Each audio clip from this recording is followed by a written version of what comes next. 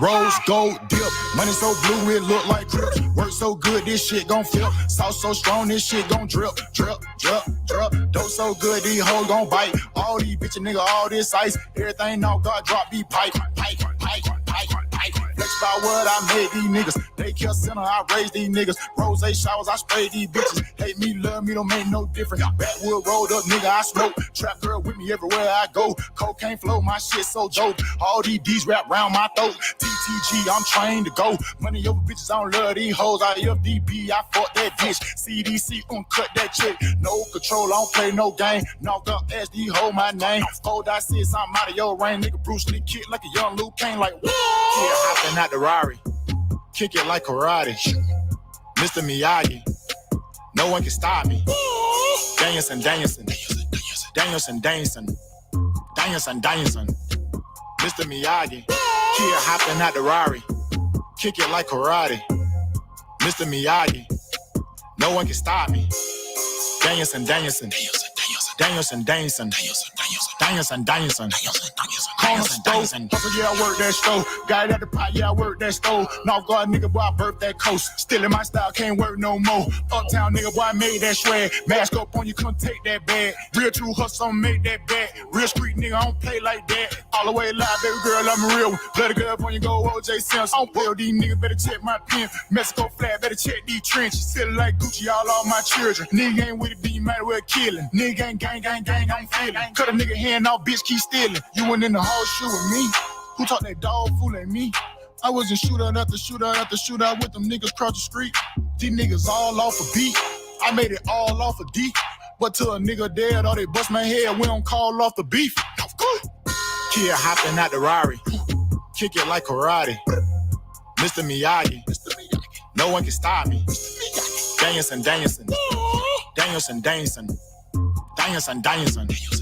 Mr. Miyagi.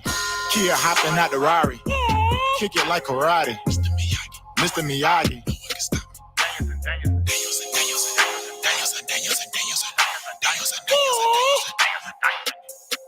Mr. Miyagi.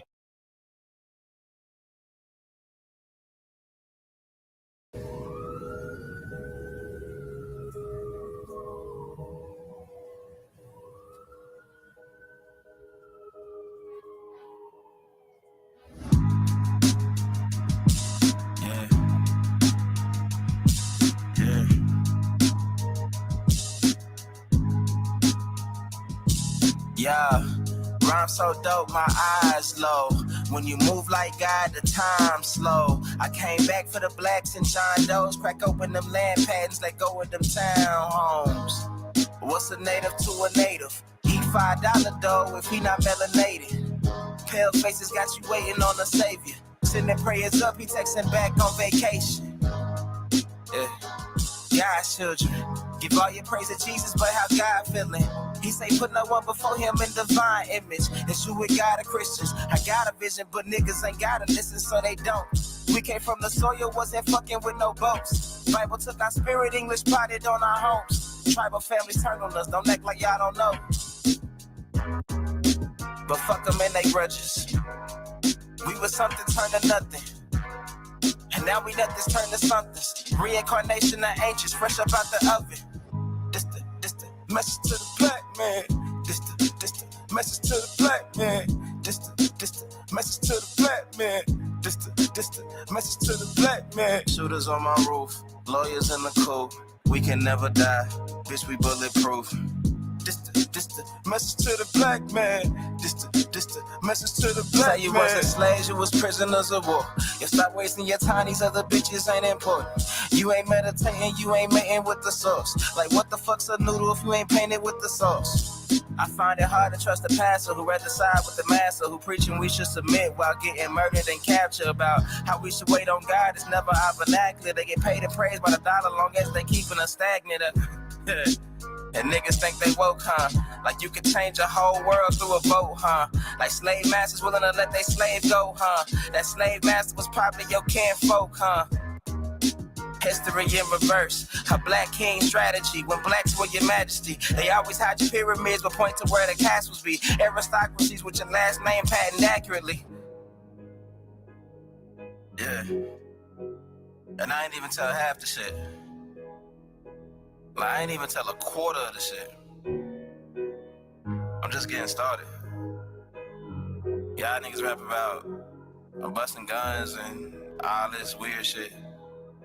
I'm trying to get my people back, nigga.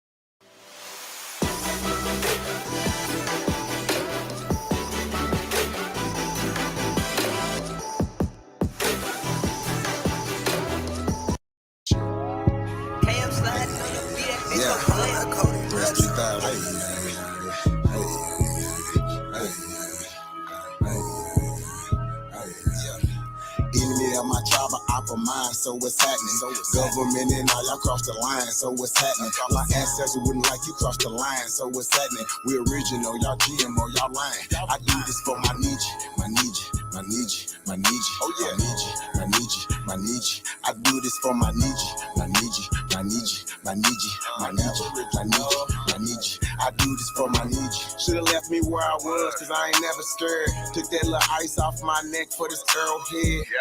My nation, my Nietzsche, someone thorough said. Real Americans, still pure blood, we thoroughbred. I'm like, let my people go and just take me instead. When it's red or blue pill, I'm only choosing red. I'ma always choose my people, you can keep that bread. Our government owe $1 trillion, you can keep that bread. If it's one thing Jim Crow is showing me, I don't want no white folks ruling over me. I don't want no politicians ruling over me. I don't want no po-po ruling over me. Only somebody just like me gon' treat me like me. I'm Iron Cherokee, the chief and Dr. GLE. I'm still a G like DST. You might not be as G as me. Think you free, but you need remedy to be as free as me. I'm from the hood, I'm still waking up my people. They got us good, they still hating on my people. When it comes to fashion, the whole world wanna be like us. When it comes to music, the whole world wanna be like us. When it comes to dancing, the whole world wanna be like us. Foreigners are doing everything, trying to weaken us. Sports, y'all can't fuck with us. Rhythm, know we killing y'all. Anything involve a ball. Mentally, we figured out the cosmos. After all inventing shit, we smashing y'all. It's time to take through asking y'all rights by blood after all. Vatican and the Smithsonian got all our shit. Artifacts and relics still keeping us away from it. When they say that was a long time ago, that's racist shit. Y'all holy land keep stolen shit. We don't need y'all holding it. Reverse engineering our technology, controlling it. Gave it everything you got, but you can't put no soul in it. I ain't go see the new Matrix cause I'm living it. Everything is not what it seems, but I'm killing it. Can you afford to pay attention who you living with? Now they trying to mandatory vax, but is you getting it? Fall back off my Nietzsche, I'm peeping y'all tactics. This ain't no earth war, this here is galactics. Goddesses and gods warming up like practice. We gon' put arrows on your chest like patches. Mongoloids can't style like us, them fake natives ain't wild like us. They ain't got a soul, destiny as a child like us. Nobody power like us, nobody peace pipe like us. Boxing, y'all can't fight like us, nobody lost their right like us. Wake 'em up, I'm in the way. Say too much, I'm in the way. They tryna kill us anyway, so listen what I'm finna say. Everybody, our kids, we raised y'all anyway. What that since he's finna say, everybody ain't here to stay. Is you with us or against us, ain't no in between. I'm a non-ether being, not a human being. I fucked in 1492, but all my allies what it do. Renegade got clipped for days, be careful, I advise you to. Yeah, my tribe are for mine, so what's happening? Government and all, y'all cross the line, so what's happening? My ancestors wouldn't like you cross the line, so what's happening? We original, y'all GMO, y'all lying. I do this for my Nietzsche, my Nietzsche, my Nietzsche, my Nietzsche, oh yeah, Nietzsche, my Nietzsche, my Nietzsche. I do this for my Nietzsche, my Nietzsche, my Nietzsche, my Nietzsche, my Nietzsche, my Nietzsche, my Nietzsche. I do this for my Nietzsche.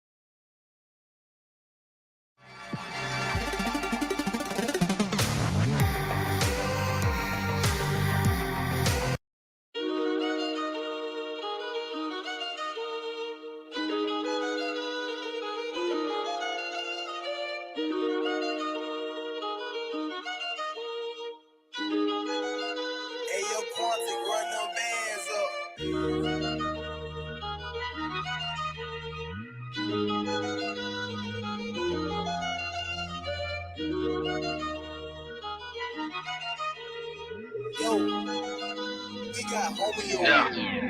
Nigga flow so sick, hit rewind. Little bit, call my phone, hit decline. Nigga want me to fumble, tell him keep trying. Been ballin' on niggas, I done retired. Yeah, one time, turn the beat down. Let a nigga go crazy, see now. Fell off, got it back, had to retry. Bitch out when shit, had to remind. Excuse me, it's big dog, straight drop. Yeah, alright, mayo. Everything good as a 10-4. Pour some drink, roll up some ganja. I'm about to blow like a motherfucking roster. Big dog status, you know I ain't flogging. Go in the way that I want, I ain't bothered. Yellow bone with me, feeling like a martyr. She wanna kick it, she want no karate. I just want head, I don't want nobody. Might take a nigga, bitch, that's a rob. That whole back stop, nigga. Ain't no motherfucking option, nigga. Oh, I got your little hoe up on my side like a motherfucking option, nigga. Big black nigga, my persona. Yes, I'm guilty, your honor. Of killing these niggas and fucking these bitches. Yes, I admit to the charges. ABR be the mafia. Tell them ain't nobody stopping us. Lot of sucker niggas wanna copy us. Still dripping on the floor, you can mop it. Let me pop my shit. Niggas be killing me. Gotta swap my shit.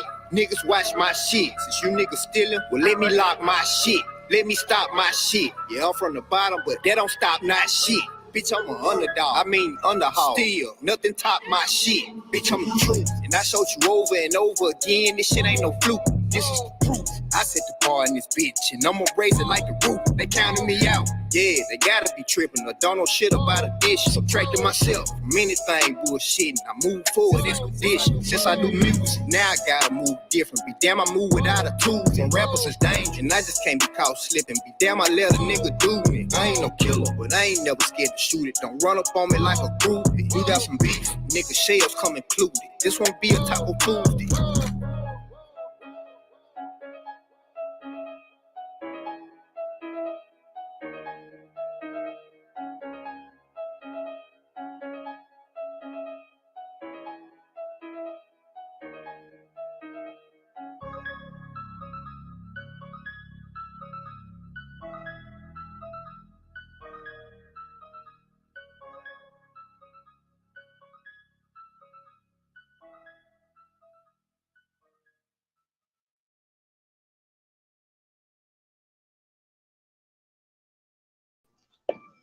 Peace and paradise to all American Aborigines.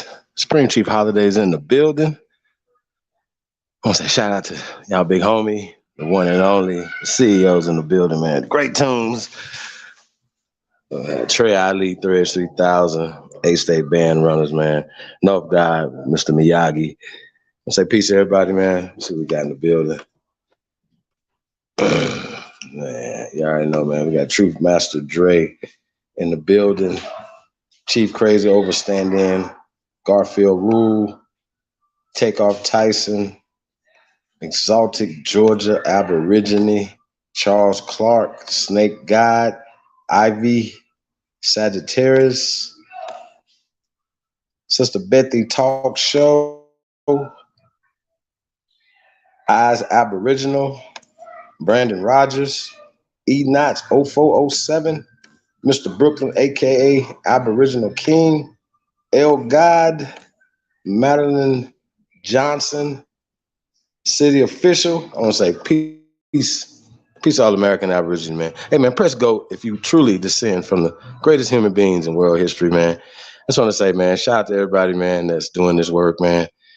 Even if you don't have a channel, you at the kitchen table and at the grocery store, at your job, wherever you at, at your businesses, you're pushing the culture, man, sharing.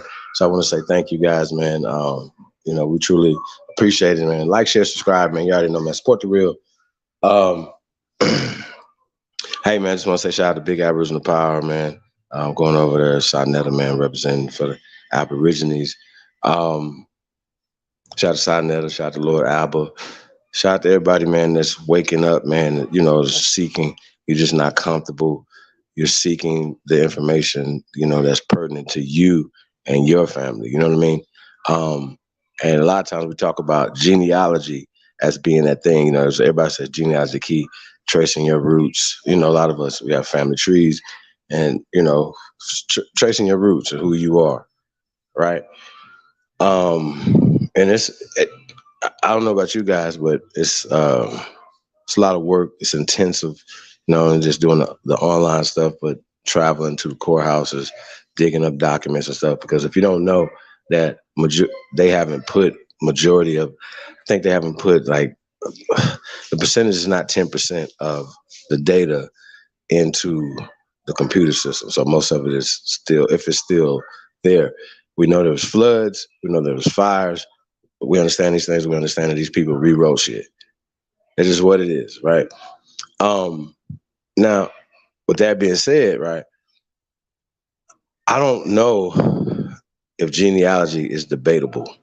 I don't think that that's something that's debatable from a standpoint saying a lot of times people are looking for terminologies and things that were created, right? We got to get to the basics. So a lot of times, people that are listening don't know the basics. So they look over stuff. So when they hear the word Aborigine, they look at it as if it's a tribe. Like we have to find some type of documentation with the word Aborigine on it, right? And I just think that's interesting. Now, here's the documentation. I want to pull up the etymology online dictionary, right? Now, the reason I want to pull this up because you guys, we say this so many times over and over and over. You have a smartphone. It's like smartphone for dummies, right? Anything that you are, laptops, computers, smart TVs, these things, whatever, you can punch certain things in and look things up. You know what I mean? When we talk about etym of words. Now, the word etymology, right?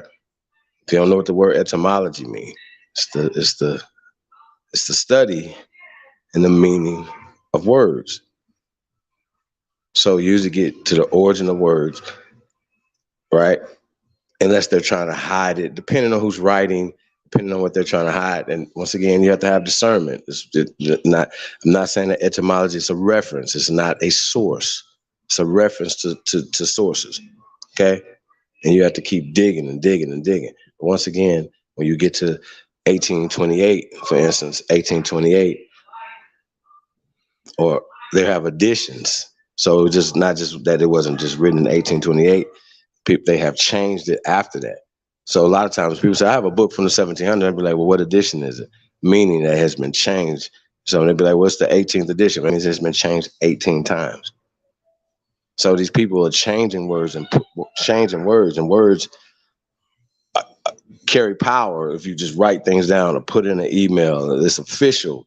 You understand what I'm saying? Like if I tell you guys something or whatever about some things, and we talk about a lot of different things, you know what I'm saying? Until it's official, we can type it in the chat room or send an email, you know what I mean?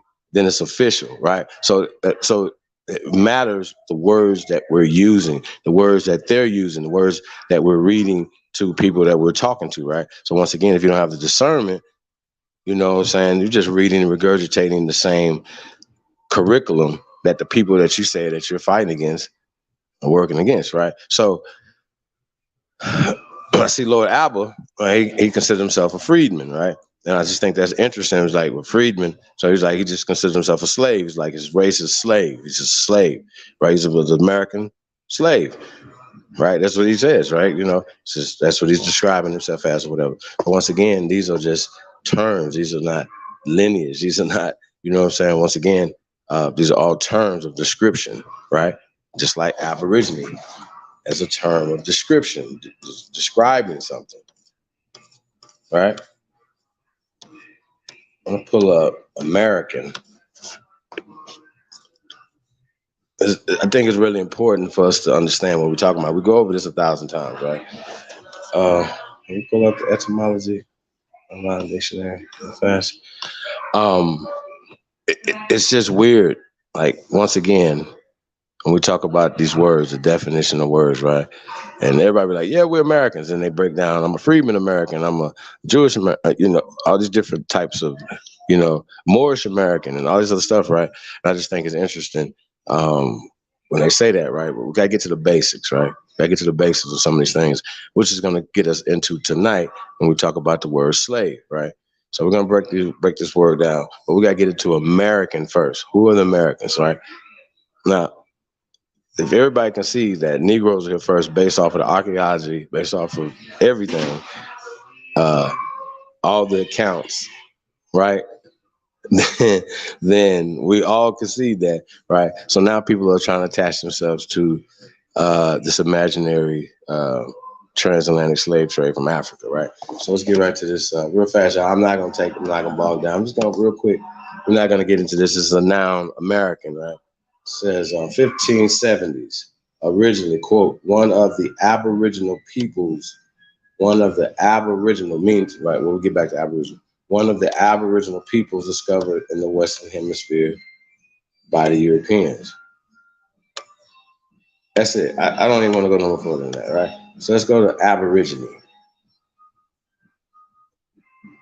I don't even want to play with y'all. We ain't gonna keep going back and forth with this. Etymology online. Look up the etymology of words. This is not the only etymology, the only definition, but once again, you got to. It says 1570s right there, right? So we were called Americans since 1570s, according to them, right? Let's go to Aboriginal.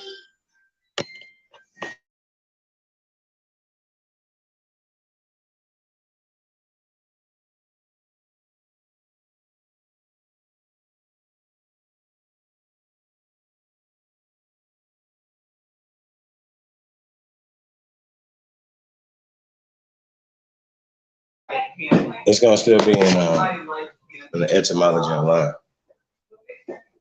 Yeah, just keep that up and just change the words in the search bar.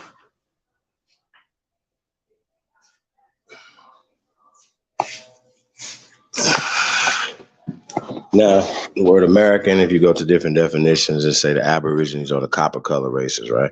Now, it's giving you a color. It says copper color, right? Now, a lot of people go through all these different things, what copper is, or whatever. We might get to the etymology of that too. But right now, Aborigine, right? Quote, person, that's us, animal or plant that has been in a country or region from earliest times.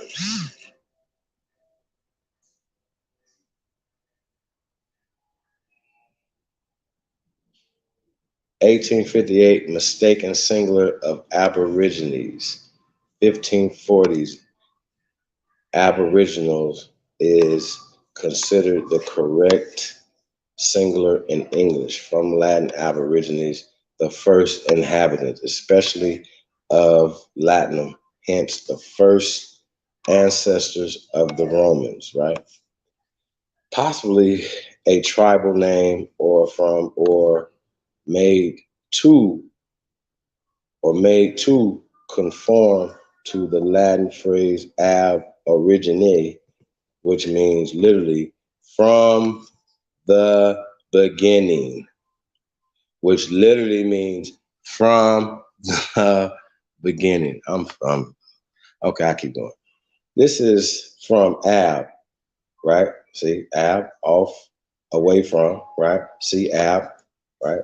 By itself. Ab, off, away from, right? See, ab by itself.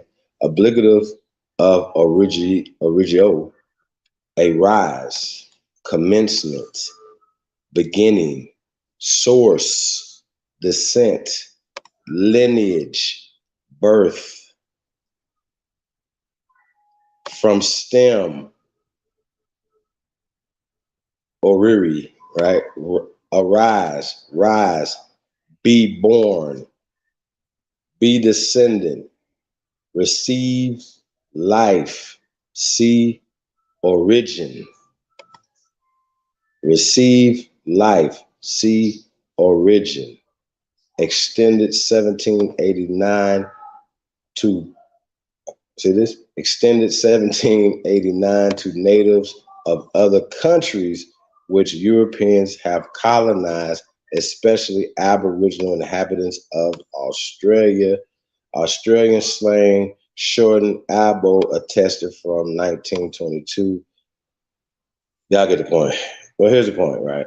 That they identified us here in the Americas as Aborigines first, the original inhabitants of this land, because they were here before they went into even Africa.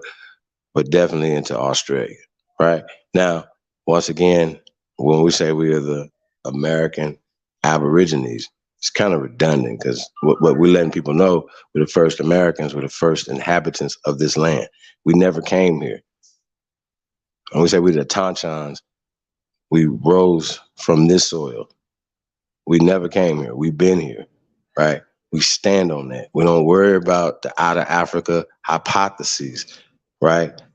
Think about it. Anything that's attached to a hypothesis and theory, especially a theory that's attached to Darwinism. Darwinism is attached to eugenics. We understand how they use this to manipulate data, to find something that say set a 100,000, and then say, well, because they have the pen, they have the data. You understand what I'm saying? They have everything. They can say, well, this is only 10,000 years old to fit their narrative. There's no way that this human is here at this time because it doesn't fit their narrative. So they're hiding things. And once again, when I see people that know this, right, like Lord Apple, for instance, it's really interesting. What are they fighting for? And then ultimately, he just wants to see people's family trees. I'm saying, how does that, if everybody, like 10 people, 20 people, 100 people said, boom, here's our family trees, we can all show it, whatever, right? That we've been here, right? Once again, we're Americans. If we could trace ourselves before there were records, right? But we don't even have to go back that far according to American as well as international law. I think you guys got to understand this. There's precedence. Like, we don't have to argue with numbskulls that don't know anything. There's a thing called the UNDRIP, the United Nations Declaration of the Rights of Indigenous People. There's a thing called the American Declaration of Rights of Indigenous People, right? The ADRIP. But there's also called the Declaration of Reclamation for us. That includes us in the things. Like, they say, eat the meat. Well, we eating all the meat. Because once again, the law says, if your people, all your people that's listening in the chat room, right? This is what the American law, this is what this law says, right? We don't have to go to court for this. It says, if your grannies, your moms, old enough and they have colored, right, copper colored on their documentation from them, you, my friend, are American Aborigine or indigenous to this land. That's just it. You don't have to go back and forth with these people. What will we have to? Once again, people who are saying they're against the system now need books and verification from the system, right? That trumps oral traditions, right? That trump what you know about yourself. So we got to go find their documentation to validate who we are. And I just think that's really interesting, especially when he knows that the Library of Congress, the National Archives have been burned down several times, let alone museums, and things have been stolen and hidden and renamed and all these other things. He knows this. So, you know what I'm saying? So it's really interesting. The things that people say, you know what I mean? The things that you guys say, it's really interesting. Wanted to pull up slave, the etymology of the word slave, because before we get into this next part of this, right? Hey, I'm exhausted saying this, and hopefully you guys are getting it. Stop raising your hand every time you hear slave. Once again, we're gonna have to look at the word family as well. I know, like you guys said, chief, but it's a lot of people not getting it. But if you get it, somebody approach you with it, with the slave talk and their families and stuff, even when they're searching their records and they're seeing people, they're misinterpreting the data because you're seeing, this person who's the master. We're gonna pull up master too. Just gonna go through this real fast, y'all. We're gonna keep going. I'm not gonna take a lot of time. That's what this is. So slave, late 13th century, right? Quote, person who is in chattel or property of another. Now, chattel, if you're in jail, you're chattel. You're in chain. You're chattel. You're into bondage, it's chattel. You know what I'm saying? Like, it's chattel, right? So that's what they're talking about, or property of another. We talk about husbands owning their families, their wives, their children, their grandchildren, so on and so forth, whatever. Especially if you're on this land, this is the master of the land. He's what he says goes on this land all the way down generationally, and then he passes that to his family, which is, once again, this is house of slaves. We can get back to that. House of servants is intertwinable with slave. We'll get back to that real fast.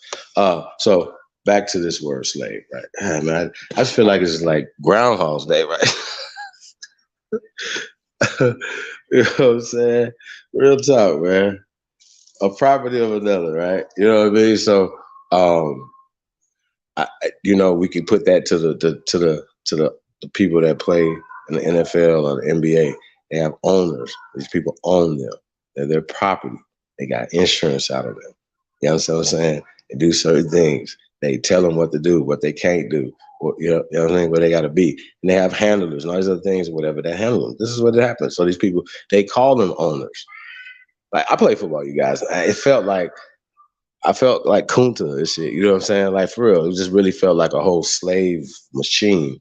And it just, I love the sport. I just love the politics and the slave mentality that you have to have. You know what I mean? And I just can't have a slave mentality. So, since from old French, esclave, 13th century, right? From medieval Latin, sclavus, slave. Slave. Source. Hold on, you guys.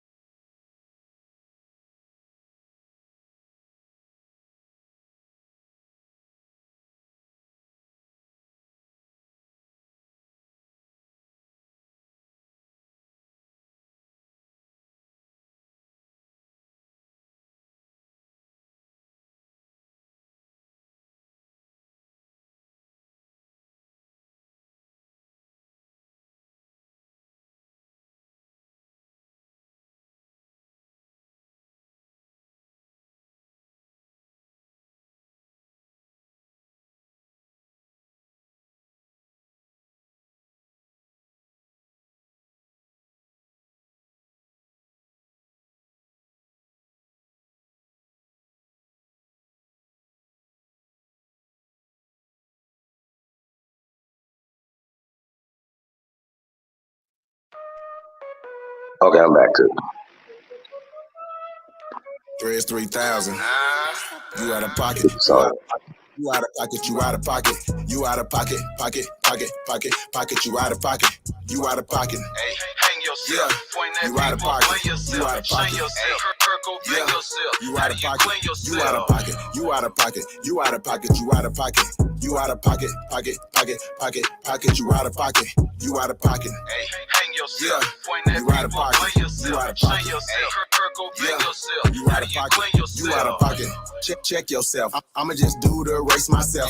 Even when I sneeze, I bless myself. I'ma get through the rest by myself. Go to the Nike store and check yourself. Talking to the police, arrest yourself. Hate is a disease, test yourself. Suicide yourself, X yourself. Don't find me, find yourself. Niggas be getting beside themselves. Please get lost, nigga, hide yourself. Then all summer long by yourself. Kill yourself, outline yourself. Being solid as me, remind yourself. Monkey ass nigga, climb yourself. Transform, Optimus Prime yourself. Bird box gone, unblind yourself. Got to spend all day time yourself. Wine yourself, dine yourself. Bitch ass nigga, flat on yourself. The way you move, retire yourself. Find you a flunky and hire yourself. Worried about me, admire yourself. You a pretty good goddamn lie yourself. Focus on you, desire yourself. Loose shit's line, empire yourself. Stop hating every day and inspire yourself. Got 21 questions, wire yourself. Hate my style, get fly yourself. If it ain't working out, then fire yourself. Might as well rich or proud yourself. I'm laughing at you, you proud of yourself. You out of pocket, you out of pocket, you out of pocket, you out of pocket, you out of pocket, pocket, pocket, pocket, pocket, you out of pocket. You out of pocket. Hey, hang yourself. Yeah. Point that You out of people, pocket. play yourself. You out of Shame pocket. yourself. Kirk, go bang Yeah. yourself. You How out do of you pocket. clean yourself? You out of pocket. You out of pocket. You out of pocket. You out of pocket. You out of pocket. Pocket. Pocket. Pocket. Pocket. You out of pocket. You out of pocket. Hey, hang yourself. Yeah. Point that You out of people, pocket. play yourself. You out of Shame pocket. yourself. Kirk, go bang Yeah. yourself. You How out do of you pocket. clean yourself? You out of Fuck pocket. nigga, catch amnesia. Play the victim when they don't need you. Just cut they water like the water people. Cold hustlers, no, you can't feed them. Need a handout for every reason. Bills late for every reason. Hit my trap phone for a few zones. Now you gotta play, nigga, I'm the reason. If you owe a nigga, then you out of pocket. Pay your debt, keep your name silent. Can't get a bag on cuss salmon without a piece of shake. It was all solid. Run off without a profit. Run you down with a pocket rocket. Them dirty hoes, they be out of pocket on Instagram, straight pocket watching. Bougie bitches all made up. Ass and titties been nipped tucked. Eyelashes can't trick us, and that last surgery looks silly. Sus bald headed hoe shit out of pocket. Rent late, but your nails proper. Pussy stink, girl, please stop it. When the last time you went and seen a doctor? You out of pocket, you out of pocket, you out of pocket, you out of pocket, you out of pocket, pocket, pocket, pocket, pocket, you out of pocket, you out of pocket. Hey, hang yourself. Yeah. Point that You out of people, pocket. play yourself. You out of Shame pocket. yourself. Kirk, go bang Yeah. yourself. You How out do of you pocket, clean yourself? you out of pocket, you out of pocket, you out of pocket, you out of pocket, you out of pocket, pocket, pocket, pocket, pocket, you out of pocket, you out of pocket. Hey, hang yourself. Yeah. Point that You out of people, pocket. play yourself. You out of pocket. Shame yourself. Kirk, go bang Yeah. yourself. You How out do of you pocket, clean yourself? you out of pocket.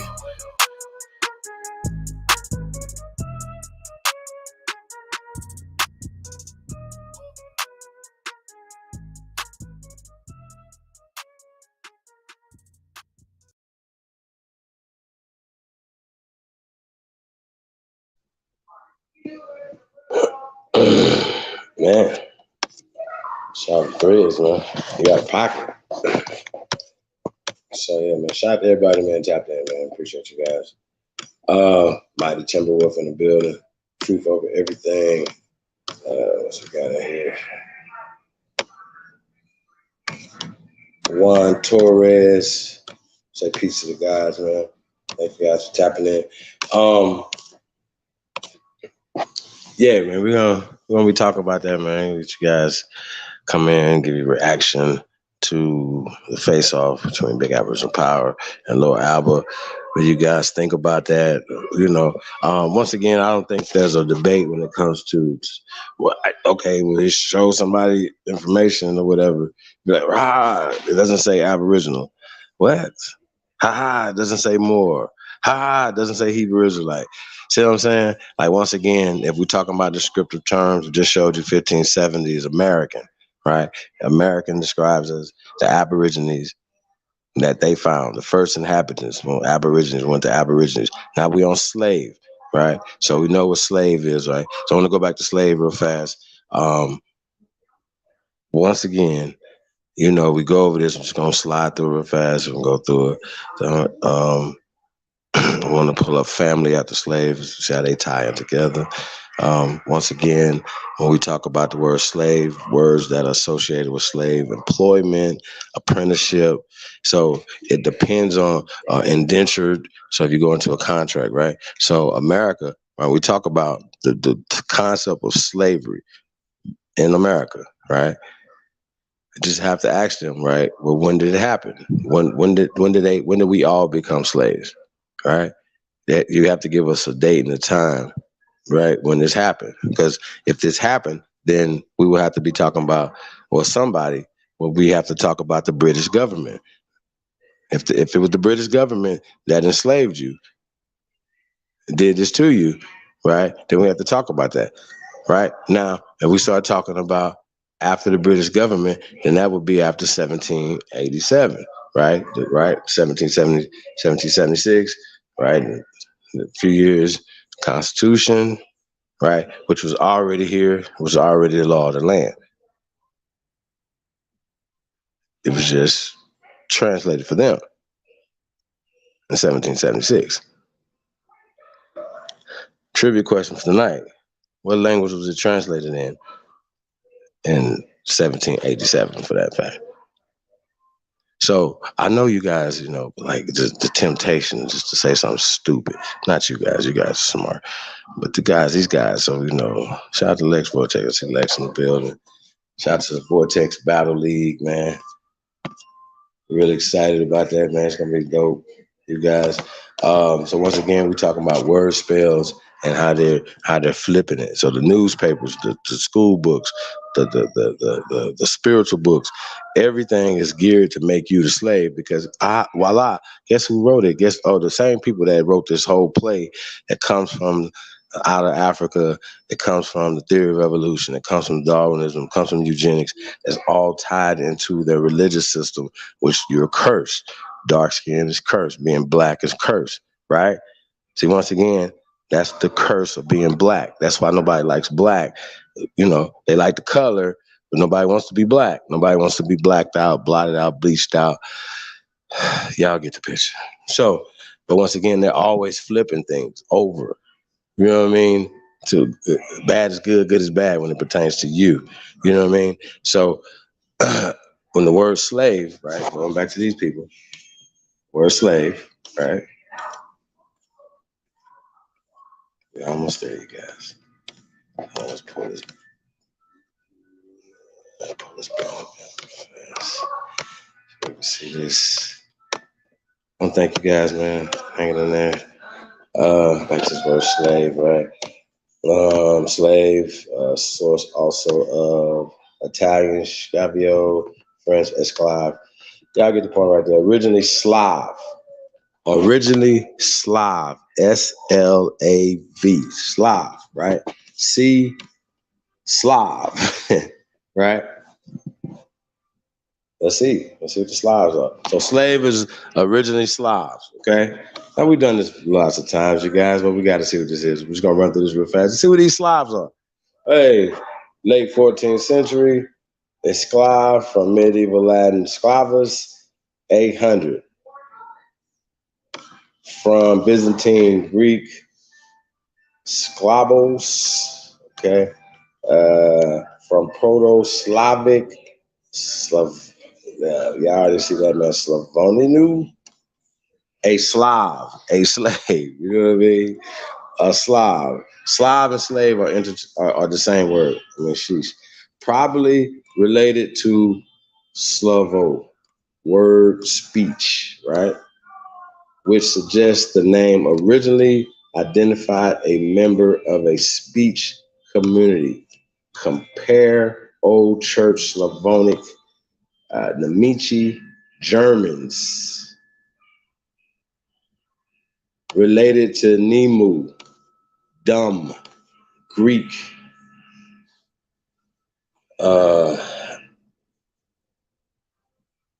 Heterophilus. Y'all see that word right there. Heterophottos. Foreign, literally of different voice, and Old English peod, which means both race and language. So it's just not a language, it's a race of people who are Slavs, slaves. Okay, check this out. Max Vasmer, he's the authority for Slavic etymologies, rejects a connection to Slava glory, fame, which however influenced Slav via folk etymology. Basically, people could turn things around about themselves, like the dude that called in a month or so ago, and he was from Germany, and he spoke pretty good English, though, too, but he was from Germany. But he was trying to, say that they were a superior race of people, and this and that, and the third, or whatever, right? So there's a lot of folklore to go there, right? Mythology and all these other things, you know what I'm saying? And this is what they're doing. But, they're not the original people of this area right here. And that they were, well, you guys are going to see. In fact, during the time period when they said they were doing all this slaving to us, they were actually in chains and slaves. In Europe, Africa, and Asia. Now, if you guys were just betting people, if you're just betting people, wouldn't it be possible for these people, it's just possible for these Slavs who couldn't control anything, have been brought to America before 1492? Just logic. That Christopher Columbus was not the first pale skin, or Eric the Rude, you know what I mean? Which is not a pale skin, by the way. They let you know who they are by the names. It's not his name. His name's Eric Red. Like, shut up. Stop it. You know what I mean? So once again, people are saying things that they don't understand. I'm saying that these people were slaves for centuries during the time period that they said that they were snatching Africans up, and so-called Africans were snatching them, putting them into chains, chattel slavery, right? Chattel slavery. They didn't come to America, so let's keep going, because it was interesting. Because I've always had this observation about this or whatever. Because once again, they don't want to. Oh, they was indentured service when they came here in chains. They was about to get hung over there, but they had the choice to come to America and work it off, work their thing off, right? They created prisons. They created nursing homes. We didn't have any of these things here. We didn't have orphanages here. They created these things. We had systems here, whatever, that we taught them. We taught the rest of the world. But they bring it as if they brought it to us, as if they brought us language. And all that. We're going to get back to that. All right. Now, let me get back to this, man. Sheesh.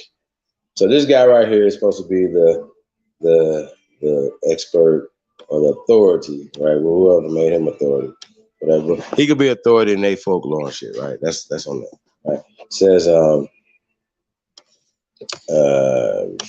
it says influence Slav and folklore. This is the Slav and personal names such as Russian, Mirslav, literally peaceful fame. What's that? Mstislav, vengeful fame, right? Jaroslav, fame for fury. Czech, Bosov, right? God's glory. Latinized, right now, you see when they say Latinized? So things start changing when it's Latinized, right? So instead of having a V right there, you got an S right there. Y'all get the point. Having greater glory, perhaps from pi root, pew, to here, right? In English, it was spelled slave since 1788 to 1866.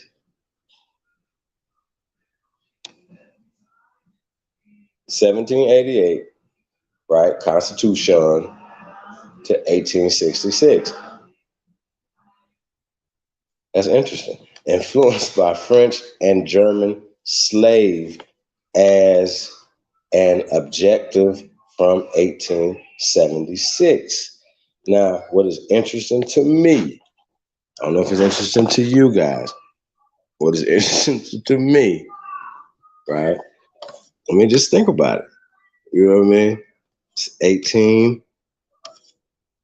1788 to 1866.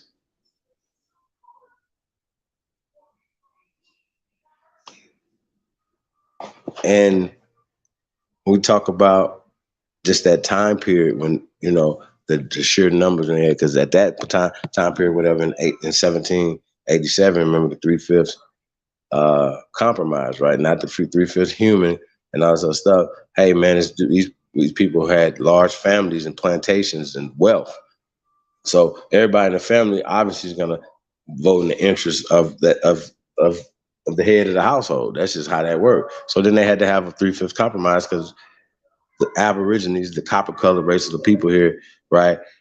The Tuscarora, the Yamasee, the Lenape, so on and so forth, right? These are all descriptive terms.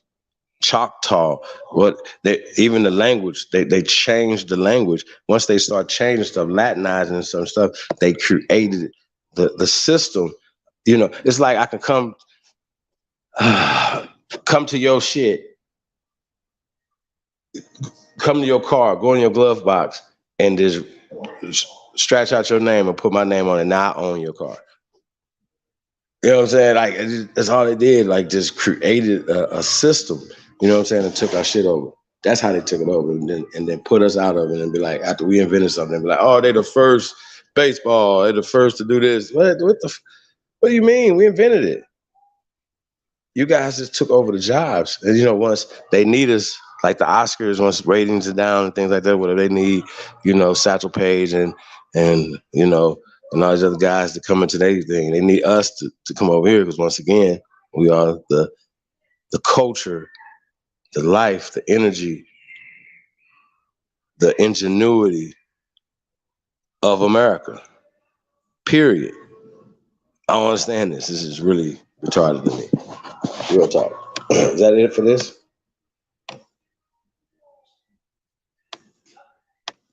Yeah.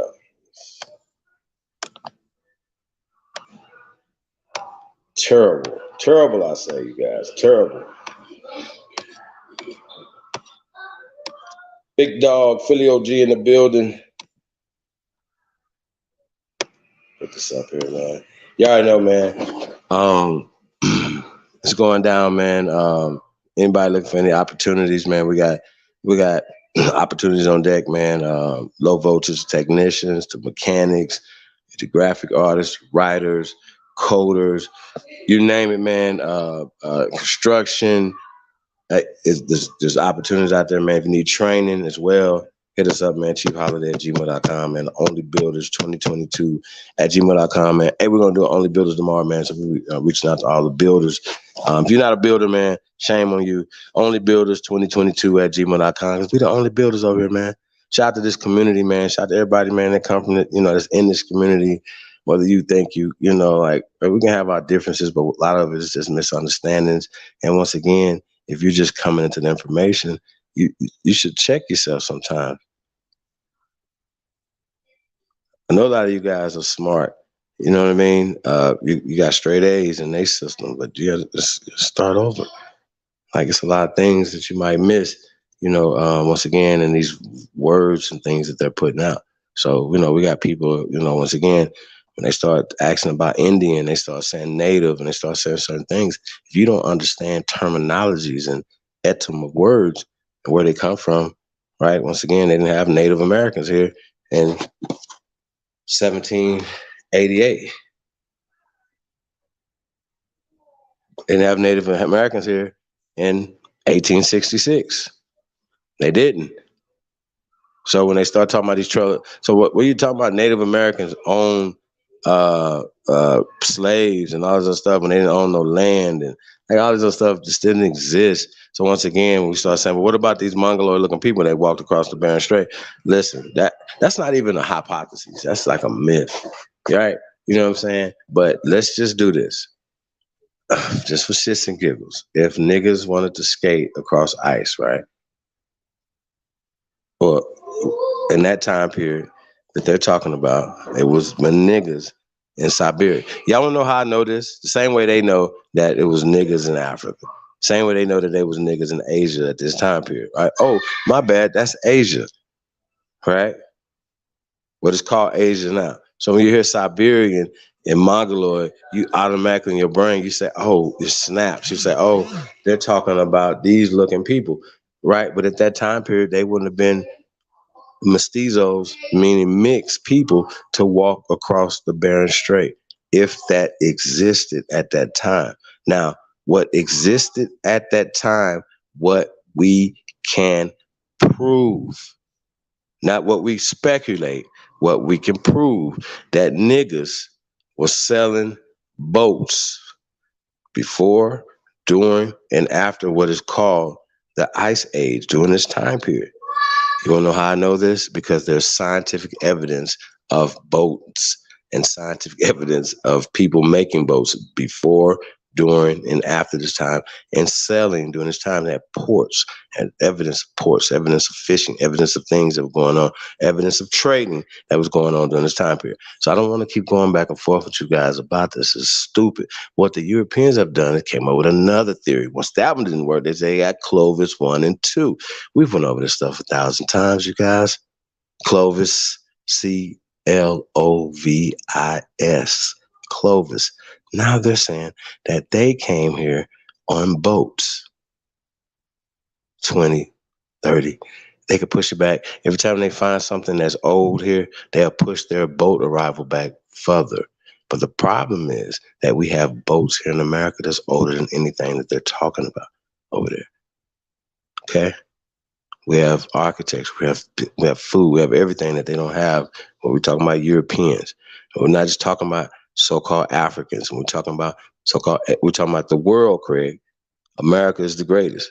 We have the most shit. Like, it's the oldest, the ancient. This is the ancient world. We don't need nobody to tell us this. We know this because the science is there. And it's new science, like LIDAR, for instance, that bears witness to the words that are coming out of my mouth. Saddest word? It's no coincidence for this. That's just how this go. So we talk about the Mann Act, 1910, right? Well, that's the nickname. That's the dude that authored it, whatever. But they had to have protection because they had an epidemic of pale skin slavery. Now they say it was for sex slaves. Like, what are you talking about? What about all these sex farms? Why they have to go get sex slaves if they got all these sex farms, they got all this stuff going on or whatever? No, we were moral people. We wasn't immoral people. They brought that debauchery here. So let's be clear. Shout out to Charles Clark in the building, man. Bronze Flat Power of God, Ghetto Child Clinic, Lou Era Grassroots, Yan the Magnificent. It's a piece of guys, man. Thank you guys for tapping in, man. Really appreciate it. Security positions. Okay. Yeah, man. It's a lot of jobs. You know, they say there's more jobs than people that are looking for them, man. I think that's a great thing because we actually can say that as well. We won't say opportunities. We won't call them jobs. So you guys hearing us say opportunities. Opportunities are definitely on deck. Yeah, man, we're just really, really, really excited, man, about the progression and the building that's going on in this community, man. So we just say, man, appreciate you all, man. It's really dope. What's we got going on? Make sure I get everybody. Okay. Yeah, man. We're gonna pull up the Mann Act and all that. We're gonna did all that, man. You guys look up the Mann Act, MANN Act, otherwise known as the White Slave Act, and sex trafficking. You know what I mean? So it like you know, they just make all the excuses that they can when we talk about this word slave. So when they see something that say slave, they just automatically assume it's them coming on boats or whatever. And what is interesting as well, that these people be so proud to attach themselves to people that came over here and took their family's names. You know what I'm saying? So I just think that's interesting. But it's also interesting that they didn't take names like Washington and Johnson, you know, and Jackson. You know what I mean? And we think that these people came in and brought us these names. They actually didn't. So that's what's going on. So what they have done is they translated names. Okay. So that's what happened. So so you'll be the son of John, the son of Jack's son. That's how that works. And it has nothing to do with them coming here. And you'll think that man owned you. Well, he did, because it's your great-grandfather or your great-great-grandfather or your father at the time or your great-grandfather or grandfather. You know what I mean? And so on and so forth. So he was the master, word master. Then we got it. I mean, y'all, it's just so, This is so disrespectful. We're talking about the word family. Family meaning a house of servants, a house of slaves. You know, we say this all the time.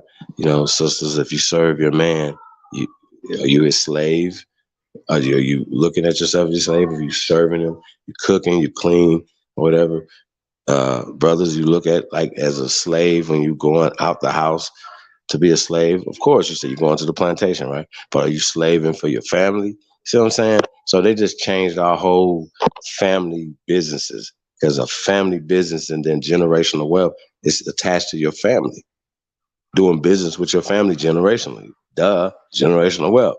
Why wouldn't you be doing business generationally with your fucking families? And that's what's the disconnect right there. Because a lot of the older generation be like, man, they're not doing business with the people in their own damn house. They might even have the resources, or whatever. Say, well, I'm gonna wait till I die. Take it to Jesus with you? Like, what the fuck? What is you gonna do with it? They don't throw it in the grave with you. Like, it's just really weird. You know what I'm saying? Give it to the church, all those other things. Why not right now? Heaven on earth, not hell on earth. Invest in your people. Invest in yourself. So I just think it's really weird, you know, for anybody to be talking about doing something and they haven't done it for their families yet and for themselves. It's really weird. You know, we're gonna do all this for the community. It's just bullshit. You know what I'm saying? So not to talk about anything that nobody's doing. It's just, once again, I understand the talking aspect of it. That's cool. But 'cause everybody said they want some building. So motherfuckers is building, ain't nobody paying that attention and don't support the builders and don't support the real, rather support fuck niggas. So I get that part. What does that make you? So that's how I look at it. So we can talk about it or whatever, but at the end of the day, we ain't the same. We are not, and that's fine. But once again, we gotta talk about it. And so we support the community as a whole, man. So that's just what it's about, man. If you guys have jobs out there, man, hit us up as well. Looking for people who want to be a part of this job. Opportunities, you know, creating opportunities for America and Americans, man. Hit me up, chiefholiday@gmail.com, man. And if you're really serious, man, we're going to see, you know, because we're really serious and we're really seriously doing stuff, man. So I want to say shout out to all the builders out there, man. All the people working hard behind the scenes. Probably sleep right now. Shout out to Gretchen. Y'all know I don't see Gretchen up in there. Just working hard day in, day out, man. Night, overnight, you know what I'm saying? No sleep. You know what I mean? Things of that nature, man. Y'all know the CEO, man, putting in work, man. And all the see right here on, producing shows and stuff like that, the music and stopping the stuff and going so putting over my ass, behind the scenes and everything else, man. It's just a lot. So I just want to thank everybody that puts in the work behind the scenes that nobody sees, that I don't even see. I just want to thank you. You know what I'm saying? And thank you guys for all the work you're doing. And you're going to be doing. Thank you in advance. And like I said, this awakening is real, man. It's just, hey, y'all got to think about this from my perspective. When I remember, it was nothing. You know what I'm saying? So, and so, yeah. So, just to see the progression or whatever, even when there's pushback and there's it looks like adversity, you know what I'm saying? That's when the Aborigines, we strike the hardest, man. So, so y'all know we're gonna strike hard, man, and strike fast. You know what I mean? So it's coming. Just letting y'all know, man. So don't be like, oh, Chief, yeah. Nah, man. I don't play that. I don't play that at all, man. So I want to say shout out to everybody, man. But I thought it was just really, really important to break some of this stuff down. We're talking about this. So I want to put up, I don't think we got to put up family, and I think we went over that a few times, man. What family means. If you don't know what family means, look it up. If you don't know what certain terms mean, especially terms that you're calling yourself, because somebody say, "Hey, what?" You say you call yourself whatever you call yourself, and you say, "Well, what does that mean?" You should at least be able to have an intelligent conversation about what you are identifying yourself as and who calls you that. See what I'm saying? So it's interesting that people be like, well, our people didn't call themselves this and the third when the people got there. Of course not. You see what I'm saying? So once again, they're taking credit for what we got going on. See 10-4, the Meta Media is in the building. Peace to the guy, man. What's up, bro?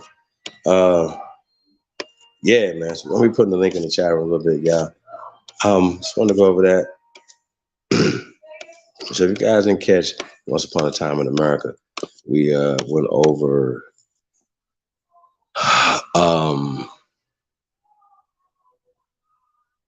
basically, you guys see the thumbnail and stuff or whatever.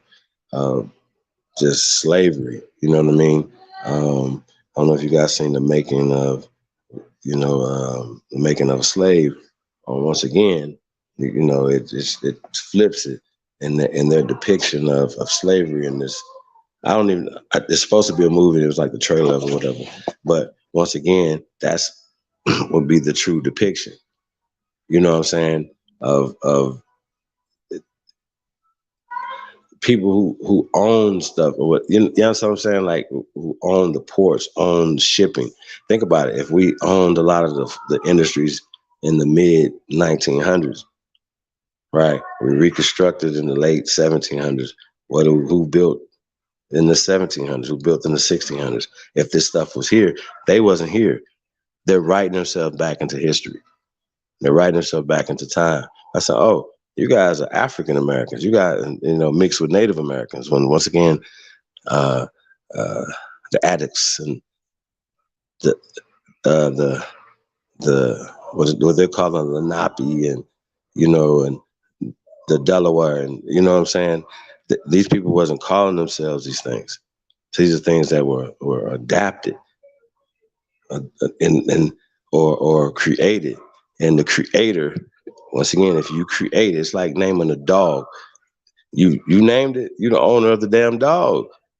You're the owner of the damn port. That's Chief Holiday Port. I own the port. I named it. You know what I'm saying? And everything that come here, whatever, I'm taxing it or whatever. You understand what I'm saying? And that's how they're beating us. The waterways, which ultimately inland. They came inland after that. You know what I'm saying? And so with the help of niggas, once again, fighting through us by proxy. So it wasn't a colonization, air quote, so to speak, or whatever. It was a, we talk about the Freedmen Bureau, right? So what happened during this time when we're talking about the Freedmen Bureau? So we just went over this last week and we talked about the Freedmen Bureau. It had nothing to do with color. Well, of course, we talk about the slaves. Okay, well, they're the slaves. So when did they get free? We just seen 1866. Did you guys know that so-called Abraham Lincoln was a slave? Well, of course he came from a family, but no, his father loaned him out to go work on the farm with somebody else. Slavery, it's a slave. They talk about other people. Well, like niggas act like niggas are just sitting around all aristocratic, hands all soft, just watching people work while they drink lemonade and Kool-Aid and shit. Yeah, y'all just have a whole picture of this whole thing, and it's just wrong. But once again, that's a fantasy island, but that's a fantasy that they want you to continue to believe and then push it to your children. It's cultural. You know what I'm saying? It's not real. And it's attached to the caste system, black and white. It's attached to the religious system, black and white. It's attached to the banking system. It's attached to everything. It's attached to their power source. Once again, let's take the power. Let's take the weapons. These are the weapons they're using. Let's don't use them. So I'm specific when I say certain things. So when we're saying other Americans, no disrespect to them, because they're going to tell you, I'm Italian American, even if they ain't been there. Right? I'm a German American. I'm Irish American. I'm French American. I'm so on and so forth. They proud. So there's no problem with that. So let's call it what it is. But we are the first Americans. We're the only Americans. We sprung from this soil. So that's what it is. So, and I know they tell a story about, once again, they have the textbooks. They tell a story about all these imaginary people. That name, the name. Same thing with Africa. Same thing with. Isn't that just a story of? Once again, if I write it back in time and say, "Hey, man, we named you guys after this guy, or this guy conquered you guys," and da da da, all those other things, you're gonna accept that. It's accepted. That's not acceptable. It's not acceptable to teach this anymore to our children. So we're gonna change this. You know what I mean? So you guys are using alternative history. How? Houseway. Also, going back to the Freemen, right? So they're not. I just think it's really interesting, right? So when we talk about when they talk about the refugees, you know, it was not color. We were talking about Freemen about refugees, right? Refugees are what? Wars, or like they said, you know, people that was sent on the Trail of Tears. So now they're giving reparations for Trail of Tears, or they're giving reparations for slavery. So then that means that the Native Americans are getting right, according to you guys in that little story, that the Native Americans that own niggas, right, and took them on the Trail of Tears with them, right, that didn't build anything when they got there. They just stayed in teepees and let they slave niggas just build all this shit up out in nigga country. You know what I'm saying? Indian is nigga. These are interchangeable. I'm tired of you niggas. You proud ass Indians. You a bougie ass wannabe Tonto, bro. Like, this is what it is. I get it. I understand. You fucked up. It's that cracker influenza in you, man. You gotta purge yourself of that. Look in the mirror and be like, no. Say no. Tell yourself no. You a raccoon. You understand what I'm saying? Stop being that. You're not the original. You GMO. You want to be GMO. That's not the original.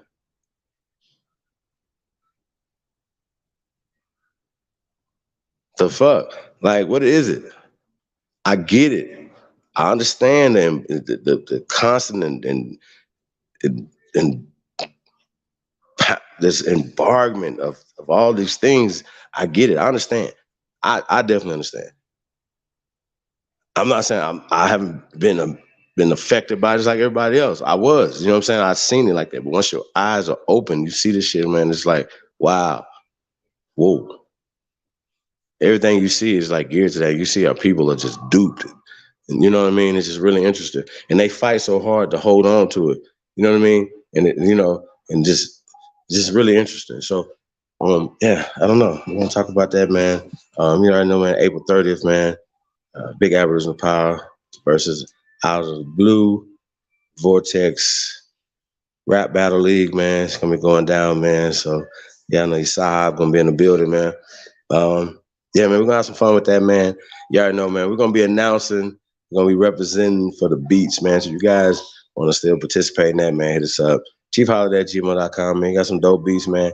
Don't give me a weak beats. Come with your best stuff, man. And you know, see if we get you guys in this battle. We kind of tough over here, man. So, but if somebody just come knock the doors off the hinges, man, we might have to entertain it, man. So, cause it ain't fair, man. Cause we professionals. So we professional musicians, man. We really professional, you know, we professionally do music business. So if you guys really are interested, man, you're really talented. You know, I ain't into telling people they're not any good, you know what I'm saying? Cause you got to keep working on your craft. You know what I mean? So just shout out to everybody, man. But don't be like 35, like still practicing how to rap or sing or something. Like, it's kind of over then. You know what I mean? Like, if you still practicing, you should have been practicing when you were like 10. Anyway, so shout out to everybody, man. Appreciate y'all, man. Tapped in. Hey, man, did anybody tell y'all, man? Y'all tuned in to the greatest of all motherfucking time. It's your Sahab, and I come in peace, man. But we got to bring the heat, man. Now, here's the thing. Back to this Freeman stuff, right? Now, Freeman has nothing to do with color. It doesn't. As you know, if you're in bondage or you, right, Asian people as well can be freedmen, right? Asian people can be freedmen. Yeah, we're not gonna get into the ones of the night. We're gonna say that for a second. We're just gonna get into the council, the task force thing after this, right? So real quick, yeah. So the Asians who were put in intern camps, right, will be the ones that were let out will be freedmen. If you've been locked up, you know, in a situation or whatever, you'd be a freedman. Oh, I can't see. I guess. Okay. Hold on for a second. Rap taste with the tribe, man.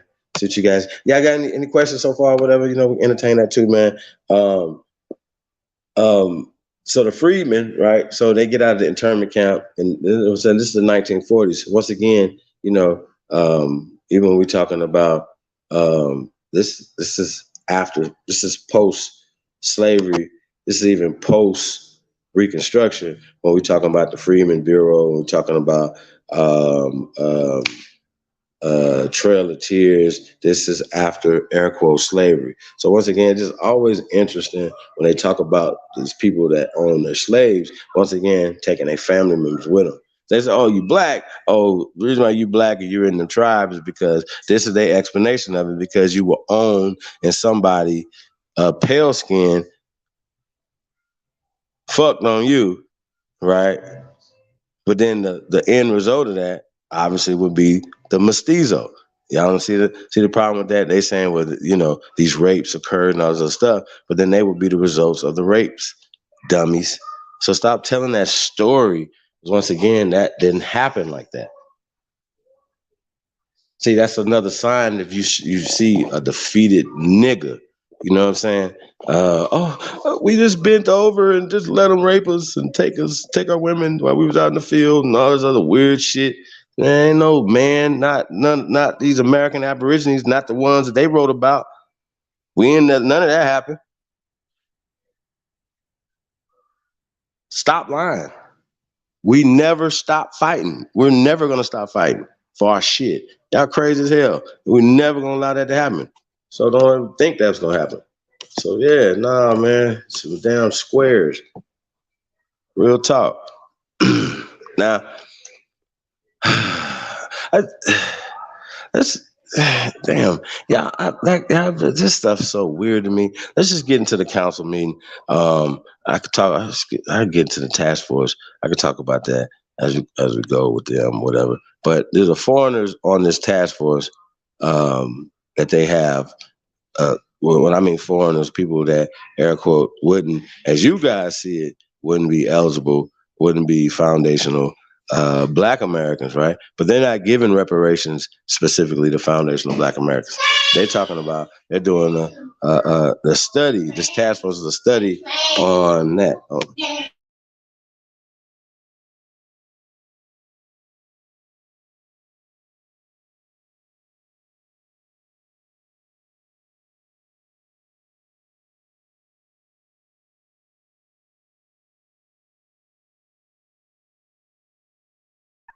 So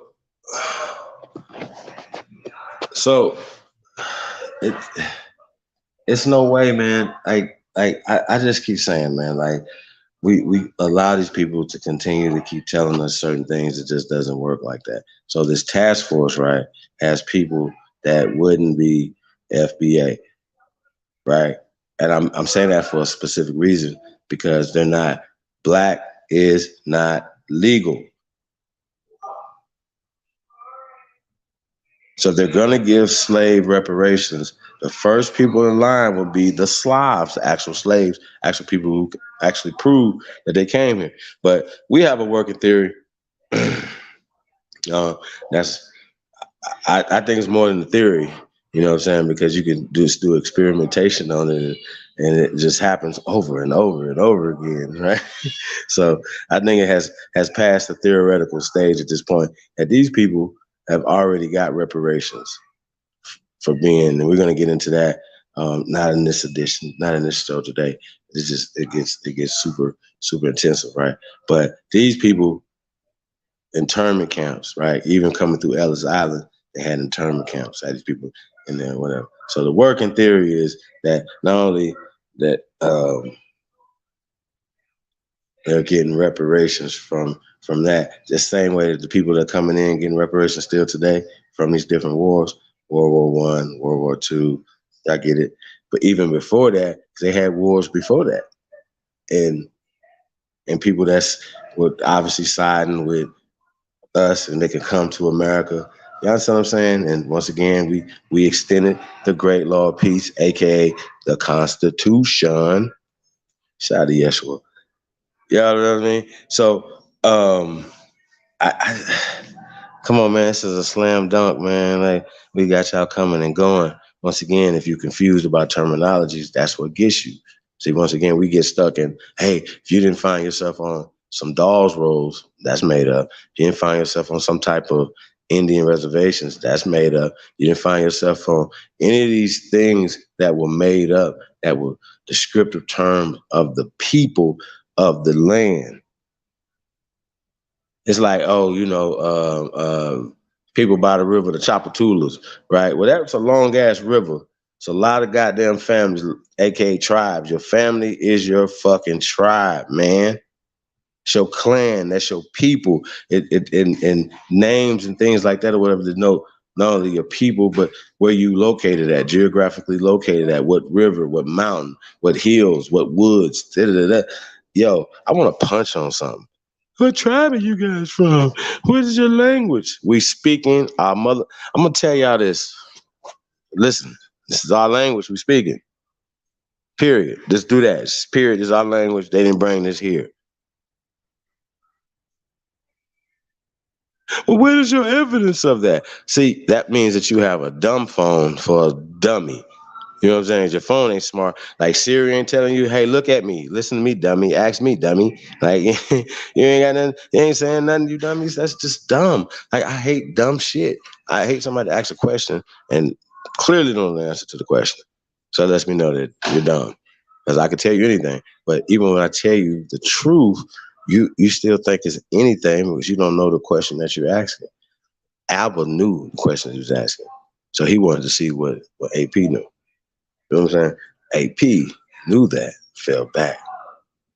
Y'all gotta understand strategy. So y'all see y'all way out, say everything I don't know, tell them everything. Then they ain't gonna want to debate. So I'm just gonna kill them. I don't give a fuck about debating. Fuck you. Land, sea, air, predator, apex predator. We're not playing with y'all anywhere, anytime. Y'all know we ain't ducking shit over here, so it's it ain't even that. So I'm just letting you know. So I'm letting them tell you, Chief, I want to date nobody on this planet.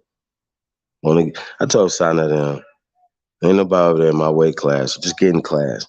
That's all y'all got to do. There ain't no debating.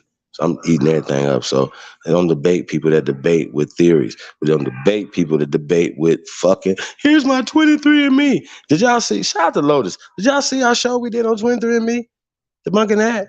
It debunks itself. Just go to the disclaimer. We're done. We don't have to talk no more. What is the accuracy of this? I don't want to hear no autosomal. I don't want to hear nothing. It's not admissible to get you in no monkey court. Now, what you dumbasses would have done if they would have done a American ancestry, how many more people would you have been matched up to and more closely here in the Americas? Oh, a lot more, dumbasses. See, once again, I just don't like dumb shit, and for people to push themselves off as being smart. See, once again, you gotta try to make. I only want to debate this little sliver right here that I think that we can catch you guys up on. Well, America is Aborigines in America. Explain that. So we can explain that we're saying that they're matching the oldest bones to living, breathing, human American Aborigines, not Africans. Yeah, they're similar and all these other things because once again, the people that are writing the story have a vested interest in taking us off this land. So even when they call you Afro-Cubans, Afro-Belizeans, it's only one type of fucking Belizean.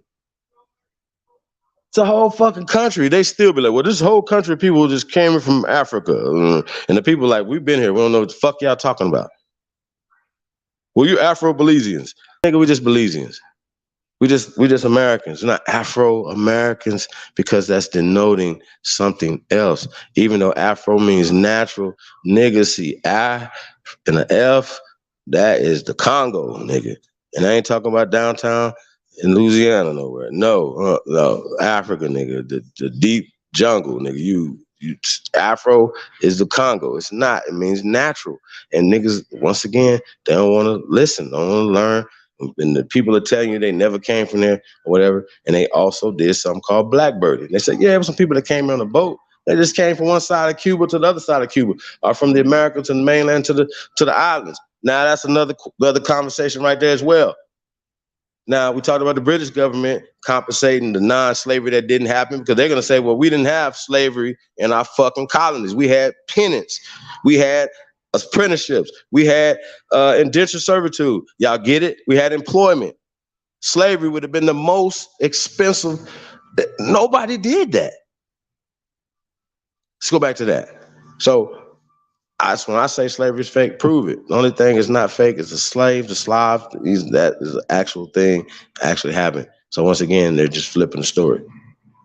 Once again, they got the pen. They can say, okay, black is white, white is black, up is down, yellow is red, and blah, blah, blah. Y'all get it? Literally, everything I just said is truth. So this is what they're doing, and we accept it just like that. You already know, man. Tap in, man. Living Legends Tour. Kicking off April 20th, Las Vegas. They're going to be in LA for a couple of days, man. Tap in, man. They're going to be in the LA area. Tap in with your side, man. We're going to be doing some shit over there, man. Promoing the first American movie and everything else we got going on, man. You already know, man.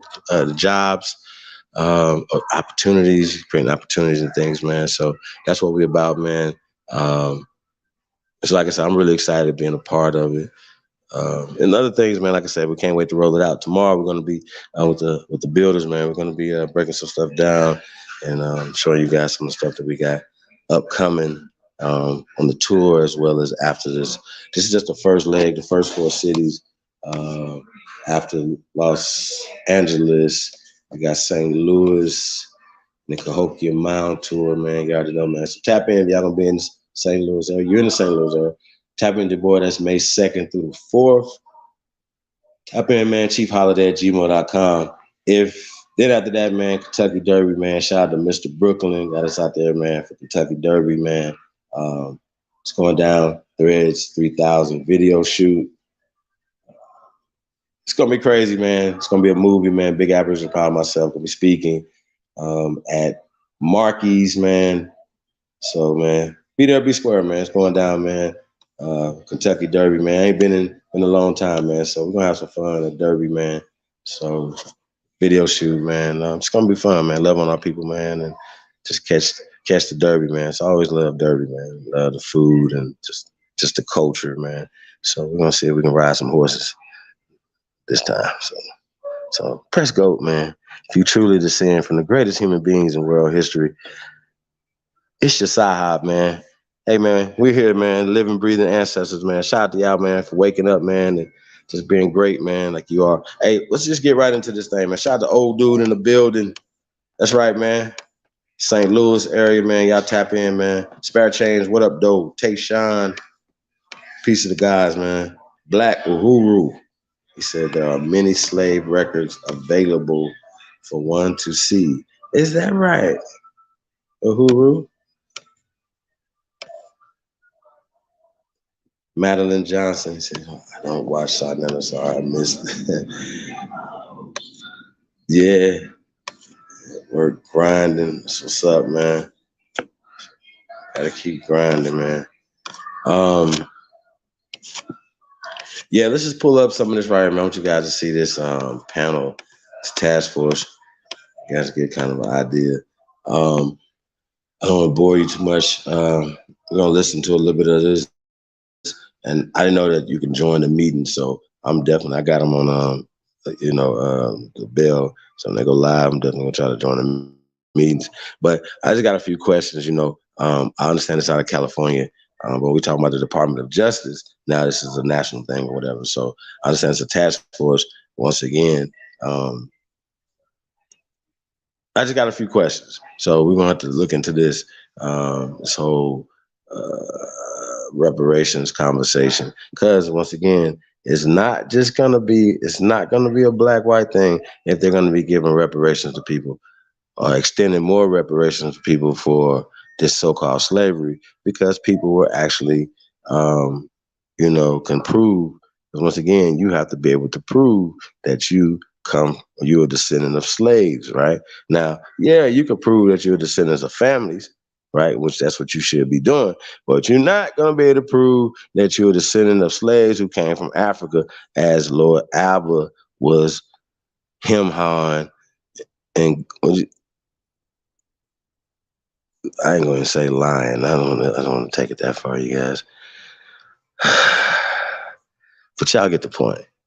Some total bullshit. What tribe you guys from? What African tribe you from? See what I'm saying? Why you in the Freedmen Bureau? Once again, they're not giving it for African tribes. They're not giving it for being for slaves. They're attaching you to creeks, certain air quote tribes that were put in internment camps or were aggrieved in a certain way, so they could prove that something happened to them in this time period in the late 1800s and in the 1900s. Period. They could prove it. So if you're connected to people that you could prove that something happened to you, as far as taking your land, as far as people burning your crops, killing people, stuff like that, you could prove that something happened. But once again, now you're saying, okay, because there was some dudes over there, that was the American government. You can't. It wasn't the American government. It was your neighbors, some other people. This and that, and they were random people up out of there. So it's not going to be the American government. It's not going to be the British government, right? And for a lot of us in the South, we're dealing with the French and the British. I mean, the French and the Spanish, according to them, right? Well, they didn't have us as slaves. It's not going to be a slave conversation or reparations. In that conversation, we're not trying to get reparations from them. Why not? So who would be actually paying reparations? Because the United States government, their hands are clean of so-called slavery, because it is not legal in American law. From 1787, the Constitution, right, is a freedom document. Before 1787, the Great Law of Peace was a freedom document. So this is the land of the free, home of the braves. Get that through your head. This is not a slave nation, like Tariq Nasheed likes to say about Haiti. Okay? This is not a slave nation. So that was built by slaves. We all slaves that built the country. So slaves are just smarter than everybody, huh? Just ingenuitive than everybody. Just built wealth better than everybody. That's dumb. And you believe it, just some Kentucky Fried Colonel Sanders looking motherfucker owned your people, sitting up drinking tea, watching your people work and humping. Oh man. Y'all believe this once again, that's a slave narrative, a hooroo. We're also weird, bro. I have slave narratives, really. Man, we'll debunk anything you guys pull out, fam. Just letting you know. This ain't that. This is nothing that y'all know nothing about. Real talk. The links always go in the chat room for anything you guys trying to do. Just don't do it to yourself. Please don't. I'm fucking shit up tonight. I'm letting y'all know. I'm not putting up no bullshit. Truth in the building. Don't talk to me about, never, ever, ever talk to me about DNA. Ever. We're never having that conversation. Ever. I'm going to kick you out the panel. Everything. You're not going to have a conversation about DNA. Because you telling me that you're just going to forget that it's less than 0%. And you're going to go to, but you're going to go away from 0 or 0.5% being Native American, right? Well, guess what? Lord Alba, that's a social construct, sir. Red flags should go up, you guys, when something that you are part of has a social construct attached to it. Oh, this is black right here. This is white. This is green. This is purple. Here's losery for you. Hey, why don't you stand in the loser line? Matter of fact, why don't y'all drink out the black water fountain? You want to be black so much? Niggas would be so mad. Who would be mad about a black-white water fountain? Why the fuck would you be mad about a black-white water fountain if they the same? They both have the same room temperature as water. Not even the cold ones, just black, white. I'm doing this experiment, y'all. Fuck it. And I'm gonna film it. I'm gonna see how people act. You black Power Rangers, like me and my black ass mind, I was so black, I will line up to have drinking out of the black water fountain. That's how this worked. That's just how fucked up I was. Like I just took it opposite. Like everything that they was pushing on me as far as the black, I took it and turned. I think I got black on right now. And my whole wardrobe down there black. You know what I'm saying? Like, oh, black, bliggity black, black everything, black all the time. Sheesh. Let's get it though. Yeah. So yeah, let's pull this up, man. Let's see what these people talking about. And we're gonna put the link in the chat room, man. So you guys can come through. Rapper taste, man. We got a few things, man. Once again, man, when we looked up the etymology of slave, they never said Kunta, they never said Horuru, they never said you guys, they never said Lord Albanim, they never said that. They said them Slavs. Let's be clear. So you guys are pushing for reparations for the wrong people, as usual. You know what I'm saying? So I just wanted to point that out, man. So back to that. So slavery is fake, and when it pertains to the whole Kunta Kinte narrative that they try to push on us, that's fake. It's a CIA operation. It's COINTELPRO, is the black program, and any other things that they try to change it to. And we have people who have a vested interest in pushing their agenda and keeping them in power. And that's what it's about. Now, power only concedes power. Aboriginal is power.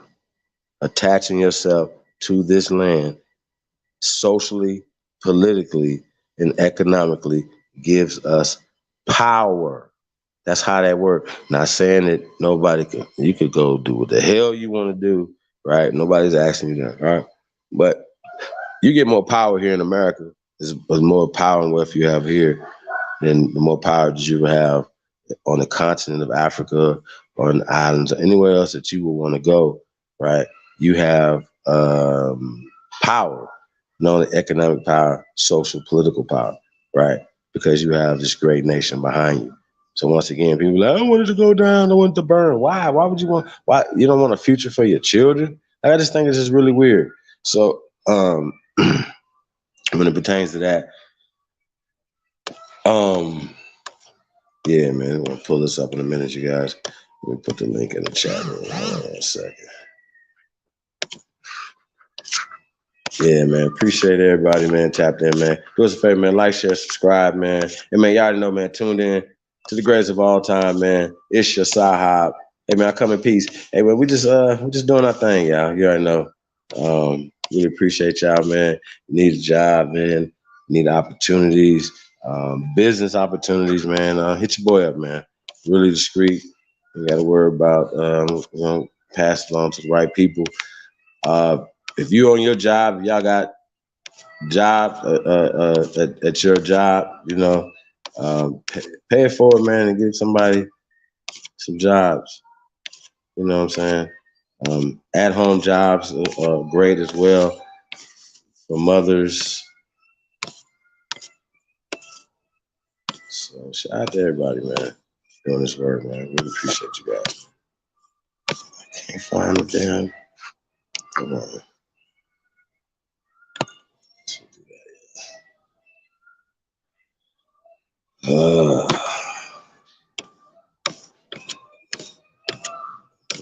Chat room. Yeah, man, y'all could be anywhere else, man, in the world, man. But y'all here with your side, man. I really appreciate that, man. First. Yeah, I know we're gonna come up here, so. Said the Moors. Maguzu said, when that dude Alba said yes, Aboriginal people was here, it ended there. Yeah, after that, I'd have just got the bagging on his ass. Like, boy, why you coming up here, officer friendly ass nigga, asking about niggas' grandma and stuff? When he showed this shit, I hate when they do that. Like, nigga, we can't see that. What that proved to us, that Otis Sims is your people. What does that mean? Like, what is that saying? One thing they not saying that they Moors, dude. Like, come on, fam. Like, just the dumbness in this conversation. It was dumb when he said it. As soon as he was like, yo, people here, okay. That's what we saying. We the first inhabitants, if you guys seen that. That ends the conversation. Are you American? Yeah, okay. Are you descendant of the first ones here? Yeah. Sonetta, you descendant of the first one here? Sonetta think that because he got some mixed people in his family, right? That they predate him, sir. They're mixed. That means that the pale skins got to them, sir. That happens. That's how these people married into our families, aka tribes, aka took over the businesses, the nations, and still running them to this day. What is happening? Y'all act retarded, man. Real talk, man. Niggas act really retarded. So links in the chat room, man. Let's talk about it, man. It's Reparations, man. You already know what it is, man. It's your Sahab. Don't be afraid. Don't be scared. Hey, man. Living Legends North American tour, man, kicks off Las Vegas, Nevada, man. Yeah, we got some nice stuff going on, man. You know, that week, man. So it's gonna be crazy, man. Then y'all know Los Angeles, California, 27th through the 29th. And we got St. Louis, the Cahokia Mound tour, May 2nd through the 4th. Then we got the Kentucky Derby weekend, man. It's Louisville, Kentucky, and that's the 7th.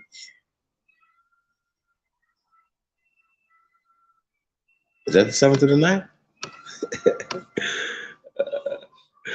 I think it's the 5th to the 7th.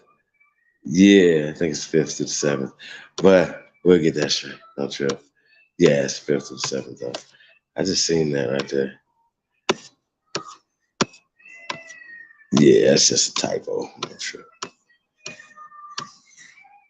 What else we got going on, man? Yeah, man. Links in the chat room, man. Make sure so we can pull this video up. So they got a task force, right? And you know they're gonna talk about it, and you'll be able to see who's all on the task force. Yeah, I just think it's really interesting, yeah. That we are still allowing other people to dictate our shit. You know what I'm saying? I just think that's crazy, and and then having these conversations. But once again, they have their interests, and they're doing the gatekeeping, and and the decisions, and what should get what or whatever. You know what I mean? It's really interesting, man. It's really, really, really interesting turn of events, man. When you see these things, we gotta like, what the hell do they need to be on the task force for? Who said you guys should be in the task force? Like I said, I can't wait till you guys see this. It's gonna be crazy.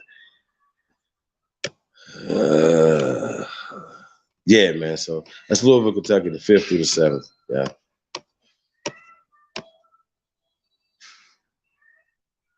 Yeah.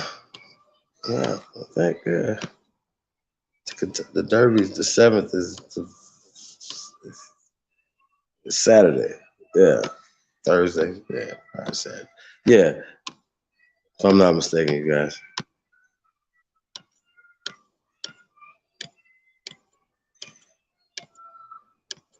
Let's see. Yeah, man. Shout out to everybody, man, in the building. Links in the chat room. Let me see, man. Wait a minute. See about this link. This video. Hold on a second.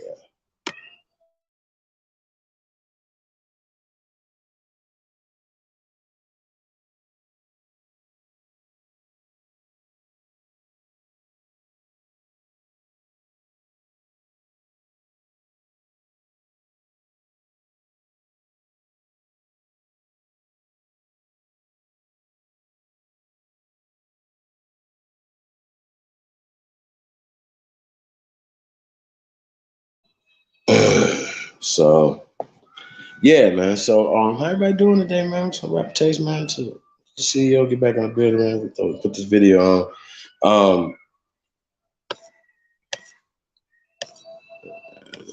Get up out of here, man. Nobody wanna get up in here after this video. But yeah,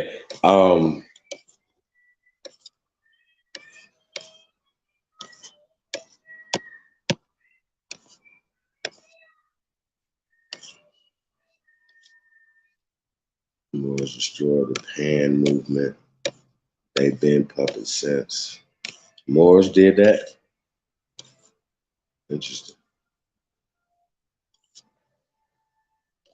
Really interesting. Hey man, like, share, subscribe. Yeah, yo, man. Support the real. On the builders.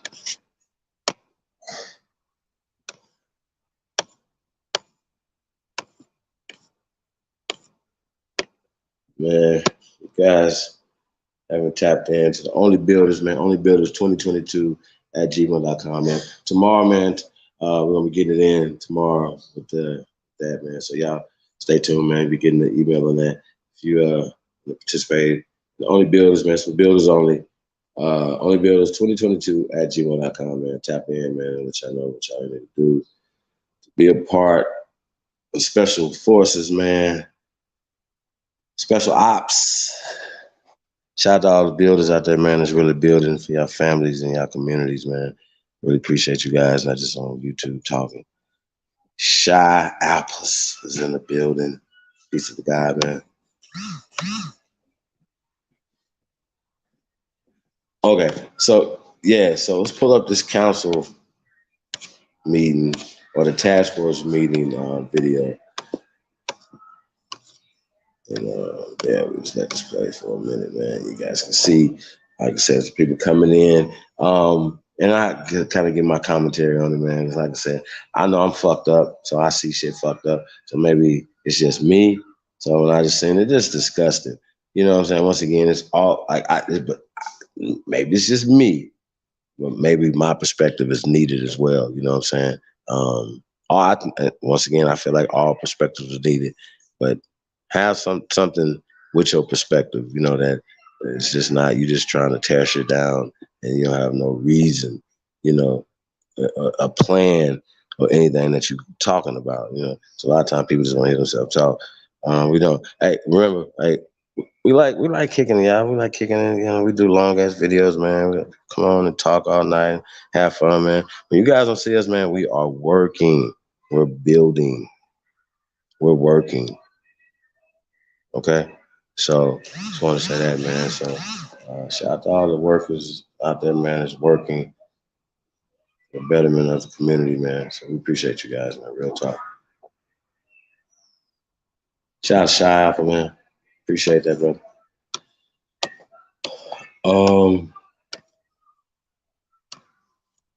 Yeah, man. So we got to pull this video up, you guys. 1 second.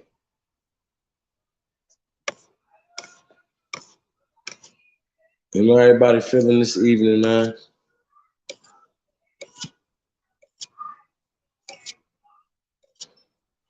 Uhuru.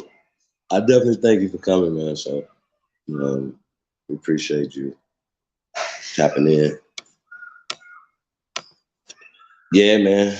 What y'all smoking on, man?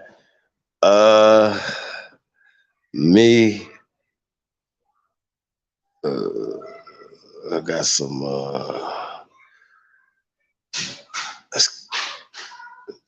What's it called? It's called some exotic gangster glue. Super stupid. But then this is what's just so stupid right now. It's grapes and cream runts, y'all. It's just like it's just special. You know what I mean? It's really special.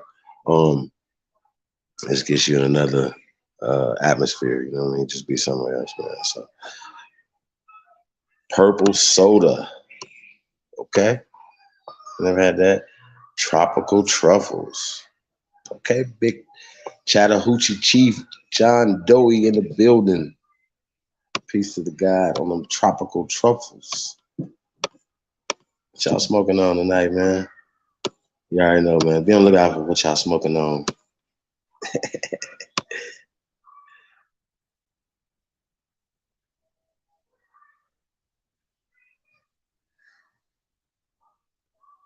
Let's see. I ain't smoking on that. That's all y'all smoking on. That's it. Anybody smoking? Okay, so check this out. Let's get into this video, you guys, man. It's self-explanatory. Like I said, it's the task force in California. They get into it. I don't know. Well, I guess we got to fast forward it a little bit. So I wanted to kind of like fast forward it. It was kind of like boring, but I think they're going to announce who they are. So let's just let it play for the beginning. So let's go. Because I was going to read who they were, but we'll just let them say who they are.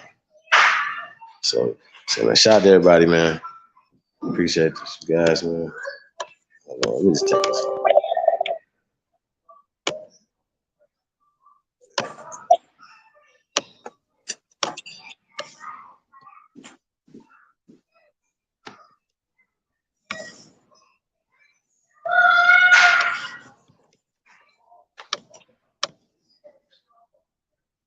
Hey, y'all see John Tomaki right there? And establish whether we have a quorum. Parliamentarian Johnson? Yes, thank you, He's on Madam there. Chair. I'll begin calling the roll with the chair. Chair Moore. Oh. Present. Vice Chair Brown. Present. Member Bradford. Here. Member Grills. Present. Member Holder. Here. Member Jones Sawyer. Here. Member Lewis. Present. Member Tamaki. Here. Member Montgomery Stepp. Here. Thank you. Madam Chair, there are 9 members on the task force. There needs to be 5 members present for a quorum. There are 9 members present. We have a quorum. Thank you, Parliamentarian Johnson. Now that a quorum has been established, the California Reparations Task Force meeting is now called into order. Welcome. Thank you, members of the task force and members of the public. Happy Black History Month again. This is the second day of our Black History Month official hearing. Oh, can I say something fast? Hold on, I gotta say something. Hold on, we gotta stop this real fast. So check this out. So this is a task force, California task force, right? They're having an official meeting in their homes, kitchen, bathroom, office, whatever the fuck, right? But they're doing it, I don't know, Zoom, whatever the platform, right? But this is an official thing. Okay? So they're using technology, right, to hold this meeting. This is an official meeting. The chairman, and she got a gavel, just like, like a lot of people, you go to court now. Instead of having to go to court, you go to video court because of the COVID and stuff. So they start having video courts and start doing certain things, right? As you guys seen Polite going to video court, right? So you don't have to go to court. You could be sitting in your Bentley in court, right? So back to these people right here, right? So I just wanted to point that out, that they're having an official meeting using technology in their homes. So let's go. I'm gonna get back to that, but I just thought that was really interesting. When you look at these people's houses and you see a house and stuff or whatever, and they have an official meeting. So just kind of look at it. Yeah, see, I asked y'all about Don Tamaki. What about Monica Montgomery Steve? So yeah, just wanted to point that out, man, and who appointed them and stuff like that or whatever. So we'll get into that. Let's go. So to ensure that we complete it during the time allocated, we will need to make sure that we follow the timeline established. So Parliamentarian Johnson will also be assisting in that timekeeping as well. So without further ado, noting the time is 9:06 a.m., we'll now move to the next item on the agenda, which is the public comment period, and that will last for 1 hour exactly. So Ms. Martin Walton and Ms. Hurtado, thank you. You can proceed. Good morning. Good morning, Chair Moore, task force members, and members of the public. My name is Aisha Martin Walton. I am with the Department of Justice, and the task force would like to hear your public comments. The public comment period will be for 1 hour, as Chair Moore has indicated, and each person will have 3 minutes. Please be advised that in fairness to everyone, at the 3-minute mark, you may be politely interrupted and your microphone turned off. However, please know that there is a public comment period during each meeting, and the task force encourages everyone to participate. You may also submit written comments to the task force at any time via email at reparationstaskforce@doj.ca.gov. To participate in public comment this morning, please use the raised hand function. Locate the button on the upper right-hand side of the screen. On the sidebar, you will see the shape of a hand. Click on the hand to prompt the raise hand feature. On our end, we will accept your raised hand. Then you will see a notification at the top of your screen to continue. You will have to click continue. You will then be elevated into the meeting as a presenter and automatically muted until it is your turn to speak. Please note that there is a 20-second delay between the attendee and presenter mode, so keep that in mind as you're being promoted. We will accept the raise hand feature as they come in, and once the person in front of you is done speaking, Trini Hurtado, also with DOJ, will say your name to prompt you, indicating that you may begin. At that point, you will also have the option to turn on your camera. At the conclusion of your comments, or at the 3-minute mark, you will be muted again and returned back to the level of attendee. So with that, good morning. Trini, let's have our first speaker. Good morning. Our first speaker this morning is Josiah Williams. Josiah Williams, you've been unmuted. You may now speak. You have 3 minutes. Good morning, task force members. I appreciate being able to give public comment today. Just trying to confirm, can you hear me? Yes. Yes. Okay, my name is Josiah Williams. I am a member of the American Redress Coalition of California, ARCC, and the Coalition for a Just and Equitable California, CJEC. I'm also a member of the PAC Committee for the Oakland NAACP. Today, I am here speaking as an individual and not a representative of any organization. I wanted to start by addressing an issue that I see arising in the Black community, an issue of what I consider lineage phobia. I define lineage phobia as the fear of a group that has a specific lineage. In this instance, one of those whose families descended from chattel slavery. This phobia causes people to attempt to make Black people a monolith and intentionally or unintentionally deny them their specific reparations by the US government. It's a form of erasure. Those with lineage phobia mask our suffering and pain by saying we are all Black the same, and attempt to all lives matter or all Black matter our specific justice claim. Dr. Weber made it very plain who the recipients of this reparations bill that she wrote must be for. Dr. Weber further stated that she would help various groups with their specific justice claims, but that this claim is a specific one. I come to you today as a representative of my community that no longer has a voice. I also come as a representative of the Williams family, not the Williams family in the South that owned plantations, but the Williams family in the South that were enslaved and built the foundation and wealth of this nation. I was there when we were brought to America on slave ships. Yes, I picked cotton, was beat, starved, and had a little rest. I was separated from my family. I endured Jim Crow, redlining, Black codes, lynching, and a long list of atrocities. If you wonder how I endured those things, it's because the DNA of my ancestors currently run through my veins. If I didn't endure all of those atrocities, I wouldn't be speaking before you today. As the manifestation and representative of my ancestors and living family, so fight I. Reparations now for the descendants of chattel slavery. Thank you.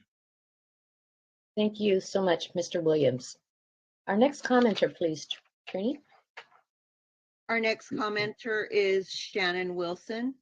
Shannon Wilson, you've been unmuted. You now have 3 minutes to speak. Hi, are you able to hear me? Yes. Just a second. All right. Hello, members of the task force. I thank you all for your leadership on this historic vote. And as you go into your vote today, excuse me, I would like to just say that specificity is key, as many other speakers have noted, when it comes to who is owed reparations in this country. There were direct harms done to a specific group of people in this country, and that is the American descendants of slaves. Us, we who remain to bear the brunt of our ancestors' frustration of justice continually being delayed and denied.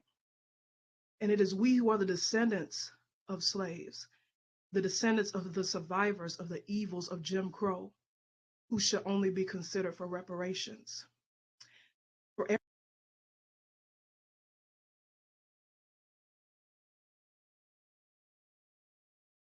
Ms. Wilson? Trini, I think we just lost. Yeah, I think we just lost her. I can still see her there, but. Are you able to hear me? Oh, yes, we can. We can hear continue. you. For every child torn away from their mother's arms, for every lynching, every dog and hose turned loose on us, for every mother's tears that fell in their son when knowing their sons and daughters' lives were stolen all too soon by the evils of the hands of slave owners and regular angry white citizens, and for those of police and angry white mobs and massacres, and every bombing we had to endure, for everything that American descendants of slaves had to endure. I want it back dollar for dollar with interest. And with that being beneath the least that can be done, I want recompense, restitution, and reparations for all of that which happened. And the egregious human rights violations that were for hundreds of years on full display. I want it back for them.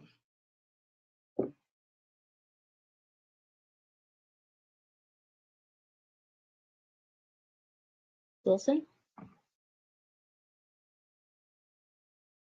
Okay, I believe Ms. Wilson is done. Ms. Wilson, thank you so much for your comments this morning. Our next speaker, please. Our next speaker today is Joe Washington. Mr. Washington, you've been unmuted. You now have 3 minutes to speak. Well, we know he's an Aborigine. Washington?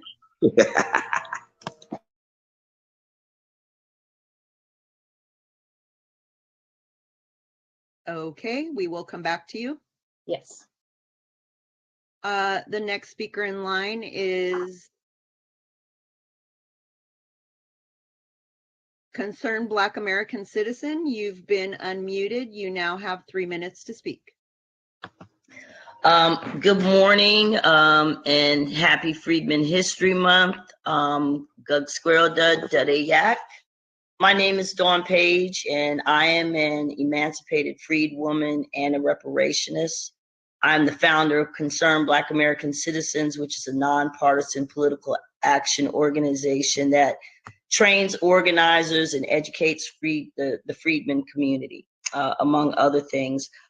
I wanted to, after hearing the Dr. Weber and Dean Chemerinsky, I just wanted to amplify that based on the clear evidence presented by Chemerinsky and the crystal clear intent stated by Dr. Weber, it could only be deemed obstructionist and anti-American freedmen for any public official to pursue any policy based on race and that does not meet the criteria that would protect any kind of policies put forward from challenge, whether from Prop 209 or any type of Supreme Court challenge. I wanted to impress upon the panel, which I'm sure you know how illogical it is for me, a descendant of chattel slavery, whose family has lived through Jim Crow, redlining, mass incarceration, and the effects of that, and the childcare system. To think that someone like a Winsome Sears, lieutenant governor from Virginia, Jamaican immigrant, who just arrived here in 1971 and in such a position of political leverage, to proclaim that we should get over slavery is unacceptable. And that type of rhetoric going forward, I hope, will begin to be given the level of concern and pushback that it deserves. I want to warn against the using American freedmen's justice claim as a way to fix a broken system that attempted to break us and failed. The purpose of this claim is not to cure racism. It's not to fix our broken infrastructure or failed school system. I want to warn against using our claim as a community development slush fund. We will build our own communities, schools, and hospitals, provide the capital for that. And with that, I'm going to end with the fact that I appreciate the work that's being done. I have a daughter and her husband who was born, and his family has been in California for decades, and a host of other family members who live right in the city of LA. So I definitely have a vested interest in the success of this. And I think Dean Chemerinsky and Dr. Weber have made it clear. To interrupt you, Ms. Thank you. I'm done. I appreciate it. Thank you. Thanks for your comments this morning. All right, next speaker, please. Our next speaker is Tiffany Quarles. Ms. Quarles, you've been unmuted. You now have 3 minutes. Thank you. Good morning, Task Force. Thank you for taking my call. My name is Tiffany Quarles, and I'm a lifelong Californian, a descendant of U.S. slavery and reparations activist with CJEC and NAASD. I'm calling to say that the vote taking place today regarding the community of eligibility must be strictly based on lineage. Throughout the duration of this task force process, you have had several expert witnesses, including the author of the bill, testify that lineage-based eligibility is the only way this can work. Please do not jeopardize justice for a people who have been oppressed for over 400 years and have been fighting for reparations for over 150 years because of your personal ideology and worldview.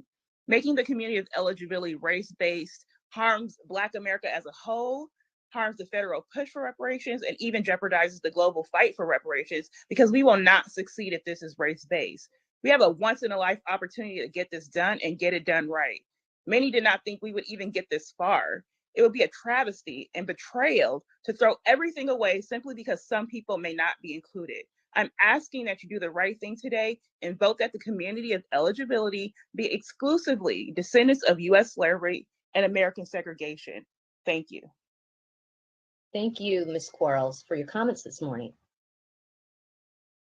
Our next speaker is Christopher Lodgson. You've been unmuted. You now have 3 minutes. Good morning. Can you hear me? Yes. Yes. Thank you so much. Today, you have a chance to do something very, very special. You have a chance to decide that reparations are for the Black people who actually built this country. The community of eligibility for reparations must be based on lineage, not race.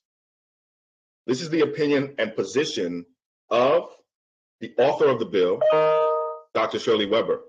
It was her legislative intent clearly stated to you last month that lineage must be the criteria, very clearly. Your best legal advice yesterday from Professor Erwin Chemerinsky was that lineage must be the eligibility.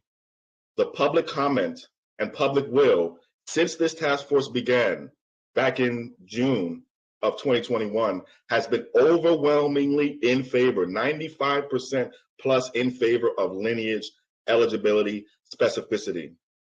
Here's what's going to happen if you go against the legislative intent of the author.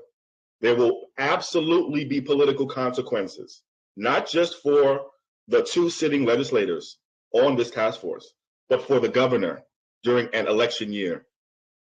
If you go against your best legal advice, you will risk reparations. If you go against the public will, you will create unintended, unimaginable backlash against any reparations create.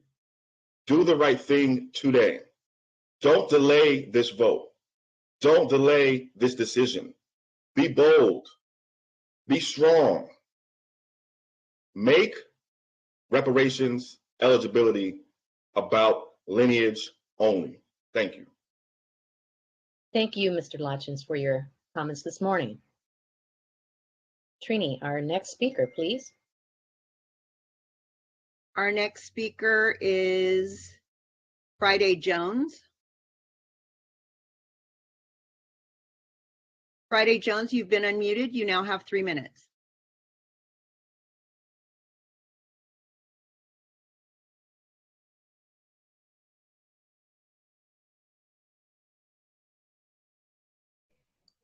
My name is Billy Bob. Friday Jones. My people came up on the Mayflower in chains eating rats. Good morning. I'm Friday Jones. My name is Kansa Jones Muhammad, and I am co-chair of the National Assembly of American Slavery Descendants and a founding member of the Coalition for a Just and Equitable California. Today, I'm speaking as an individual. NAASD Los Angeles has been a leader in the reparations space. New Frontier Democratic Club, the oldest Black Dem club in the state, allowed us to present a reparations update where we presented lineage-based reparations as a priority, and we were very well received. Commissioner Mike Davis invited all of the African-American commissioners in Los Angeles to a meeting to present lineage-based reparations. There were questions about genealogy resources that we were able to answer, and the commissioners at large were excited about our work because many were from the South and are living survivors of Jim Crow law. We held general meetings and already engaged community about federal, state, and municipal reparations actions across the nation, and our perspective as descendants of the enslaved is well supported. The descendant community has been patient while this body took in information in order to process a vote who the beneficiary class would be. Defining the beneficiary class will be extremely helpful for public engagement because the ambiguity will be gone. Dr. Weber gave testimony about intent, and that was clear.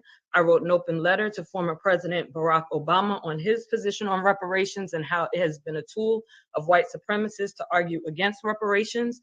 In that open letter, I talked about the slave trade in Libya, where a man can be sold for $400, just $100 more than the sale of my great-grandmother in 1779. Lineage-based reparations in the United States will be electrifying around the world. The descendant community and freedmen have been seeking repair since emancipation. Lineage-based repair will help people still being enslaved today self-advocate like we have consistently done. It will be breathe life into CARICOM repair from the UK, France, and Spain. It is not the time to re-injure this community. We have asked the California to consider a Department of Freedmen Affairs to continuously manage the affairs of the descendant and freedmen community. We've asked the state to disaggregate how it collects data on the descendants. We have asked for protected status similar to the indigenous who have treaties. This body has the ability to make those recommendations a reality. I ask you to remember our ancestors, making those heirs the beneficiaries of reparations with the foresight that it will matter in federal repair. Thank you so much. Thank you so much, Ms. Jones. Our next speaker is Jonathan Burgess. Mr. Burgess, you've been unmuted. You now have 3 minutes.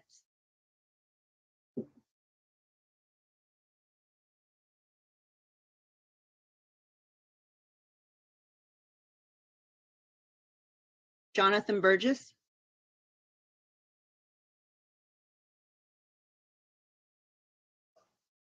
Hello? Hello. Yes, continue. Can everybody please. hear me? Okay, Yes. great, thank you. Good morning. Good morning, thank you, Task Force, members of the Task Force. Jonathan Burgess, you've heard me before, and I come here before you today as a foundational Californian. Family brought here in 1849, but born into slavery, descendant of chattel slavery. And doing my research, I know who my great-great-grandmother was. She was a free woman. Some of you know Nancy Ross or Nancy Gooch. My documentation says she was free, captured and brought into slavery. As Dr. Secretary Weber succinctly said, you know who was affected. And those people that were free were even captured and put into slavery, like my great-great-grandmother.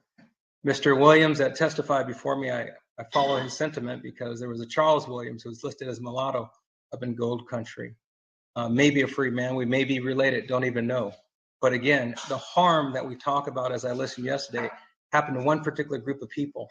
And those were the descendants of chattel slavery. And those people that were free, who we didn't know if they were Black or not, were also captured and put in slavery. And so I would ask that this task force look at this strongly and do what Secretary Weber said. I'd also propose that you even consider, knowing what we know now, consider changing the name of this reparations proposal, because it is race-based when we say it's African-American. This should be, because I'm American and I'm a descendant of chattel slavery. On both sides, one was free. It is not California's job to do the job of the federal government. That's a bigger, larger claim, but it is California's job to set the groundwork so that everybody else will follow and get this right. As a founding descendant of this great state, I would ask this task force strongly consider the guidance that you've been given when it comes to making this based on lineage. I yield the mic. Thank you. Thank you so much, Mr. Burgess. Trini, our next speaker. Our next speaker is Ernest. Ernest, you've been unmuted. You now have 3 minutes. Can you guys hear me? You're a little Yes. low. A little low, yeah. Hold on.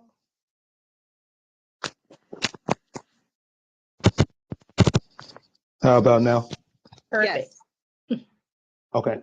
Yep. So greetings, task force members. My name is Ernest Russell, and I'm contacting you guys out of Michigan. I am a descendant of slaves, or I am a descendant of those who were formerly enslaved, who became to be known as freedmen. I'm calling in today, just like I have called in other hearings, to urge that you guys adhere to the language of Shirley Weber's definition of the community of eligibility. I also want to urge that you guys, support lineage-based reparations in your decision as it relates to the community of eligibility. The reason why I believe it is important is because I believe that in my blood, and just like the blood of many other people who have called in to this task force, is a unique history that is tied specifically to the American timeline and all of the injustices rendered upon Black people. We have to understand that the group of Black people that were in America were ultimately those who had their language, their culture, their heritage stripped of them, those who were subjected to the 3/5 Compromise, those who were subjected to the Casual Killing Act, those who were subjected to the slavery laws from 1776 to 1865, and even those Black codes that followed after that. As someone who can literally trace my family through that timeline in multiple states, from Virginia to Alabama to Georgia to Mississippi to Tennessee, I believe it is important that we recognize that not all Black ethnic groups share that history. And that if you guys were to open up reparations so that it was a race-based approach, you would be basically stating that you believe that my injustices, that the injustices rendered upon my family should somehow benefit groups of people who are just now getting to this country, who don't know a lick spit about my history, and yet alone my ancestral background. Like, you would literally be saying that Black Guatemalans who live in California deserve the same justice as the Black descendants of slaves who have been in that state for the last 200 years or so, or those slaves, the descendants of those slaves who have literally contributed to the timeline of California despite experiencing injustice after injustice. I don't believe that was the intention of Shirley Weber.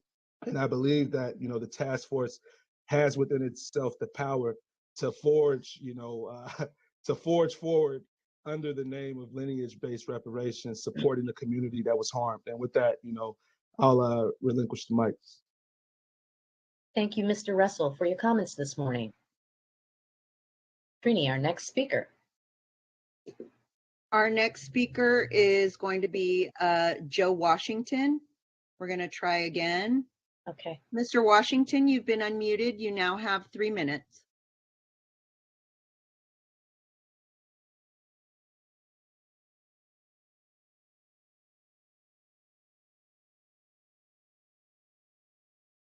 Okay, it sounds like we still can't hear him. I'll continue working with him. Okay, the next speaker is Giles. Giles, you've been unmuted. You now have 3 minutes to speak. Can everybody hear me? Yes, we can hear you. Thank you for giving me this time. We are gathered here to discuss the fate of a bill designed to correct this nation's original sin. What we're talking about is the Ma'afa, an international genocide that trafficked enslaved Africans from the Igbo, Yoruba, Ashanti, Wolof, Remenkimi, Bakongo, Swahili, and many other population groups on the continent. These weren't aliens, Martians, inanimate commodities, or non-existent Aboriginal ghost populations. They were human beings. They were Africans.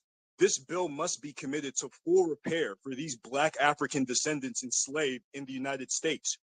To avoid the mistake of misdirecting set-asides to 501c4s, online retail stores, and other malevolent actors posing as reparationists, whose subversive goal is ethnocentric division, as opposed to full repair.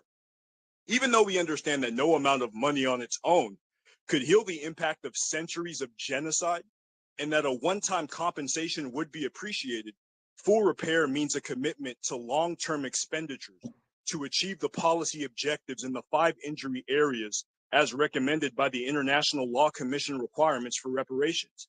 Cessation is a guarantee of non-repetition of institutional actions like the Jim Crow policies that impacted the descendants of enslaved Africans who crossed what is now the Mexico border and built Los Angeles. Restitution and repatriation offers resources for the descendants of freedmen expatriates on the African continent and modern American Africans who followed after men like Paul Cuffey and Henry McNeil Turner and chose to repatriate to Africa in order to restore their lost identity. It means following after the tradition of the New African Independence Movement, along with Marcus Garvey and the UNIA ACL, in establishing pathways for Black institutions here in the United States who desire to take part in the development of the African world, particularly the 6th diasporic branch of the African Union.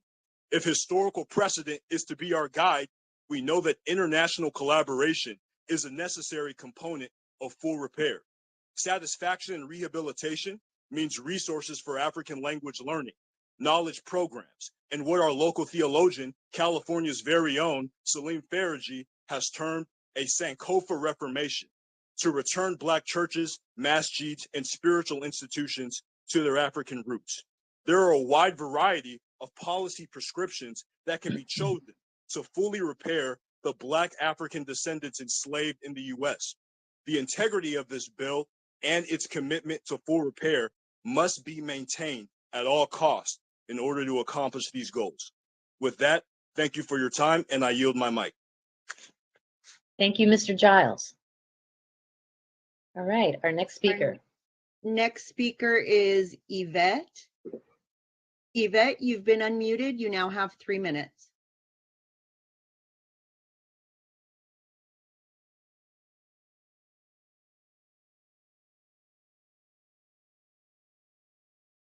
Yvette?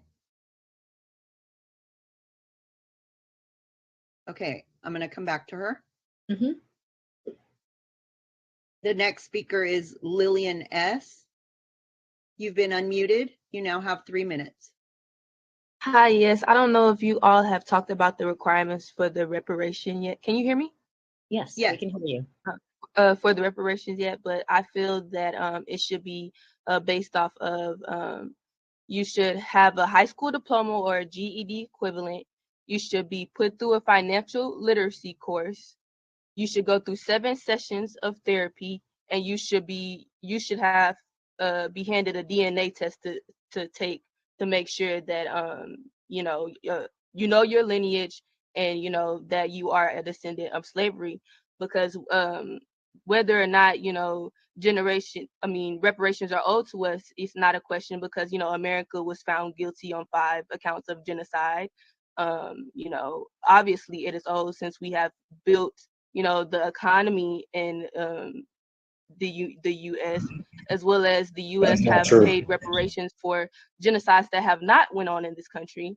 and have not taken account of that same country's genocides that they have taken on other Black and African people, you know. So I feel that, you know, it's time for us to get what we deserve, because in with the economy here in America, not only have, you know, our foundations and communities have been built down, but they have been burnt down with no remorse.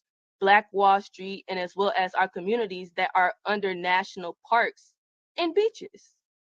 So, you know, whether or not we deserve reparations is not a question. It's just of when we will get them. And I yield my mic at that. Thank you. Thank you, Ms. Lillian, for your comments this morning.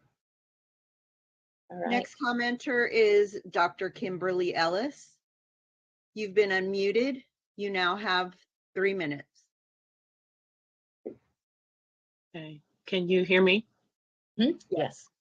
All right, perfect. Thank you very much. Good morning. Yesterday, I testified about my work on the Tulsa reparations case, and I also have family in California. Clear that reparations must be cash payments and systemic remedies. I heard intently the experts that testified yesterday, and I heard Dean Erwin Chemerinsky talk about lineage-based and proxies for race. I support that idea. How do we do that when it comes to proxies for race? Well, sometimes it could be done largely by zip codes, Jim Crow segregation housing by zip code, redlining by zip code, low income and unemployment with current discrimination also by zip code. That's one way. I heard Deirdre Farmer-Pellman talk about direct traces of corporations and getting those records from many of the corporations that have been trying to hide their connections to slavery. Maxine Waters is actually working on that on behalf of Tulsa right now. So I definitely want to see a dual approach. Ajiwa Ayatoro talked about with a focus on international human rights as targeted by a people. It was clear to me that Dean Chemerinsky and Kiti Taifa, Deirdre Farmer-Pellman, and Ajiwa Ayatoro should be having a conversation. I don't think that a vote should be made without them having a conversation and mapping out a really important plan. Chemerinsky admitted that helping people trace their lineage, even though he supported the idea and he thinks this is the best way forward, that tracing lineage from slavery would be a tough task.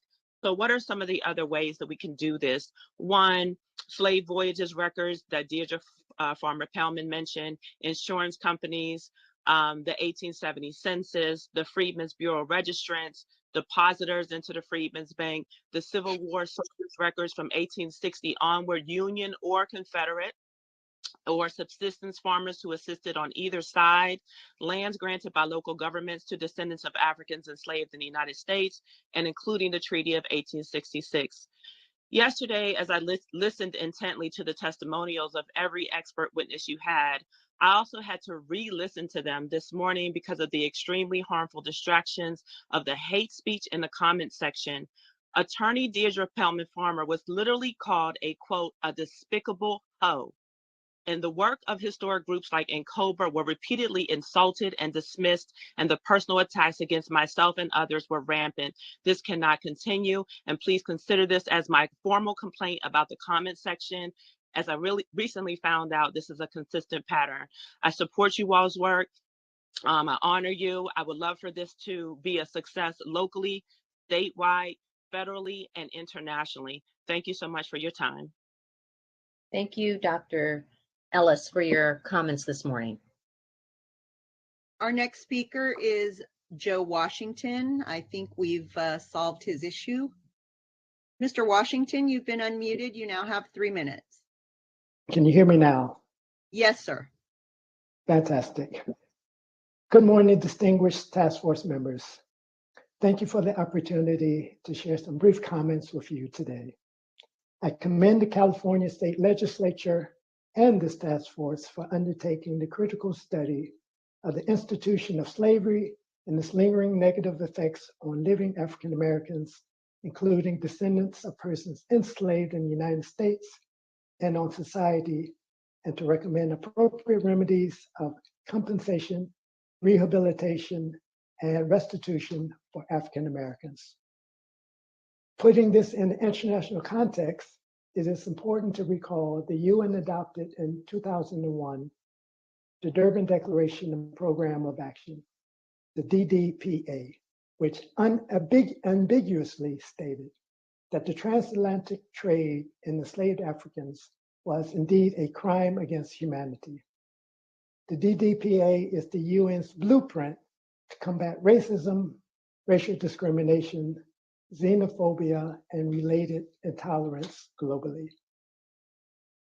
I would like to also draw the task force members' attention to the UN document entitled Basic Principles and Guidelines on the Right to a Remedy and Reparation for Victims of Gross Violations of International Human Rights Law and Serious Violations of International Humanitarian Law.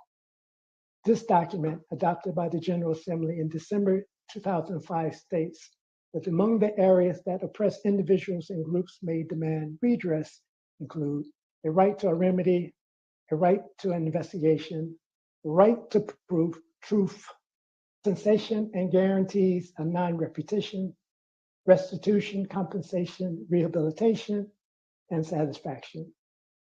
The work of this task force is also timely if one recalls that in December 2014, the UN General Assembly proclaimed the International Decade for People of African Descent to run from 2015 to 2024. Thus, we have 2 critical years remaining. The decade encourages all countries to look at their past and take appropriate and effective measures to repair harms done to people of African descent throughout the African diaspora as a result of the transatlantic trade in enslaved Africans. Here again, reparations is listed among the tools states should consider as redress. The above UN references may be useful in placing your important efforts in an international context and providing useful frameworks for analysis and action. I urge the task force to confront the complexity and multifaceted areas whereby African Americans in California have experienced a lifetime of violence, including direct, structural, and cultural violence. This has been manifested in all areas, including education, health, employment, housing, economic development, and the administration of justice. Mr. Washington, I am so sorry to interrupt you in the middle of your sentence and thought. Thank you so much for your comments today, but your 3 minutes have expired. Thank you again. Thanks for sharing. Our next commenter is Marcus Champion. Mr. Champion, you've been unmuted. You now have 3 minutes. All right, can you hear me? Yes. Good morning. My name is Marcus Champion. I'm a California native, born and raised in Inglewood, currently residing in South Central Los Angeles, a board member of CJEC and a founding member of NAASD LA. This morning, I want to demand that the task force not delay the vote again in determining the community of eligibility as it was previously delayed in July. As a young Black boy growing up in the 90s, I was made to feel like I should seek to be anything else but my lineage. There was only superficial education of what my people suffered during slavery and Jim Crow, and there was a shame attached to being a descendant of US slavery. It was in the last 10 years of my awakening and reading books like Dr. Claude Anderson's Black Labor, White Wealth, The Half Has Never Been Told, Slavery by Another Name, and others did I truly understand the extent of the atrocities we have suffered in this country.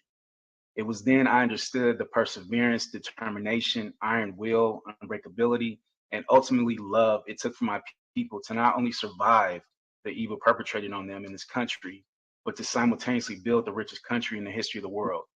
There's an unquestioned debt owed, and this task force has a responsibility to see it through to the specific descendants of US slavery who endured and carried on. As an NAASD and CJEC board member, I've been part of this process since it was a resolution introduced by Dr. Weber before it was a bill.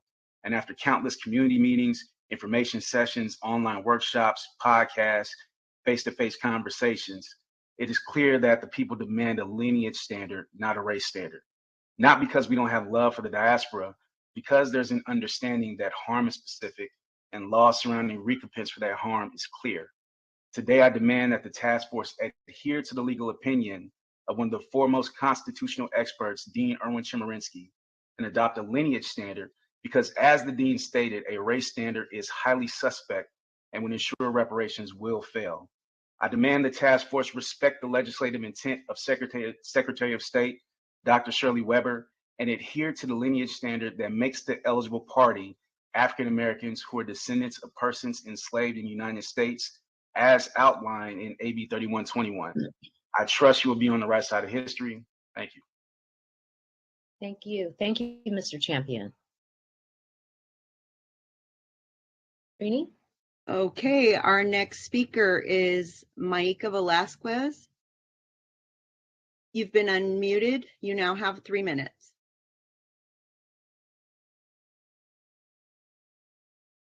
Maika? Me.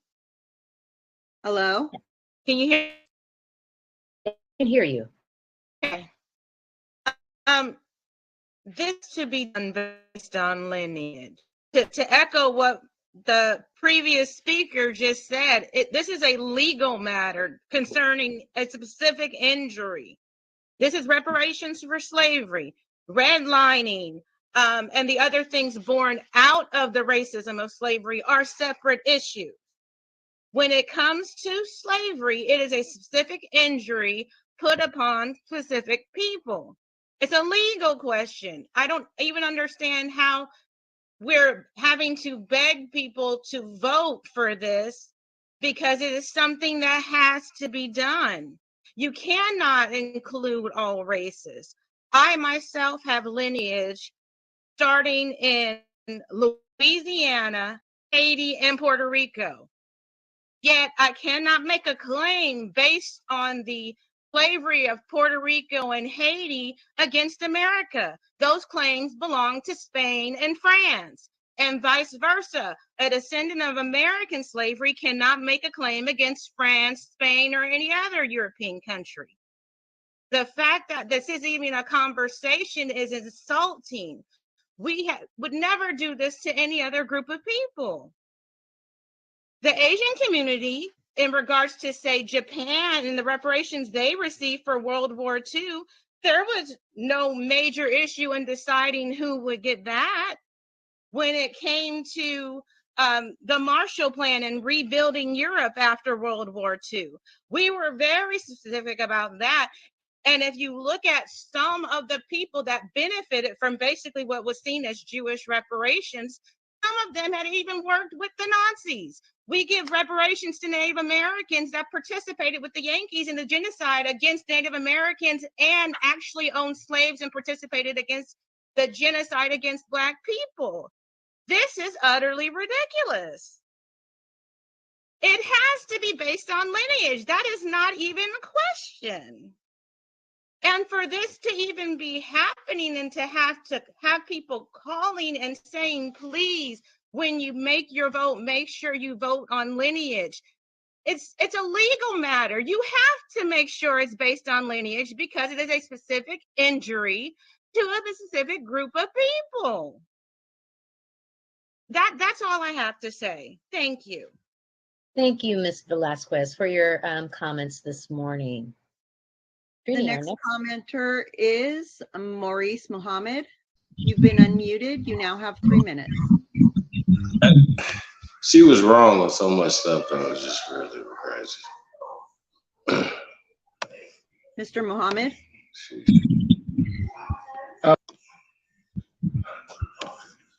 Unmute yourself, Mr. Okay. Muhammad.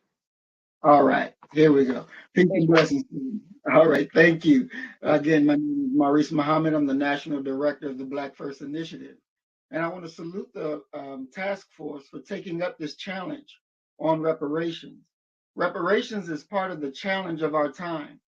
This justice claim is so important. You are not only speaking for the living, but you're also speaking for the dead.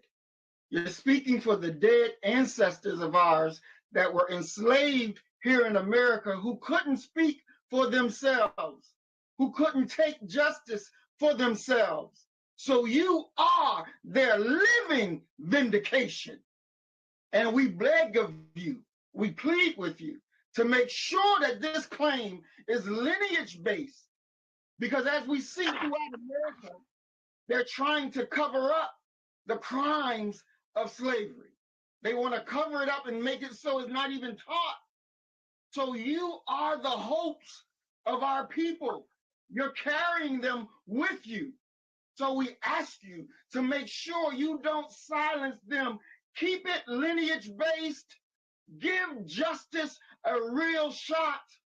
This is something that is the challenge of our time as we walk into history boldly declaring that our relatives shall never be forgotten. And as Fanta has said to Kunta Kinte, they've taken everything from us. We can't even be us. We ask Hold on, let's stop it right there. Hold on, let's stop it right there for a second. Stop right for a second. I gotta say something. Stop it right here for a second. So the previous caller, right, sounded like Cynthia G, by the way. And she said something. She said that the Jews, well, first off, that the Japanese got reparations for World War II. That's false. That the Jews got reparations for World War II. That's false. Once again, specific things that happened here in this land. And we talk about internment camps, right? Whatever, you know, and not that these were work camps and people got whipped and with chains. Yeah, y'all follow the point, right? They were just their liberty, right? They couldn't go anywhere. Internment camps, right? We're gonna get into that, not tonight, but just understand that that's what the reparations was for. These refugees. It would be like, okay, how about this? That they pay those people that they had under the bridge for having them under the bridge, embarrassing them like that. That would be something that they did to them, right? Not whatever happened to them in Haiti that made them come here, just them under the bridge and being mistreated is a grievance. You know what I'm saying? Being displaced, miseducated, changed, blackbirded, all these things what we're talking about, right? So a lot of times people can't trace themselves, not a lot of times, a majority of us cannot trace ourselves not only to Africa, but we can't trace ourselves to slavery. Other than having a family, being a part of a family. So once again, be specific when she said that they got reparations for slavery. No, I mean, not for slavery, for World War II, as if whatever happened to them in other countries, we're paying reparations for that. No, for the ones that were rounded up and put in internment camps here, or when they came here, put in internment camps, certain things, whatever. Because you got to look at it like the majority of the people here, immigrants from Europe, are of German descent. You got to look it up. So you're gonna have like if you would think that when, and I don't know how they got it worked out, but they got a little truce or something. We talked about that. We laughed about it, but the facts are that they don't have to put them in internment camps anymore. They can still have active wars going on with these people's countries. And they come over here and they just live in peace and happy and do whatever they do. So I just think that's really interesting, you guys. Tayshawn, you want to say something about this? Yeah, give me a second, bro. I'm over here doing laundry. Okay. Yeah, I mean, once again, you guys, so many emotional creatures calling in. You know what I mean? They're just so emotional. Oh, I beg of you. Just all these emotional things that's attached to this thing called slavery, right? And the key thing is, would they be able to trace themselves to this thing of slavery? Some people said they did. One lady said that one of her people was bought and sold, whatever, right? I don't have a problem with anybody that can do that. You can find Kunta and I just was talking about Kunta. Like you can find all this stuff or whatever, go do it. I don't have a problem with that. We're not stopping nobody. The problem I have with these people is, right, that they're saying, hey man, it's just only specifically for us. We the only slaves, you know what I mean? And I'm like, well, if other people, right, of air quote other races. Once again, that's not legal. You know what I mean? Once again, according to American laws, it's not legal. Racist is not legal. I don't know what to say. Black, white's not legal. The yellow man, the red man don't get nothing. It's no, right? According to law. Once again, Jim Crow is not a law. It was a system. It was a flyer. It was once again, when these people start coming in, whatever, just segregating themselves and trying to keep people out of their stuff. So they started creating little rules and stuff, whatever. But that wasn't all over. You know what I mean? It's just really weird, y'all. Tayshawn, we're just gonna get back into the video. All right. Yeah, I'm back. Oh. You want to say something before we get back in the video? No, you go ahead and play it, bro. Okay. Yeah, we're just gonna get back into this, man. It's just really weird, man. What I think is interesting and fascinating, but I can't wait till Pale Skin call in, but like, and they say the same thing. Because what are they gonna say? Oh, y'all gonna discriminate against us? You know what I mean? But it's interesting that a lot of them are really silent on this because, once again, remember, I work in theory. They already got reparations. They're already getting reparations. It's a part of what everybody's calling this privilege. You know what I'm saying? But that's all social. It's all a part of a social caste system, social constructs.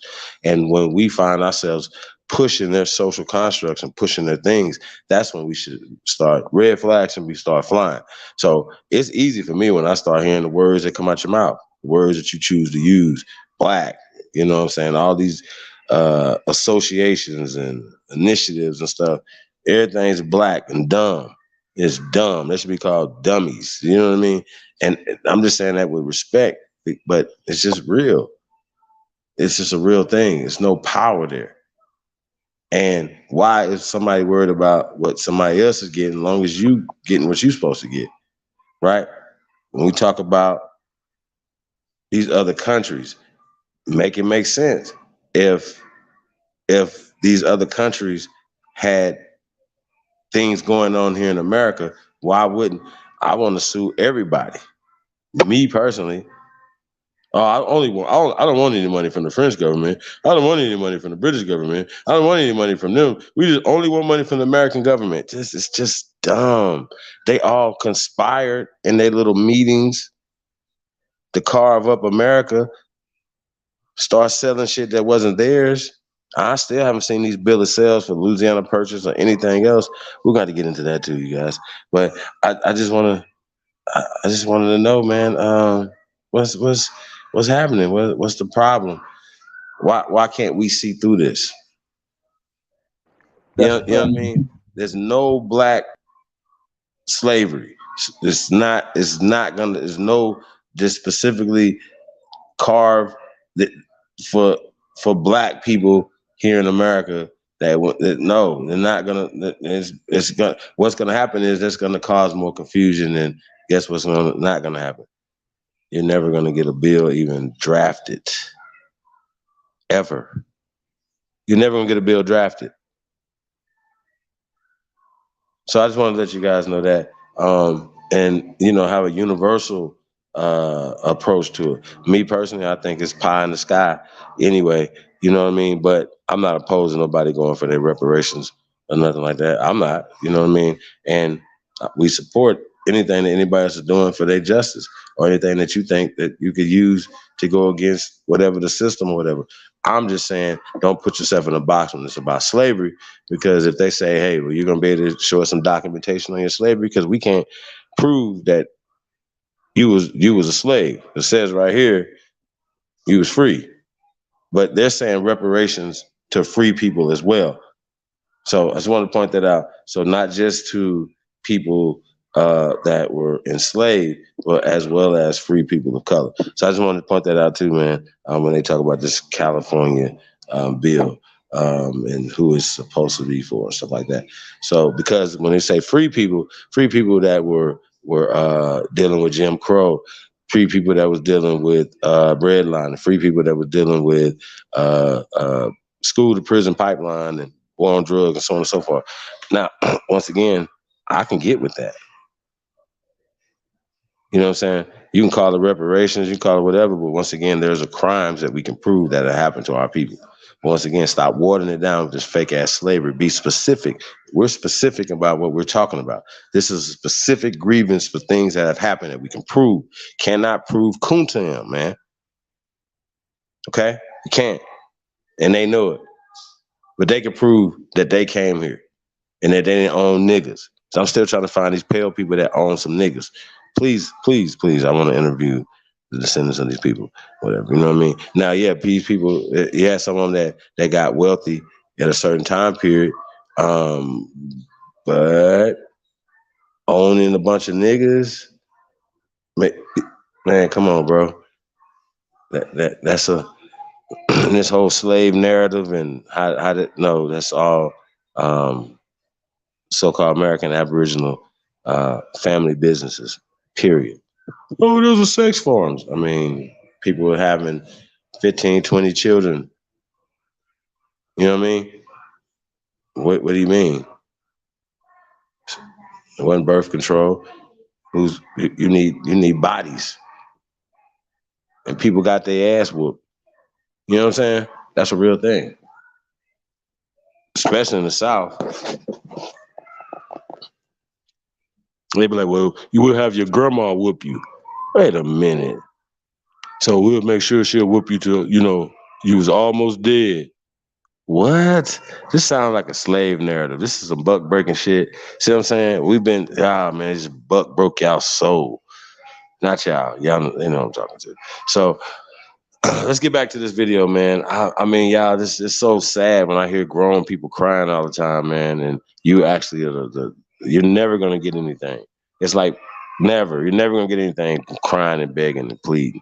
The stuff that once again has already been established. But you keep calling yourself black. You keep calling yourself descendants of slaves.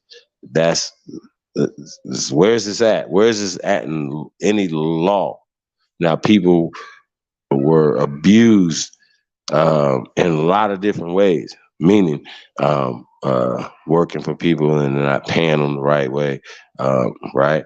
Because miraculously, this whole slave trade that you guys are talking about was also, a trade of commerce. People were getting paid, so people would fight back and say, "Yo, you paying us equivalent to $6 a year? We can't live off that." And you know what I mean? Like, bro, the institution of slavery would have been so expensive, you wouldn't have had no profits. You would have been out of business so fast, especially if somebody can just say, I can just hire some people for seasonal work or have them come in, plant, and then come back when when it's time to harvest.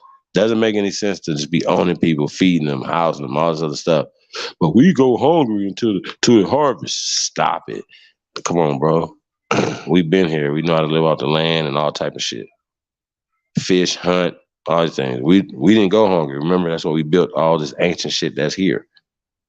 Because we had food in our bellies to be able to build these things. Okay?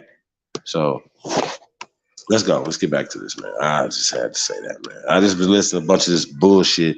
Yeah, it's really fascinating, but at the same time, it's frustrating because we know that a lot of these people are not just baby boule, but they've just been miseducated and indoctrinated into this thinking. You know what I mean? Like black and this whole slave narrative. But once again, it's not true. Now, Don Tamaki up here, you know what I'm saying? It's just really irritating. Why would he be, or any other people that will be involved in this task force that don't have a dog in the fight, according to them? See what I'm saying? So I just wanted to point that out. So let's go. Let's get back to this, you guys. Shout out to everybody. Peace to the tribe. Appreciate you guys. Like, share, subscribe, man. You already know, man. Support the real. We're going to get into this thing. Let's go. Thank you. Thank you very much, Mr. Muhammad. Trini? Our next speaker is Robert Reed. You've been unmuted. You now have 3 minutes. Hello, can you hear me? Yes. All right, the grassroots activism done to enact AB 3121 was done by committed reparations activists who had a clear mission statement to advocate for reparations on behalf of the sons and daughters of freedmen, otherwise known as those who can trace their lineage to the wealth-building apparatus of U.S. slavery. Since it is the responsibility of this body to do the will of the people, I think the people's interest should be taken into consideration as inclusionary criteria is voted on today. Outside of a few subversive organizations, the tenor of inclusionary criteria lean towards lineage specificity. If anyone has a problem with that, I think it best to abdicate your position so that another member could be voted in as to maintain the integrity of the commission. When it comes to the Pan-African understanding of reparatory justice, it is unjust for ADOS to be forced into a situation where the ethnic distinction is flattened and erased, their history hijacked, and their repair administered to everyone based on Blackness or even historical injustices committed in other parts of the world. ADOS do not want to impede anyone from doing the work to develop their justice claim. In fact, we welcome it, but they must do the work. A true Pan-African unity will be when American Negroes fight in their homeland, when Cuban Negroes fight in their homeland, when Trinidadian, Haitian, Nigerian, or Ghanaian Negroes fight in their respective homelands, because then you develop a system where the powers that be cannot use one group to sabotage the work of another by creating buffer classes that pits one side against the other. Reparations in America should be paid to the descendants of those who were affected by the harm. Furthermore, I want to take some time to clear the misunderstanding that reparations is just a check. This committee was convened to not only consider a monetary payment, but a multifaceted set of agenda items that finally includes Black Americans into the fabric of America. Cash payments are but one aspect of this repair. A Black agenda is another. It is in the Black agenda that protections from current discrimination can be found. Lastly, reparations is not a tool to fix or cure racism. Reparations returns to ADOS the wealth that was stolen and a full access to citizenship.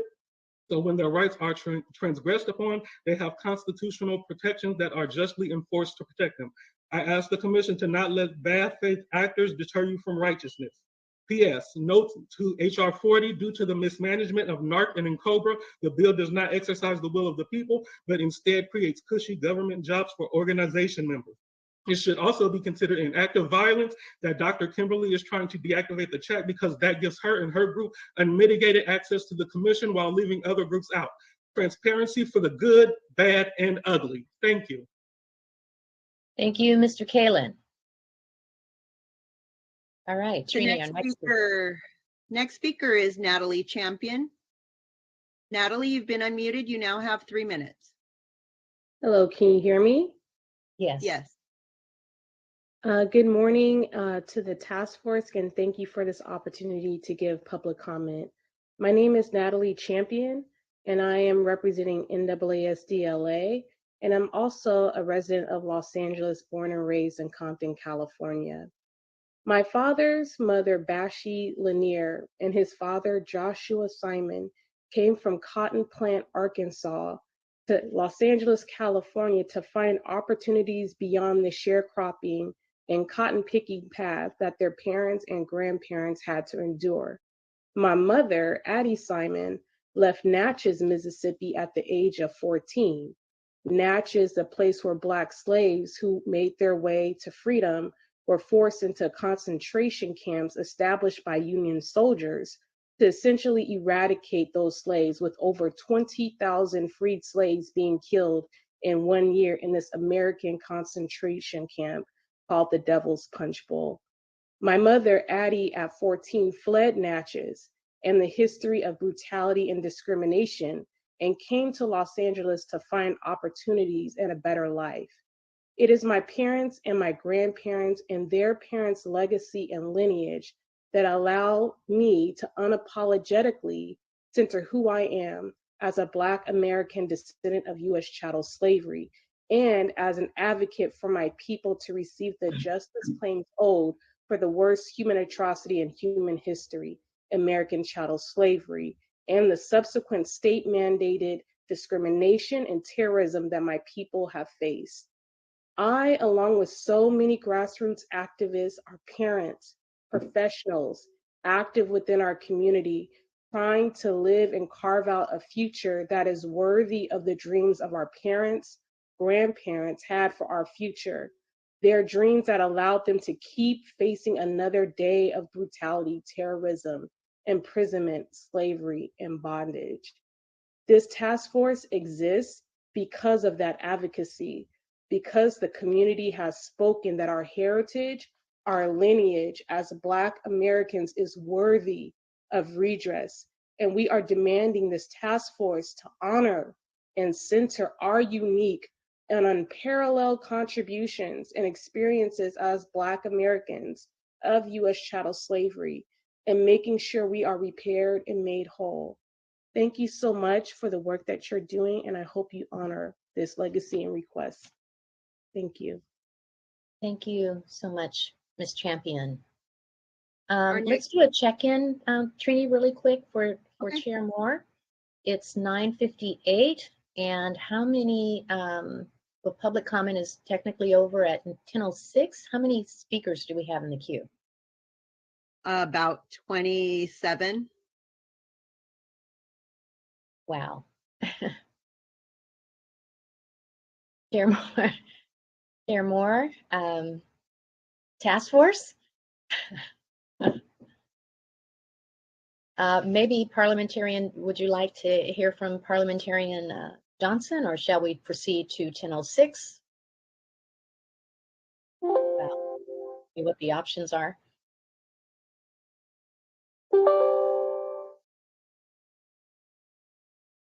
Yes, we can proceed. I'm looking at the schedule. Parliamentarian Johnson is on also, should you need assistance. Well, we do have a schedule. It's important, but we really, I mean, you know, you've got a very impacted schedule, as you mentioned earlier, Madam Chair. So perhaps you can take a, you know, proceed, and then if you have time as you go through the schedule, maybe you can offer that opportunity up. But I think the task force, you know, I don't know what their schedule is, but we, you know, the bottom line is that you've got, I'm looking at the at your agenda, and given all that's on there, especially the discussion that you're going to have to engage in relative to the comments that you've just heard and what you heard yesterday. So I think the task force may want to weigh in on that as to whether or not you continue, because if you take 20 times 3, and if the list continues to grow, you're going to move in and through the rest of your, you know, your time that you've scheduled for the other agenda item. Madam Chair. Yes, Vice Chair Brown. You're ready. I feel that in order for us to maintain the integrity of this August body, we should stick to the agenda and go ahead and demonstrate the courage to listen to what we've already heard from the people. We've heard an inclusive, universal sample. Now is the time for us to be on the right side of history and stand for what is right. So I would move that we would maintain the agenda and go ahead and deal with what we've set out to do on this decisive day. Okay, thank you for that, Vice Chair Brown. So we'll have 6-7 more minutes, and that'll be it. All right. So, Trini, let's call the last 2 speakers. Okay, the next speaker is Matthew Morris. Mr. Morris, you've been unmuted. You now have 3 minutes to speak. Everyone hear me? You're very low. Okay. Can everyone hear me better now? Yes. Okay, thank you. So do we not count? Let me remind the ones that say reparations are necessary because slavery was quote unquote long ago, that it was not just the institution of slavery that is the issue, it was a systematic disregard and dismantling of the Black community's wealth based on race. the crack epidemic, the assassination of our civil rights leaders, and the Jim Crow laws that allowed for atrocities such as the Rosewood Massacre in 1923, there has been clear evidence of a genocide that's taken place on American soil even after the institution of slavery was abolished. For those that may not know, the definition of genocide as defined by Oxford is the deliberate killing of a large number of people from a particular nation or ethnic group with the aim of destroying that nation or group. When you look at the carnage that was done in Tulsa, Oklahoma, to what was referred to once as quote unquote Black Wall Street as the way to destroy the wealth of the Black community, that was genocide, not even mentioning hundreds of years of slave labor that built this country. To put into perspective, it only took 46 years for Japanese Americans to be awarded reparations after internment camps. The Mexican War of 1846 that was started over slavery took only 2 years to end in the Treaty of Guadalupe Hidalgo that was signed in 1848 by Nicholas Tris, who was representing the United States and was sent by President Polk. The very treaty that clearly granted reparations to the Mexican people. Do our lives as Black people not count? Jim Crow laws clearly discriminate against us as Black people, so why would there be any moral objection to the reparations paid to these peoples and their descendants? The precedent is already there. When will the federal government finally be the example of accountability that asks of its citizens? If any of us commit a crime, do we not owe our country a debt? So when, I ask, will our debt be paid? For us as Black people, we were not just robbed of tangible resources and intangible opportunities. We were also robbed of the peace of mind that our nation intended for every citizen when the very Pledge of Allegiance to America stated, "One nation, indivisible, with liberty and justice for all." Now is the time to truly stand by those words. Reparations is to repair the damage of these systems that was never done. You cannot repair things without accountability. Accountability means not just not being afraid of apologizing, and you cannot apologize if you are afraid to let your face be shown and let the world hear your remorse. Thank you so much for your time and listening. Thank you all for doing this. Thank you, thank you, thank you. Thank you, Mr. Morris. All right, this will be our last speaker of the morning. Trini? The last speaker is Angela Nirvana.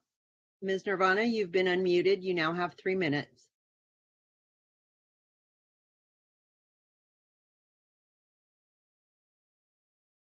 Angela?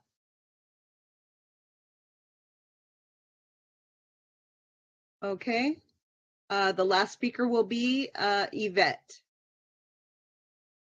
Yvette, you've been unmuted. You now have 3 minutes to speak.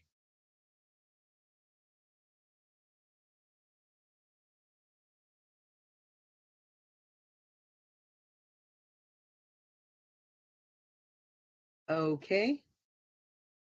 Try this again. Lena Robinson. Lena Robinson, you'll be our last speaker. You've been unmuted. You now have 3 minutes. Thank you and good morning. Let me turn my camera on. Come on, Lena. Okay, can you hear me?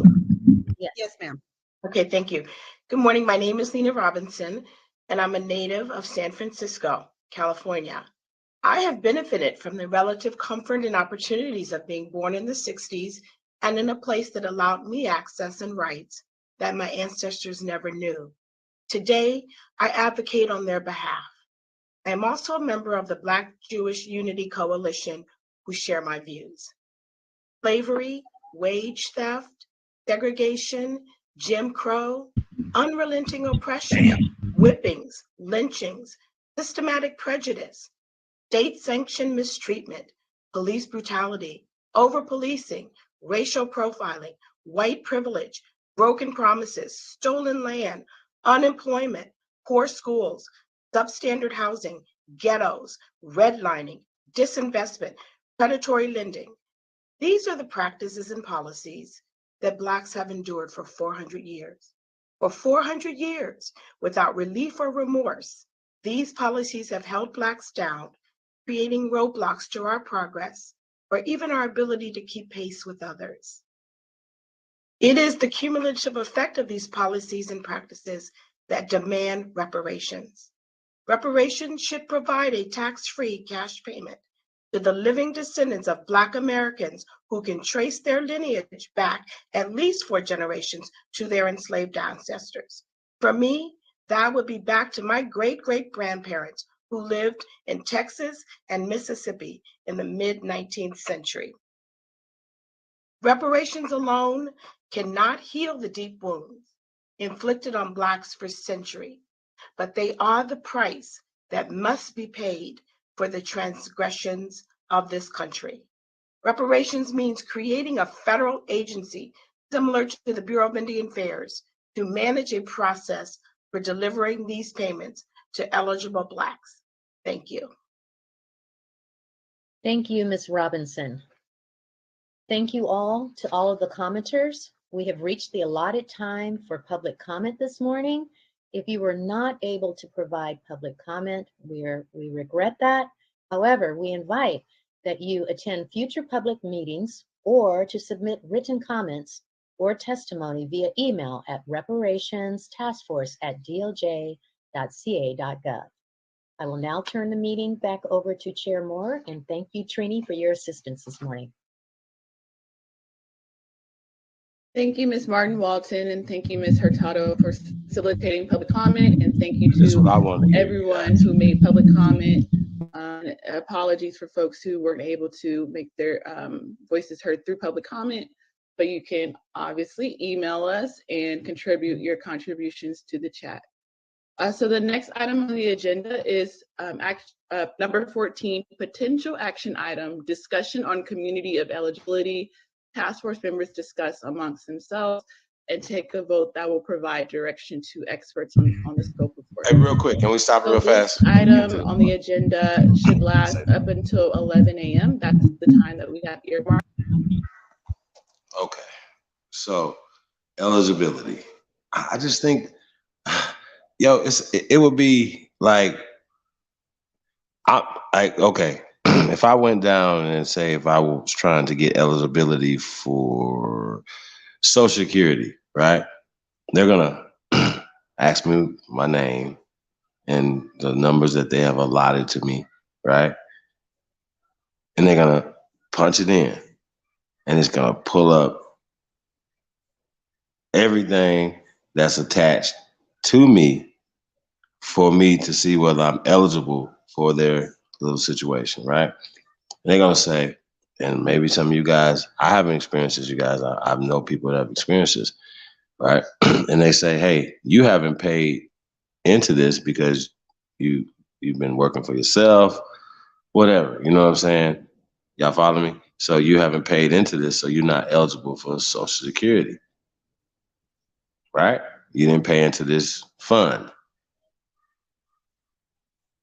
right? Same way they know when people came into this country, right? They know who you are. It's like they know whatever. So it would be, you don't even have to go petition for it if they were going to be given specifically a certain criteria. And for me, I just think it would be levels to it. Like, you know what I'm saying? It's more than one culprit to it. You know what I'm saying? But if we're talking specifically for crimes that you can specifically pinpoint, now we having another conversations, blowing up dams, flooding Greenwood, Mississippi, displacing that. Have those people, the descendants of those people been taken care of? Devil's Punch Bowl, like that's 20,000 people. People act like that. Just those numbers don't count for anything. So when people are in internment camps or whatever, then I didn't heard of any deaths. You know what I'm saying? So yeah, it needs to be, but we got to stop saying Black. We got to stop being victims. We got to start moving different and stop looking into stuff and start mobilizing and making stuff happen. You know what I mean? In these alliances with these other people, whatever, if they really there to help, then well, they have the resources and certain things or whatever, and you know, well, why aren't they helping? They're helping themselves off of you. They're using you. That's what they're doing. So don't be fooled, man. So these alliances and stuff that you guys have, these alliances are what put us in this position. So yeah, so before they get into this, when they talk about eligibility, they're gonna talk all around this. They're gonna talk around and talk around and talk around it.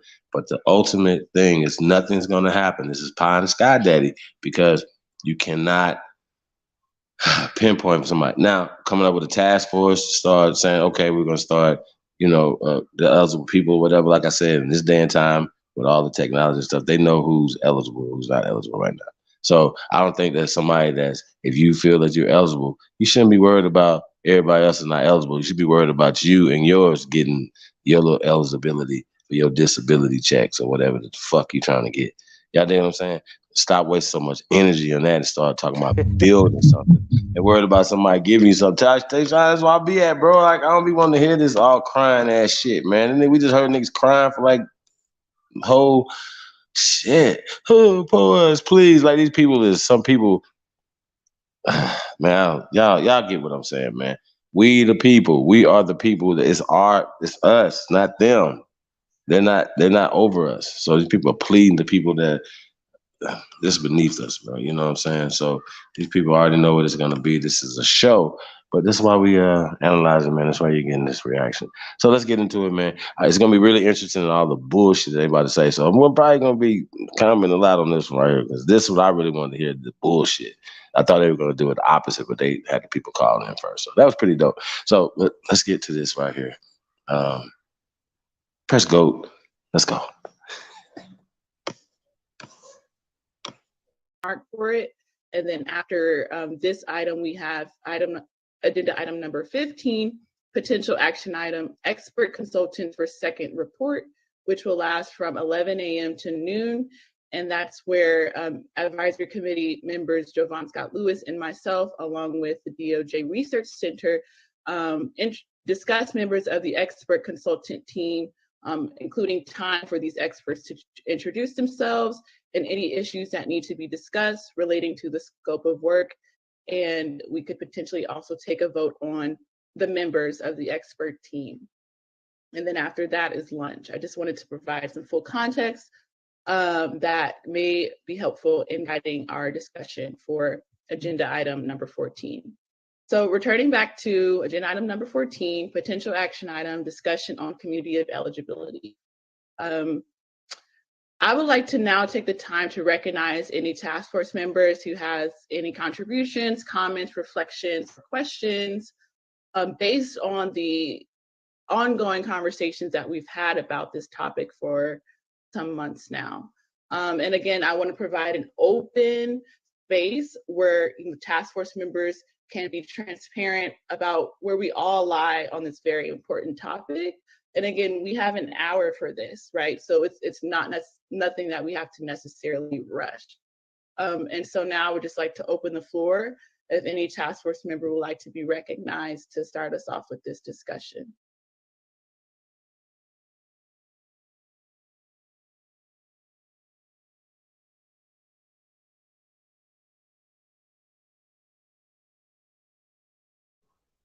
I'll go at the same time. Oh, sorry, Javon. Member Scott Lewis, you're recognized. Yes, hi. Good morning, everybody. So, this is a conversation that I'm glad that we're finally having. And I think it's one that I think we all know, in fact, that it's the center of our work. And so it's necessary that we come to a very clear decision, in this hour, because it has implications for what the economic experts will do in their work. And so I just want to encourage us to kind of be vocal, about where we stand, what we believe, our views. That way we can actually come, with, a very precise scope of work for the experts to, help us with the accounting that needs to happen. My part, I will say very clearly that, especially, given the fact that we've heard from Secretary of State, Dr. Webber, and even my own views of thinking about, well, what are the consequences for reparations on the very composition of identification. My understanding from my own work, my own research, is that reparations should explicitly open up the question about what it means to constitute the identification and the belonging to what we can think of as that. And so, to put the point out there, Hey, Chief, mute your mic. You got some feedback. With the notion that we have to start with the claims of what have been identified as Americans who are descended of those enslaved in the United States. The idea here is that we are identifying a kind of central group, right, that has been integral to the development of the United States, who have remained the referent for the abuse suffered by Black people at whichever point they enter into, the American national frame. And so when we're talking about reparations, we have to start and decisively recognize the claims of this group. This is where I think the kind of task that we have, been granted brings us, and that's, I think, where we have to start our deliberation.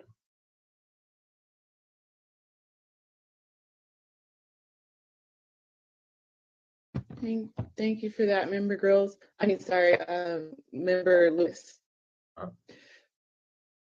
Any other comments? I guess to provide, additional context for those who might be new to the conversation, right? So we've had conversations around the community of eligibility for some months now, but just this past January, Secretary Weber, who was the lead author of AB 3121, gave a presentation or testimony to the task force, clarifying her intent as to who she deemed to be a part of the community of eligibility.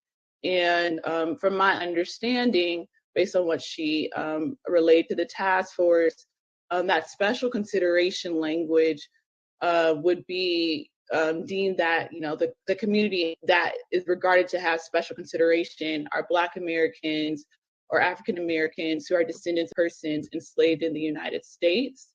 And then the more broader community of eligibility would be to Black Americans who can trace their lineage to free people of color in the United States during the period of enslavement. And to, I think, Ms. Ayatoro's point yesterday, right?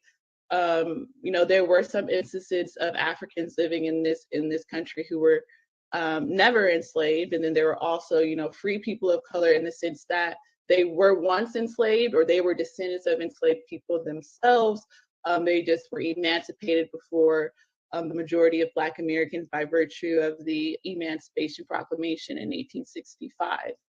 And so, again, in summary, what I gleaned from Secretary Weber, again, opening the session to all task force members, is that the community of eligibility would be to African Americans who are descendants of persons enslaved in the United States, where they can trace their lineage to an enslaved ancestor in the United States, and to Black Americans who can trace their ancestry to a free people of color, Black people in this country who were living during the period of an enslavement, but still were facing anti-Black discrimination, still had to navigate a very precarious anti-Black world, and in some instances could be brought back into slavery violently, like Robert Perkins, for example, is someone that we learned about at our first hearing in September through the testimony of Professor Stacy Smith.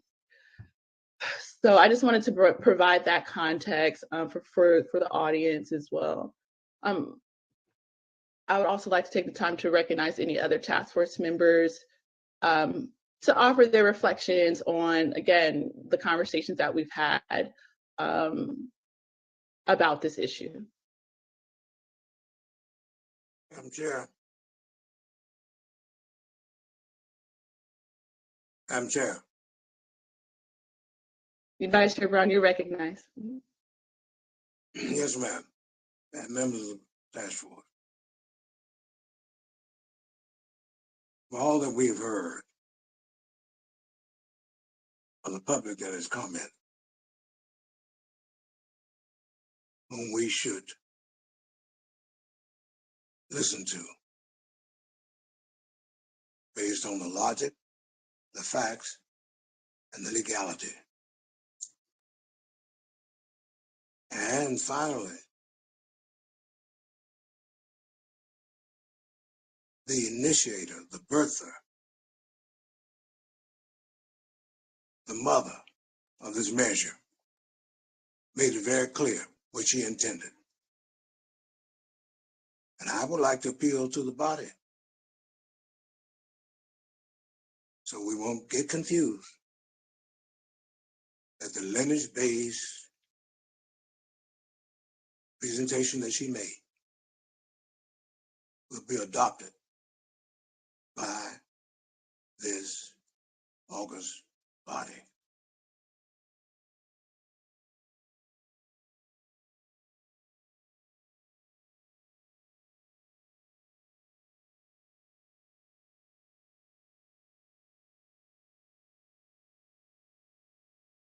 Senator Bradford is raising his hand.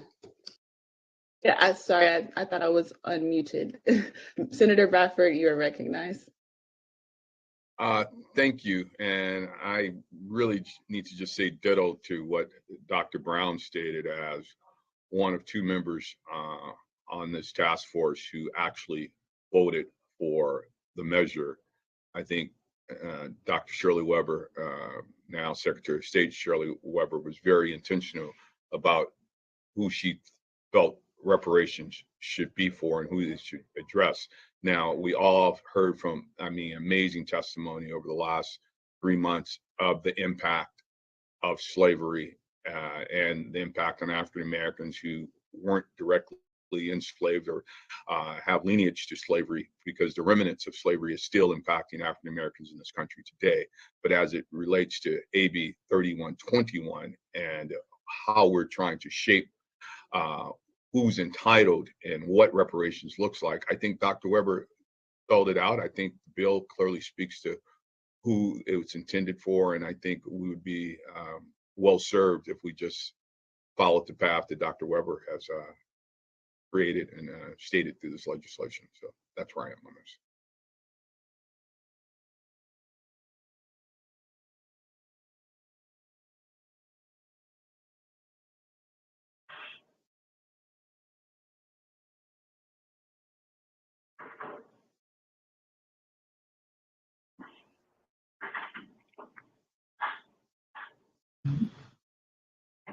Chair, you're muted still.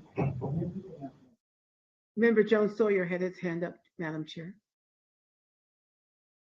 And so did Dr. Groves, if you can hear me. Thank you. You're muted, Madam Chair. You're still muted. Hear me now? Yes. No? Yeah. Okay, my microphone was off mute. That's so strange. Go ahead, Member Jones Sawyer. This particular issue is not only interesting to me, but very, very difficult. Especially when, as I mentioned yesterday, if you look at an African American whose lineage may be from Kenya and his mother may be white, but has experienced racism recently that goes all the way back to slavery, that vestiges of slavery have continued on till now.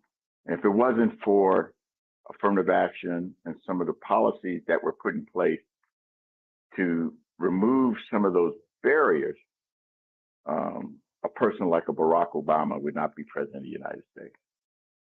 And in essence, we're saying people like that who experiencing racism now, and you can't tell me Barack Obama didn't experience racism, could not be part of reparations or could not be part of this. My discussions directly with Dr. Weber is you're absolutely right.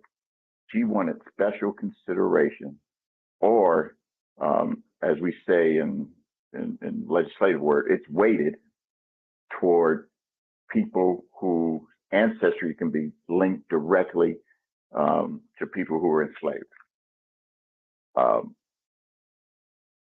And then, as was stated by the chair and others, she believed then we start looking at others who have been adversely impacted, because at the end of the day, and I think Senator Bradford will agree with me, we wanted as a legislature, especially those that voted for this, we want to start, as part of this reparations, is also to just stop or put a breaker point in the barriers that have kept our people from matriculating and being able to be successful. I don't believe a check is the ultimate solution. If the vestiges of redlining, not allowing us to get into the universities we wanted, not allowing us to get the jobs we want, not allowing us to be able to become head coaches in the NFL. If all of that is still going on, you could give every Black person in this state $1 million, but it doesn't guarantee that it will uplift us for centuries on. And that discussion I had with Dr. Weber was a key piece of this. We're talking about who's getting the money when we should be talking about how we're going to take care of our people from this day forward and how we're going to reverse all the harm. That should be the central question. We're spending the money before we got it. And we really need to just focus on what policy procedures and things we can also do to make sure it happen. I mentioned yesterday to Mr. Shermaninsky about, in some ways this is a lawsuit to address damages to our people. Damages that have been going on for centuries. And in a lawsuit, it's basically, it's either monetary, it's either acknowledging the harm, which I think is in that 1,000-page paper. I don't know if you've read it yet, but that we're outlining. I think we've proven the point, and we want the state of California to not only acknowledge it, but to make sure that they talk about this never happening again in California. And then how do we stop it from happening? You remove it. Like I said yesterday, if you contaminate the water with groundwater, you just don't leave it there. Yes, you got the check, but if you leave the groundwater contaminated, then people are still dying and people still being harmed. We're not talking about removing the contaminated water. We're not talking about community, which in our case is racism, is what they've done to our people, what they're continuing to do to our people in this society. We need to focus in on that, in addition to making sure that people who look like us, because I've said this 1 million times, if you're half white and you're at a Klan meeting and they're going to hang somebody, they don't hang half of your whites in this. They hang the whole Black person. At the end of the day, people who are prejudiced against us are prejudiced against all of us. And the vestiges of Willie Lynch, if you read the Willie Lynch letters on how to control a Negro, he talks about keeping us separate by fighting amongst one another. And when I hear individuals and I hear the passion, and when I say I hear the passion, it's because they are speaking for our ancestors. When you hear that pain, and everybody that's called here about the descendants of slaves, they're channeling all of our ancestors who have been harmed and hurt over centuries, that hadn't had opportunity to speak. And in a kind of metaphysical way, they are speaking for them. And that's the pain that you hear. And that's why they're so passionate about it. And that's why we need to honor that passion. I know you guys hear me talk about my uncle, who's one of the Little Rock Nine. He was on Oprah Winfrey show. And they interviewed every last one of them. And they didn't show my uncle's interview, because when Oprah went from each one asked, "Do you forgive your tormentor?" My uncle was the only one that said, "Hell no," on national TV, and he didn't show it. So I get the pain that he experienced in 1957, that trauma that he experienced has never gone away, and it's hurtful, and I can hear it not only amongst my colleagues on this esteemed commission, but what I would implore us to do is, one, as we move forward, let's be not only intentional, but really talk about implementation and how we're going to do better for our people. So even with the lineage, which I think we should investigate and move forward, how can we do it? How much will it cost? how accurate should it be? And if you talk to the Native American, even they have problems. Whether you're 1% Native American, 5%, 10%, are we going to get to that specificity?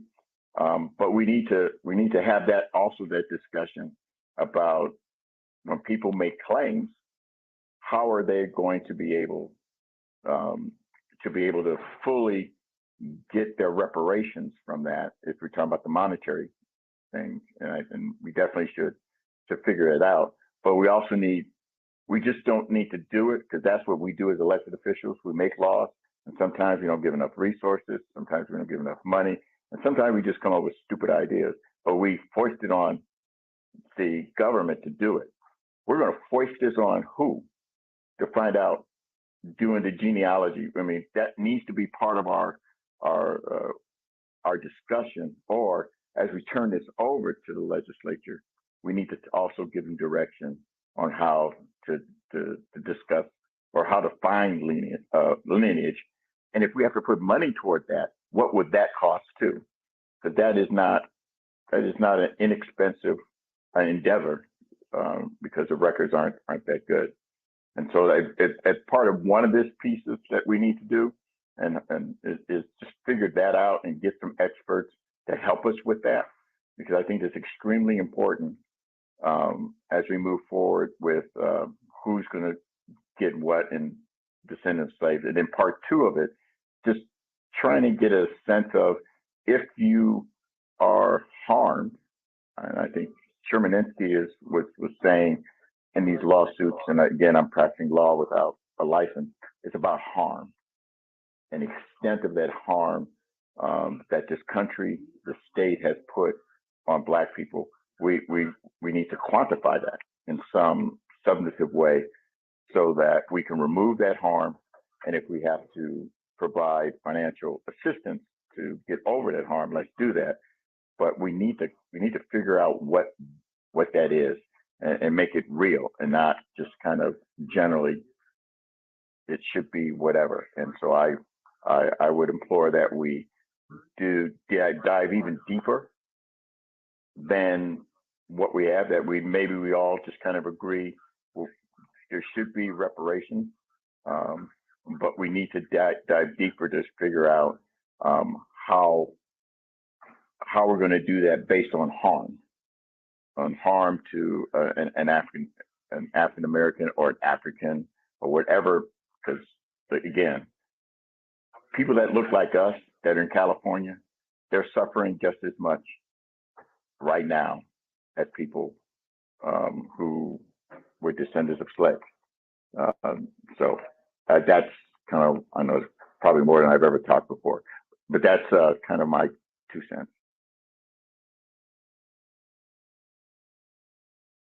Member Reggie John Sawyer. Member Grills, you're recognized. Thank you. This is a very serious and difficult discussion. And the first thing that came to mind for me in thinking about what I wanted to share was that it was a variation on Audre Lorde's quote. We are trying to dismantle the master's structures of white supremacy using the master's tools of divide and conquer based on arbitrary points of drop off to shores in the United States versus parts of the Caribbean or Central or South America, or being left behind to suffer under colonial rule. It's that separation of the house Negro and the field Negro. And none of those master's tools serve us well. In fact, our ancestors who were enslaved here in the United States held on to their value systems and fought against that. Frederick Douglass said it himself in his autobiography. He talked about how critically important it was for those enslaved on those plantations to maintain a robust sense of community, to not let their identity as people of African ancestry be shaped and defined by the very people that were oppressing them and denying them their humanity. And so as their offspring, as one of the offsprings of enslaved Africans in this country, I want to hold on to that part of my ancestors' struggle and resilience and understanding about how critical it is to maintain our humanity and our sense of connection to each other. So given that, when I think about this question or this discussion, I am 100% opposed to thinking about this as a final vote on the matter of community of eligibility. And I say that I'm against it because we have not finished doing our work to know the implications and the cost of doing that. So what do I mean by this? Someone said in public comment this morning, don't go against public will, as they advocated for direct lineage, a lineage position. I actually agree with them. We should not go against public will. But we don't have all the public will information yet. I appreciate all of the information that has been shared in the public comments since the beginning of our task force meetings. However, that is not a representation of the diverse set of perspectives and opinions, which is why we are having these listening sessions.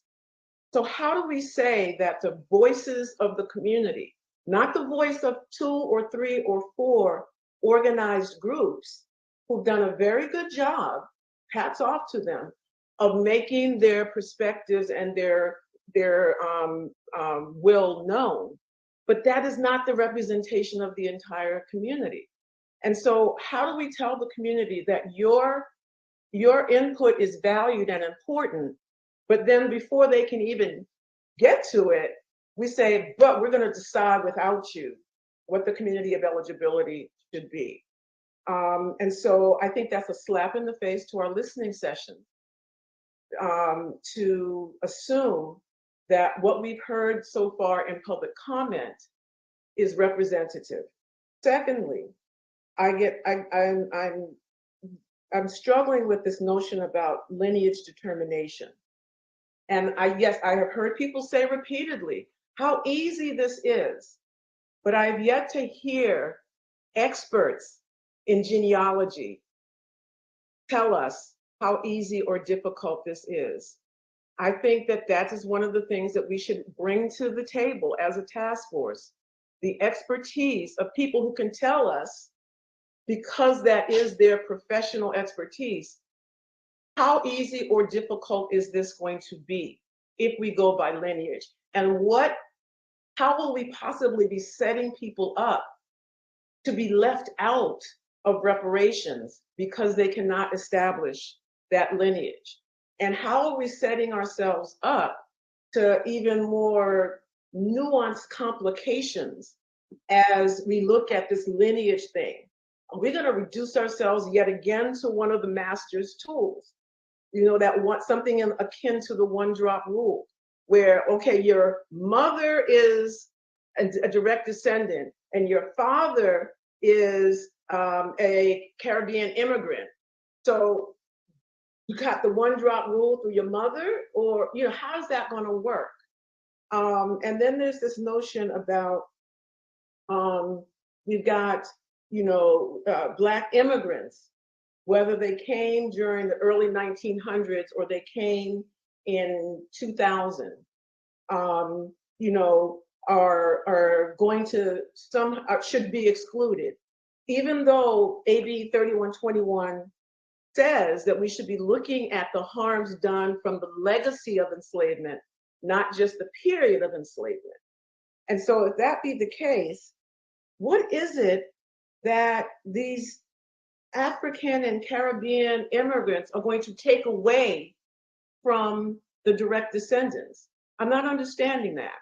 It's like, are people assuming that there's this finite pot of money, and that if there's $100 in the pot of money, then that has to be divided, that can only be divided among the descendants, because if it's divided among all who are harmed, everybody's going to get a smaller amount? We haven't had that conversation yet.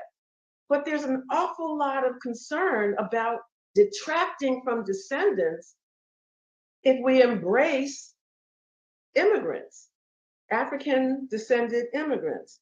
So I'd love to hear more about that because, you know, I actually went down the rabbit hole and started looking at what numbers of people are we talking about in terms of Black immigrants. It's not that large.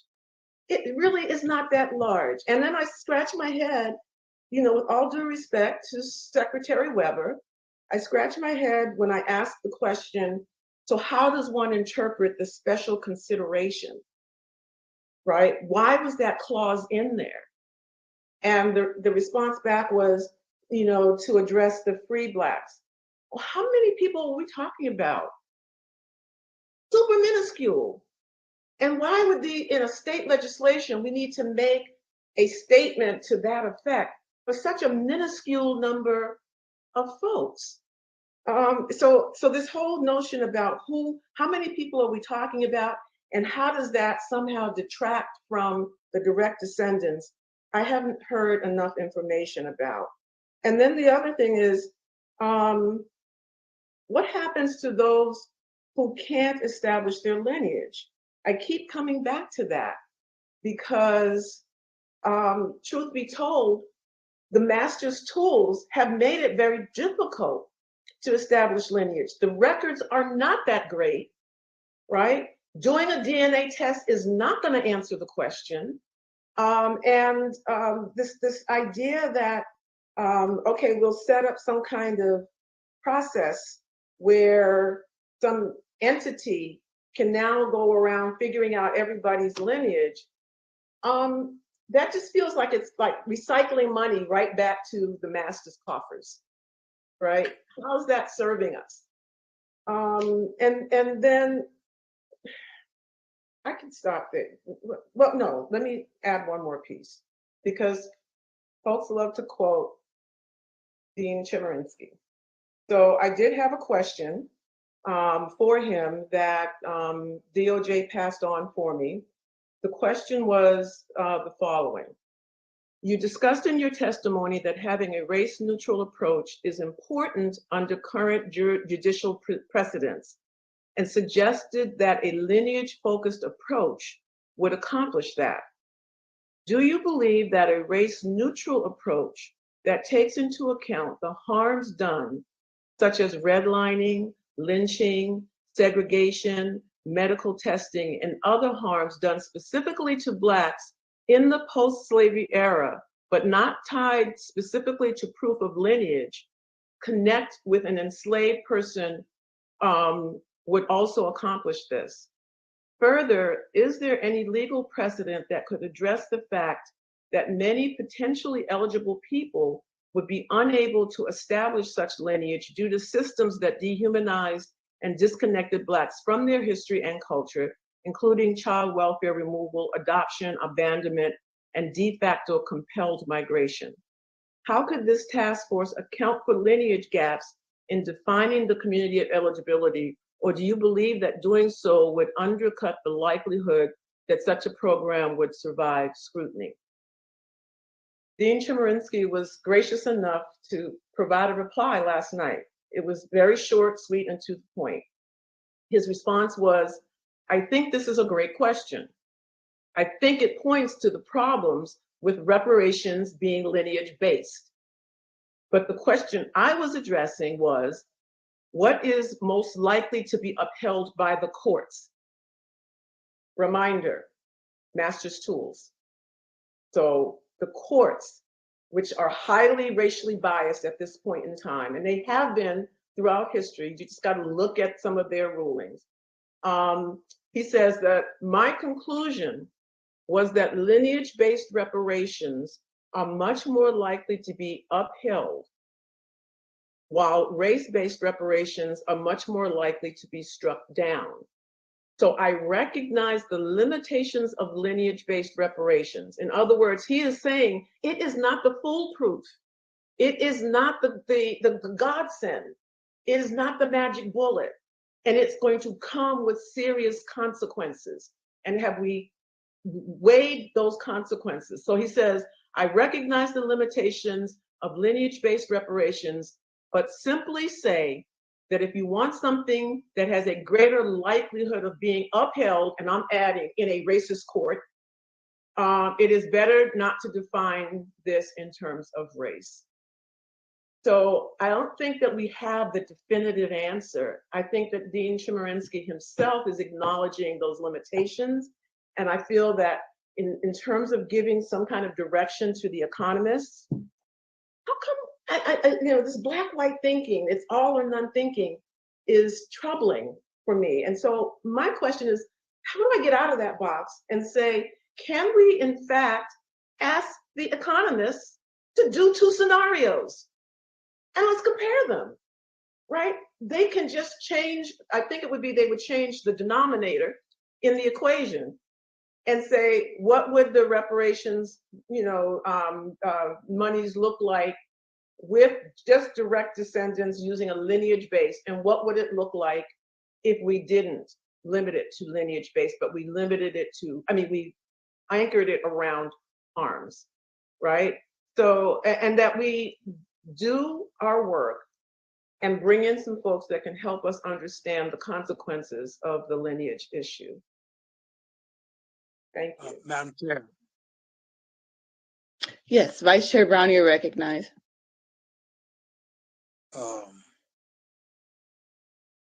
I appreciate our colleague, Dr. Grills' particularity in raising the questions that she raised. Number two, each of us brings to this task a wealth of experience. However, I'm assuming that the powers that be would not have sought us out if they had not viewed us as being practitioners, social engineers, historians, and persons who've been a part of a representative government because of our passion and commitment.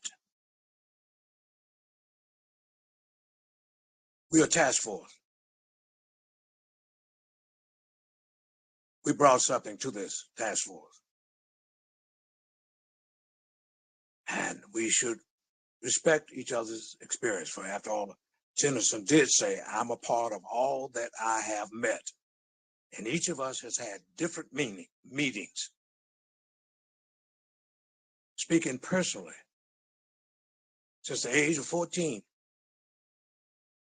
in Jackson, Mississippi,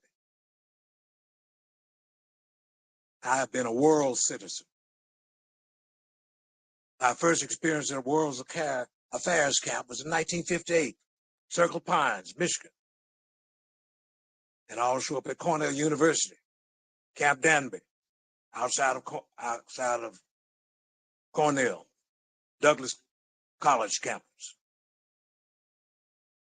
I've been to Africa 25 times, all over East, South, North, and West, to Brazil, to Russia, to India. And I thank God that out of these 81 years, I've stayed on the case and been passionate about the liberation of all peoples. However, there's such a thing as a variety of experiences.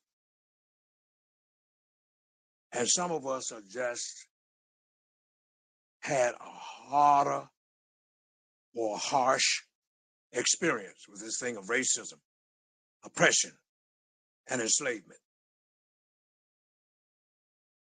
When you go to a hospital, some people in the general ward, others are in the intensive care unit, and they receive the treatment that's user-friendly and appropriate to bring the state of wellness. Next, I would say, I don't use any master's tools in my thinking. But that great schoolmaster, Dr. Benjamin Elijah Mays, said so eloquently to Dr. King and to me as a student, if you can't think for yourself, someone else will do your thinking for you. And whoever does your thinking for you will be your master and you their slave. And I have thought for myself. I have listened for myself. And I don't use no master's tool. I know about Willie Lynch.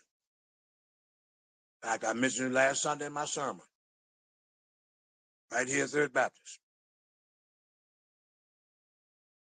I'm familiar with Frederick Douglass and Marcus Garvey. And also I know something about Reverend Jonas Camp Austin, who was the father of Pan-Africanism way back in 1950.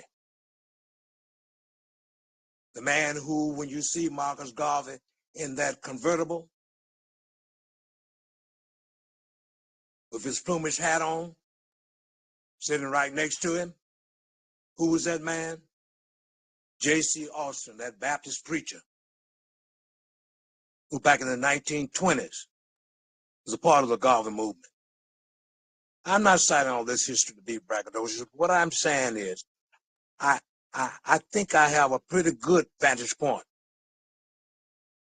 of knowing what's right and what's doable in a practical democratic society. And if we are talking about trying to do something of making strides toward, as Dr. King used the word, strides toward freedom, you have to begin somewhere. And with the Asian community, we all know that their reparations was about being paid for what was specifically done to them at a time and period in history. Specificity. When you look at the Jewish community, reparations have meant what was done to them at specific points in history.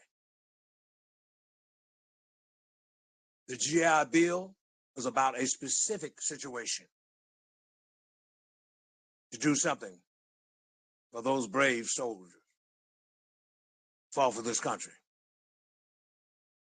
So I hope that we will not get bogged down as scholars, as social engineers, practitioners, community servants, and understand that nothing in this world is going to be perfect. There ain't no utopia. Heaven ain't on this earth yet. Hell is down here. And that, if you let me quote that prophet from Nazareth, that liberator, even when he prayed that prayer, he said, Lord, I pray not that you take them out of the world, but that you protect them from the evil one. And what we need to do is to do something that's going to give some modicum of protection for Black folks who were enslaved by this evil system, that Atlantic slave trade, that our ancestors worked sun up to sundown here in these United States of America, in Mississippi, Georgia, Alabama, Texas. That's the scene of the crime. That's where it all happened. That's what we're talking about, a system, enslavement. And everybody was not enslaved the same. There were grades of it, yes. That can be quantified, yes. But when we look at an overall systemic system, we know what we're talking about. That codified, organized, unified system where our ancestors were sold on slave blocks in the United States of America, in Savannah, Natchez, Mississippi, Charleston, South Carolina. That's the scene of the crime. And I hope that we would look through clear eyes where the crime happened and not stop there. I believe in progressive revelation. You shouldn't become satisfied and stop. But the next step would be for us to move to other areas. There's one room that's never filled, the old preacher said, and that's the room for improvement. So I plead with us to not go around as if we don't know what has happened to Black folks and if we don't know what the crime has been. We know it. And when we go around with these listening sessions, that is a matter greatly, friends, of courtesy. For the things that you will hear and that I will hear will be nothing that was not said 100 years ago. Don't be any different. Man is the same. Man is the woman. They're all the same, historically. The tendency to exclude others or to include others. To have all of the stuff as a greedy person for self or to share and be altruistic. That's universal. The world over. Idolizing one group at the expense of the other, the world over. So we're not going to learn anything any different of going through this process. We will just hear again about the age-old sins, foibles, and evils of human beings who need to get it right. So I hope, I pray that we will come to common ground and first have a common understanding of what we're shooting for. And when we know what we're shooting for, even if we don't read it, at least we will know where we're trying to aim to go.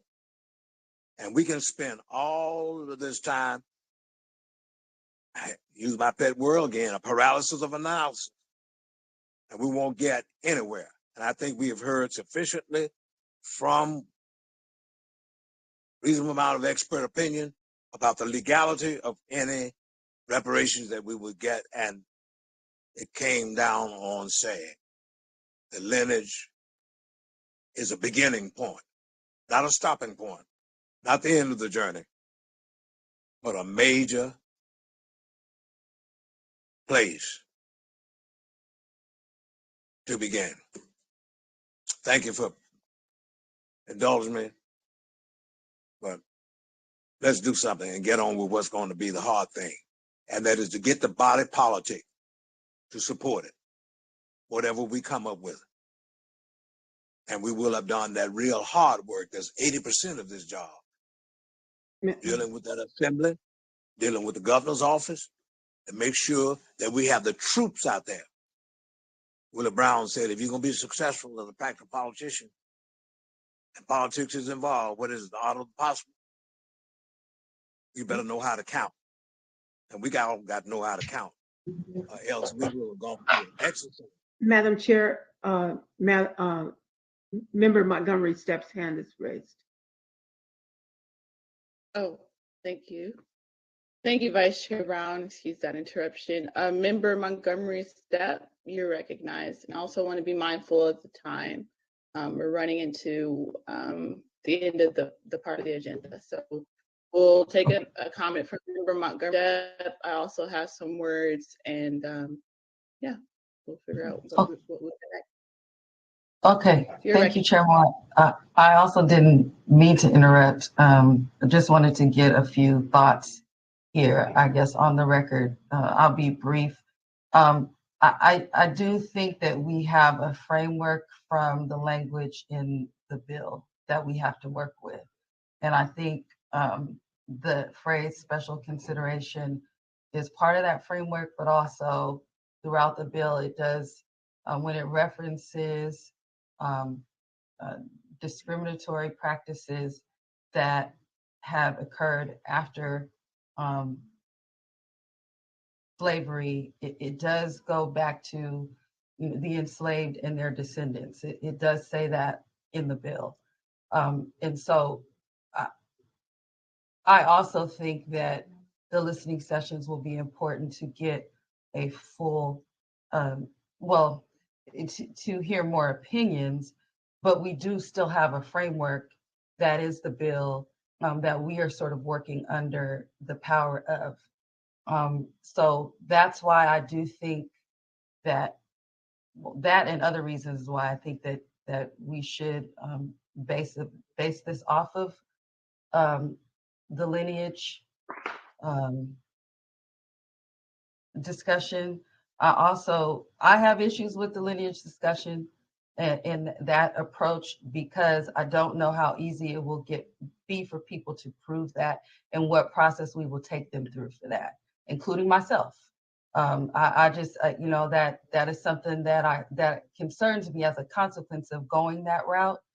I also don't, whenever I hear race neutral, I cringe, because just even my experience at the local level, any race neutral program effectively excludes Black folks. I have seen that. And so it does, I want to put those concerns on the record from a practical perspective, but from the framework that we're working with right now and what we have been tasked to do, I think it is to deal with the direct harm that occurred to the enslaved and their descendants. I think there are many other tracks and many other things that we have to consider when it comes to eliminating discriminatory practices in California and nationwide. I just don't know that we have the framework to do that with what we've been tasked to do with this particular bill. We heard from the author of the bill. And so I will leave my comments at that based on the time. But we do need to have a discussion also about the consequences of whatever decision we make, and how much responsibility we're going to take as a task force for those consequences. Thank you.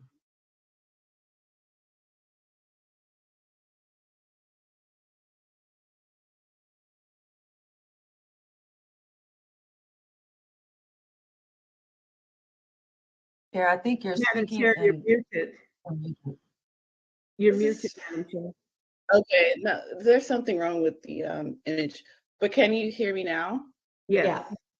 Okay, I wanted to just provide some comments to give some clarity as to where I stand, and to also make some comments on what's been discussed already. And so, to be transparent, I am in favor of a lineage-based standard, and there's a couple of reasons why. For instance, we heard a personal and expert testimony from Lawrence Lucas, who is one of the leaders in the Black Farmers Movement. And he displayed this very touching video about the history of Black farmers and the dispossession of their land. And we know that their plight is in the news right now because, $5 billion would have gone to these Black farmers who have lost over 90% of their land over the past century, due to systemic racial discrimination and predatory acts from the government. But because the bill that would have given them that land was race-based, you had people suing them, and so now there's an injunction, and that money's is in limbo, and those people, those Black farmers, have nothing, right? And we know who those Black farmers are, right? They're not just Black, right? They carry with them a certain history and a certain lineage. They're descendants of slaves, like Martin Luther King Jr. said. They're descendants of sharecroppers. They know the land by virtue of them being the descendants of the enslaved. And despite that agricultural knowledge that was passed on to them as being descendants of enslaved people, they're being refused aid. And I think that is extremely problematic. It's telling about the society that we live in, particularly that, if the language was crafted in a certain way, those $5 billion would have gone to Lawrence Lucas and all those Black farmers by now. Another point that I wanted to raise is this conversation has made me think more deeply about the role of genealogy in reparations efforts for Black Americans.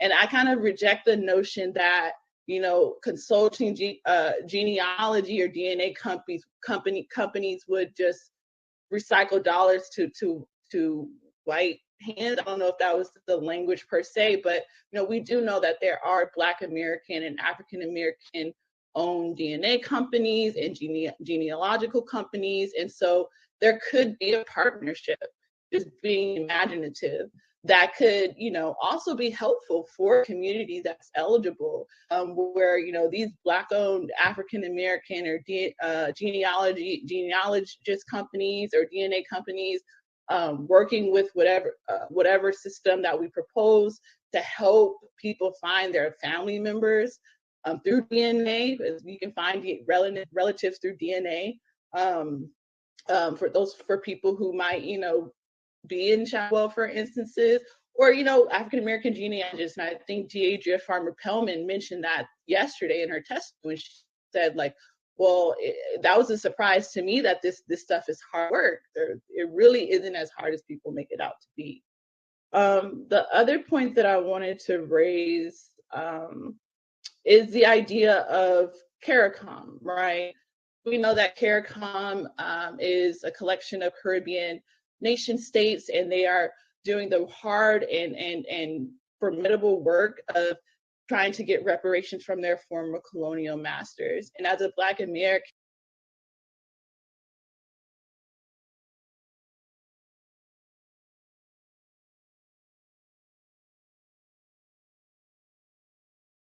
necessarily at this time, I would be eligible for reparations under CARICOM.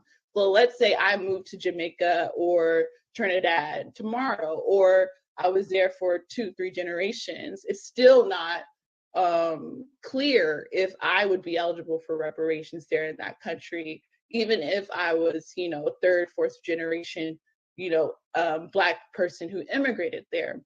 And even if I was eligible for reparations under CARICOM in those 2 scenarios, it will probably be because, given the independence movements of these Caribbean countries in the 50s, 60s, and 70s, more or less, we're taking into account outside forces, but more or less, they own their countries, they run their courts. And so, Black majority countries, and so it wouldn't be too far of a stretch if I were to be eligible in that particular context. But we know that that's not the context that we live in today in the state of California or in the United States more largely. But then also someone who studied international law and human rights, I wanted to say that basing the standard on the descendants of slaves, or a lineage-based standard, I think could ring positively on an international level, because there are descendants of enslaved people or descendants of slaves in a variety of different societies in this around the world, right? You have the Dalits, or the untouchables in India, who are relegated to the bottom caste of their society, who, despite this discrimination being thousands of years old and there's been some reform, these people, the Dalits, the untouchables, still have to live on the bottom caste of their society by virtue of them being descendant of, people relegated to the bottom caste. You have the Ohu and the Osu tribes in Nigeria, present-day Nigeria. These are the descendants of slaves themselves. And some of us, actually Black Americans, if you do your genealogy and DNA, you actually might find that you were related to Osu, which are, tribes that are relegated to be slaves. And to this day, the Ohu and the Osu deal with certain social stigmas and political stigmas. They can't marry unnecessarily an Igbo or Yoruba because they're Ohu and Osu. You have descendants of slaves in the Sahel region, like Mauritania and Madagascar. It would send a very powerful message, I believe, in my personal opinion, as someone who studied international law, that the United States, the most powerful country in the world, or in the context of the state of California, the 5th largest economy in the world, is making a declarative statement that we care about the descendants of enslaved people and we're committed to repairing them. And so that would send a powerful message to the rest of the world that, descendants of enslaved people, the stigma around that identity needs to be eradicated indefinitely. And then I also had a question for Member Tamaki, and I was curious to know, were there, non-Japanese people who faced internment that were not deemed eligible for reparations through the dress campaign? The answer is yes. The issues that the Black community is facing, it brings back memories about our own issues and conflicts. And at the end of the day, there were whole entire groups that were eliminated from the reparations, process. I mean, certainly right out of the gate, if people were dead by the time that the reparations bill actually passed, they were not eligible. The folks that actually got a reparations was less than half of the population incarcerated. Why? Because they had passed away. The other piece of it was there were about 4,000 Japanese living in Peru who had immigrated from Japan and Peru at the early turn of the century. And the United States, because it had this preposterous idea that Japan would trade American prisoners of war in a prisoner exchange with Japanese, even if they were from Peru, the American government literally kidnapped about 5,000 Peruvian Japanese and put them in American concentration camps in Texas and other areas. And at the end of the day, the organizers of the bill felt that Congress would not pass a bill which provided reparations to Peruvian Japanese. And because right after when the war ended, because political leaders said that they had entered the country illegally, that they did not have proper papers. Some of them were deported, but not to Peru, to war-torn Japan that they had never been to, because they were born in Peru. So there were very difficult and hard decisions that were made. I'm not defending those, but that's factually the reality.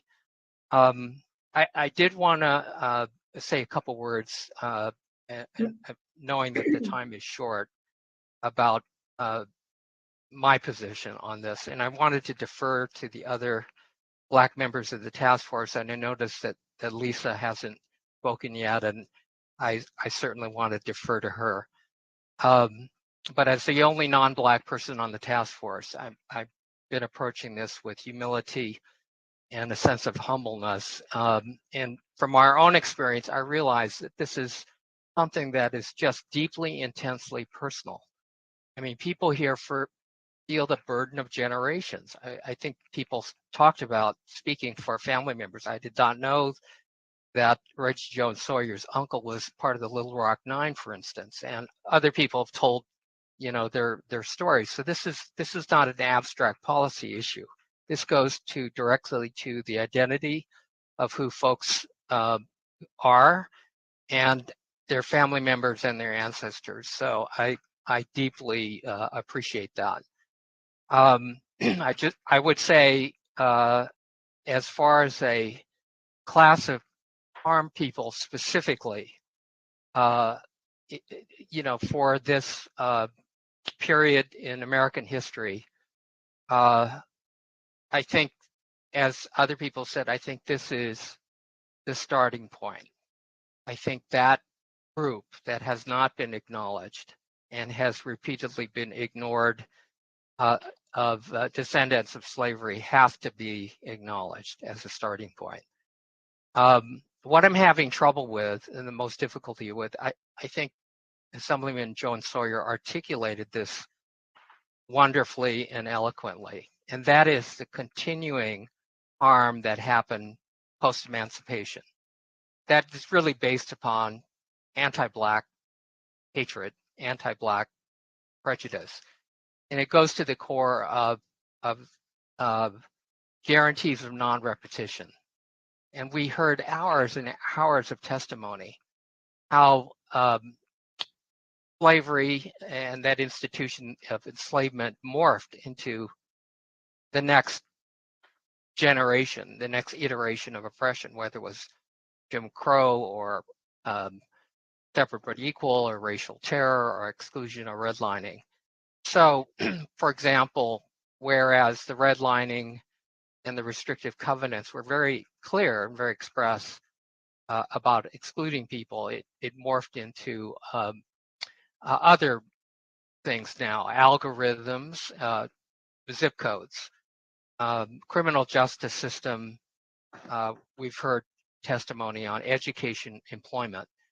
And so the guarantee of non-repetition has to be reflected in policy changes.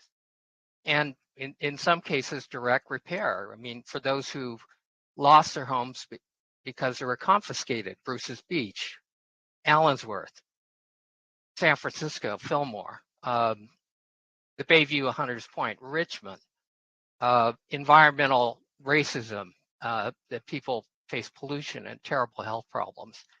I mean, those are harms, and it's difficult to parse out and divide that harm in the sense of descendancy as opposed to just the reality of anti-Black racism.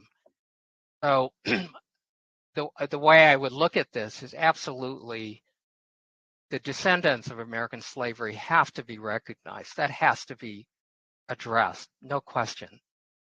But the continuing harms of today, I thought Assemblyman Joan Sawyer said this so eloquently. I think that is also within the charge of this task force. So as we proceed on this and begin to unpack things like the difficulty of lineage and how to trace that, that might be the only tool available, might be what we have.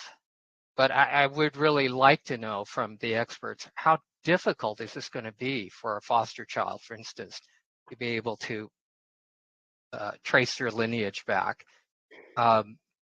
Nevertheless, that said, no matter how difficult that is, I think that class of harmed people has to be recognized.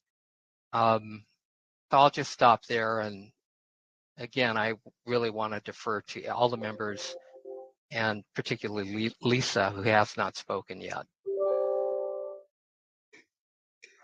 Madam Chair, if I might, with a point of information, you are at 11:15. The task force can do a number of things. You can extend the time for this, change around your agenda that will allow you to move into that spot. You can ask for a motion to approve or otherwise define the community, or you can table the action, or you can vote. I heard one member indicate asking if there could be a limited or a temporary vote, and there is a mechanism where you can move as a community of the whole and then take an action that will not be final. So those are your kind of some of the options you have, but you are into another agenda item as far as time. Thank you. Thank you. So we'll extend the conversation for another 15 minutes. So we'll take member holders' comment, and yeah, we can call for a motion. Member holder, you're recognized.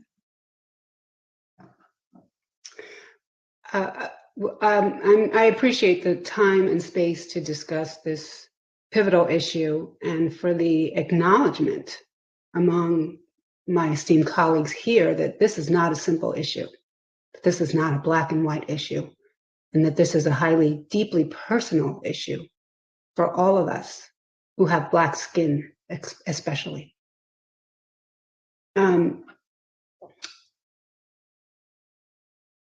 Reparations is about harm. Reparations is about repairing harm.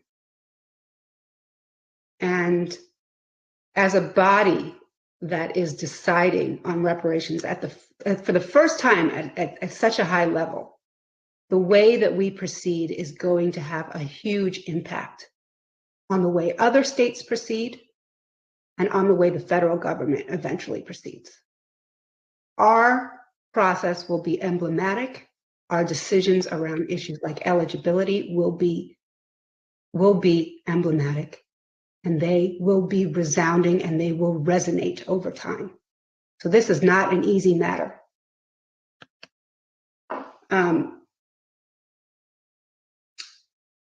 Harm.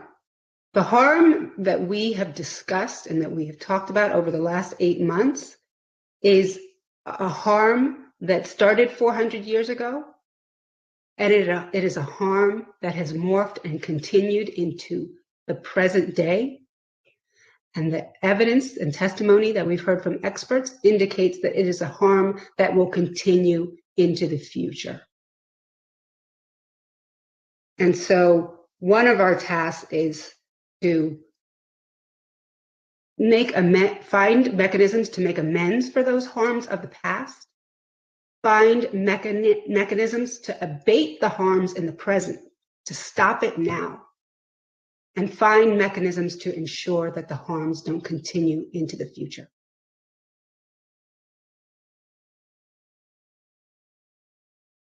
The present and future harms that we're talking about are harms about anti-Blackness. They are grounded in a convention of white supremacy and in a convention of anti-Blackness that began the time of slavery, but it's continuing today. And if you have Black skin, you are catching hell in this country.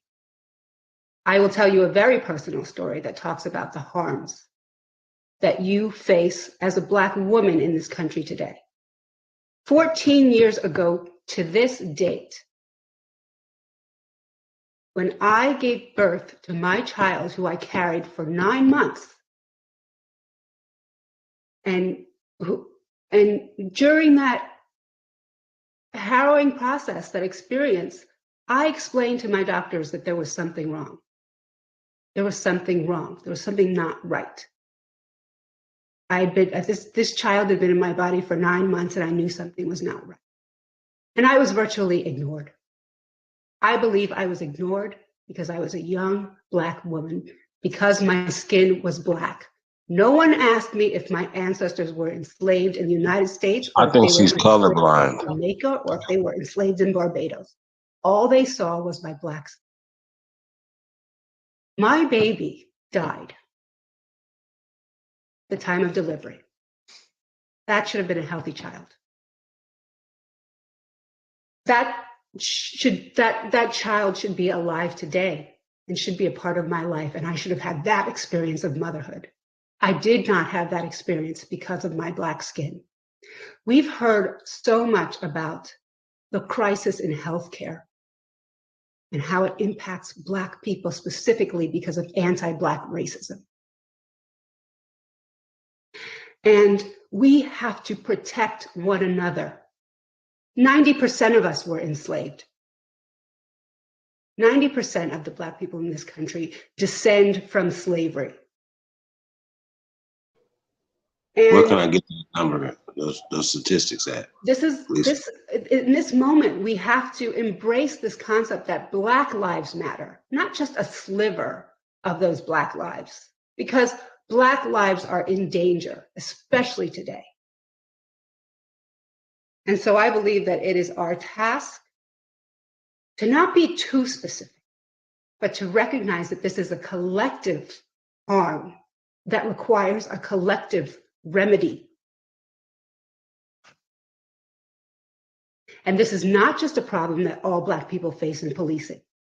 It's a problem that anyone with Black skin faces at every moment, every point in time, every moment of their being in this country. When you go into the hospital, that's some bullshit. when you apply for a loan to try and get a mortgage, when you try to get an appraisal, people are focused on your Black skin, not necessarily your lineage. That is the harm that we are facing today.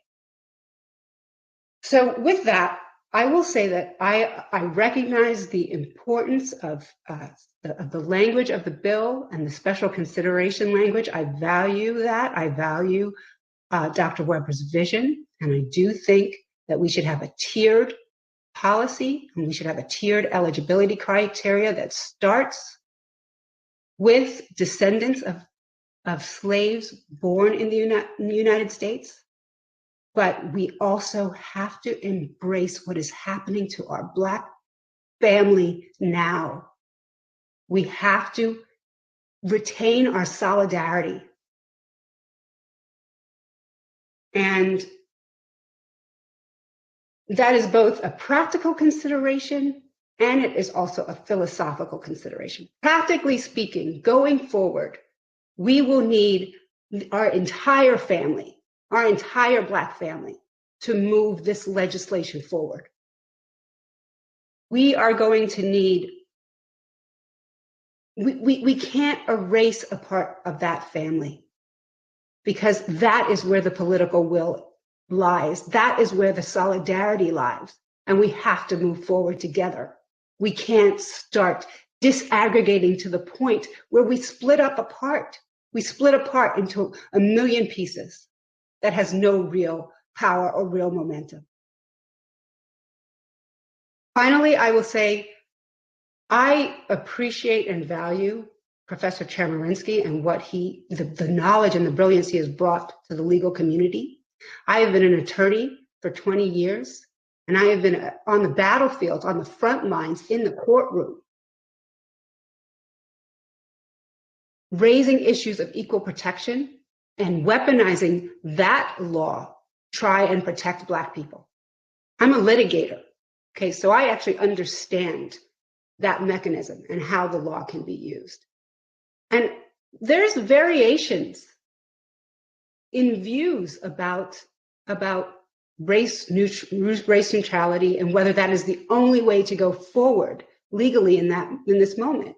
Not everyone agrees with that. That's a highly pessimistic view. One of the things that I mentioned to Professor Chemerinsky is that when you're talking about continuing harms are recognized by the federal courts, even if they are grounded in race, right? That's why you have things like diversity studies. That's why you have things like adversity studies, right? And you know, you can, if you can show that the government is continuing to project harms onto people of a certain race, then you do have a mechanism under equal protection to move forward. And it's just so hard to take race out of this process when it is so much about race. And so to the extent that there is a mechanism and we can think creatively, legally about how to move forward while recognizing that race is the foundation for this claim, we have to really struggle with that, grapple with that, and try and figure out how to move forward. And as far as Proposition 209, that is, I've been waging a war against Proposition 209 for 20 years. I understand Proposition 209. I understand where the fault lines are and how we can maneuver around it. And it's very simple. We're going to have to focus our legislation on things other than government contracting, government employment, and government education. Focus on housing, focus on land reparations, focus on mechanisms for improving healthcare, focus on the tax structure, you know, and giving people tax credits and tax abatements. That does not implicate Proposition 209. So I take a much more optimistic view about how to navigate equal protection and Proposition 209. And we should not approach this with fear in our hearts. We should approach this with hope.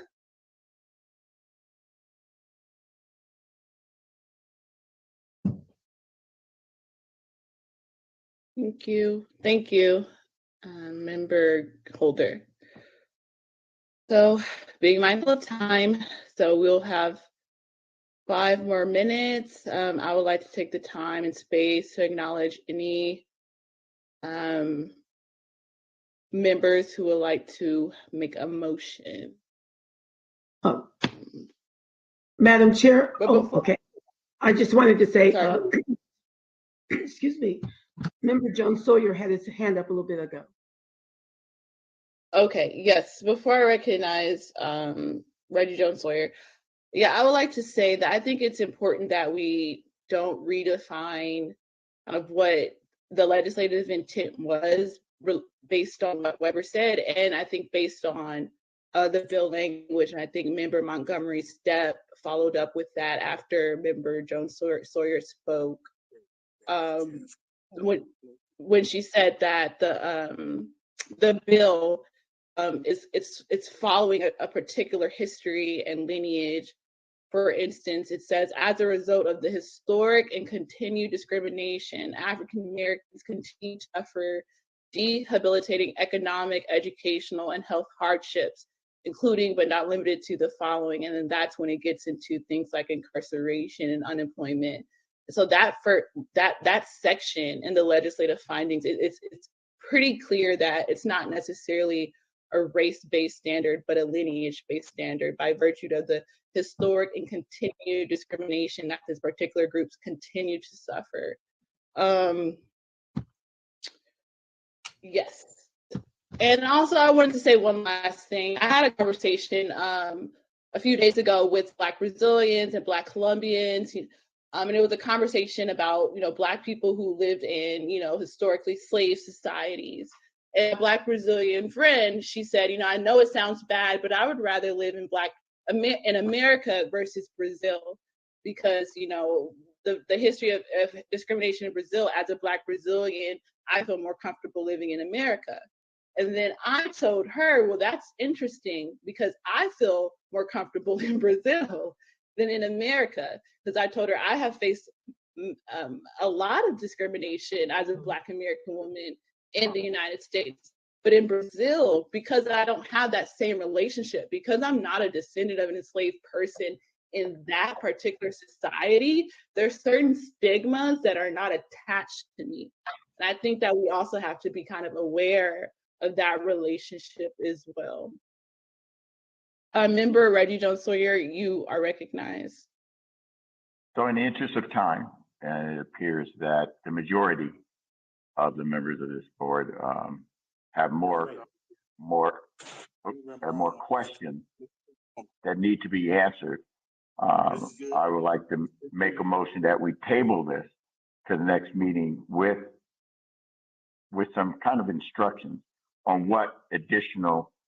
I want to continue the conversation, and I think this is real robust. And I think giving it just 1 hour doesn't give it justice, and that we go ahead and set aside more discussion, but also get more information, whether it's lineage or just answer each of the members' questions that had additional questions and get those answered by DOJ or whomever, so that we can make an informed decision on this.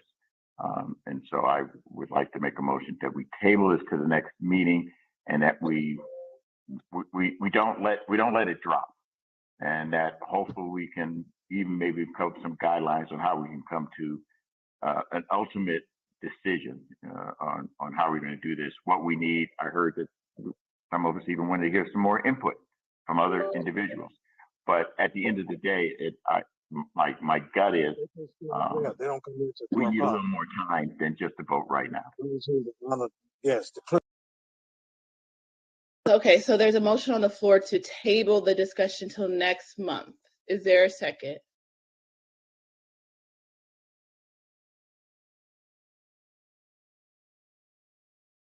Hearing no second, the motion. Well, I think there is a degree of unreadiness here, and I think it's been a lot of great discussion here today.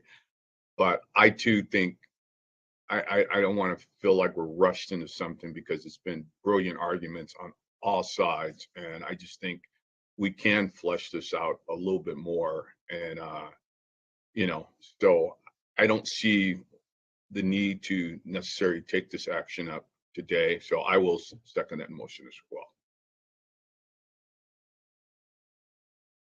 That the discussion or vote on the community of eligibility is postponed to next meeting in March.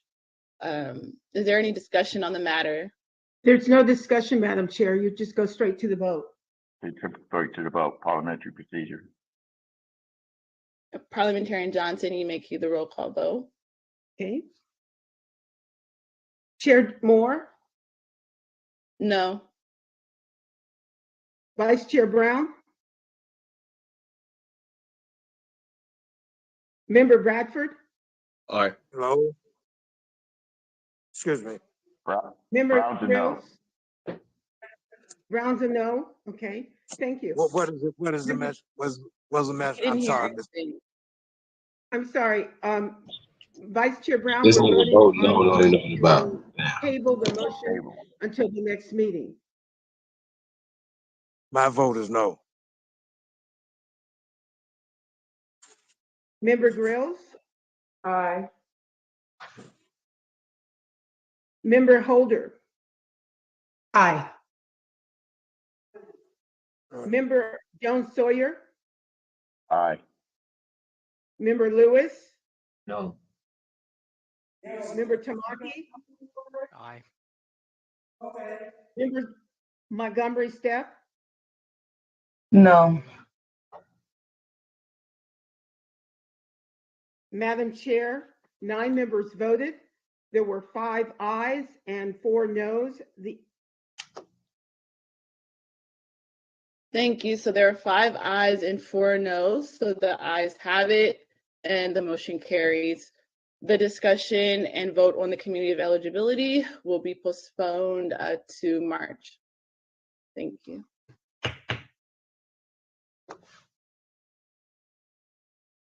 Okay, so we'll now turn to the next item on our agenda, which is number 15, potential action item, expert consultant for second report. And we are running low on time, so we have 30 minutes roughly for this part of the agenda, and then we'll go to lunch, which will run from noon to 1. So are the expert consultants all here? I believe so. I guess we'll start this part of the agenda by having the DOJ Research Center facilitate introductions for the experts.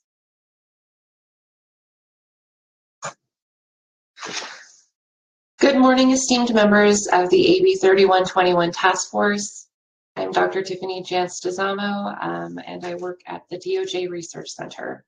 I'm honored to present to you the group of scholars and leaders in their fields who have expressed interest and availability in working with the task force to tackle your second report to the legislature. As you may recall, in the January public hearing, the task force requested this opportunity to meet with the expert researchers who have expressed interest. Man, look at this bullshit right here, yeah. Each of the experts are prepared to provide a This is brief Rachel introduction, Dolezal. speak to their credentials, experience, and research expertise. Following these introductions, the task force members are invited to ask any questions of the research experts. And the experts have also expressed in previous meetings that they may have questions for the task force members as well that may guide their efforts in drafting a scope of work to be presented at a future public hearing. So without further ado, I will turn it over to Dr. William Spriggs to kick off the introductions. Thank you for the opportunity. My name is William Spriggs. I appeared before you before as a witness. I'm a professor of economics at Howard University. I hold a PhD in economics from the University of Wisconsin-Madison. My dissertation at the University of Wisconsin was on African-American wealth accumulation in Virginia during the post-slavery era.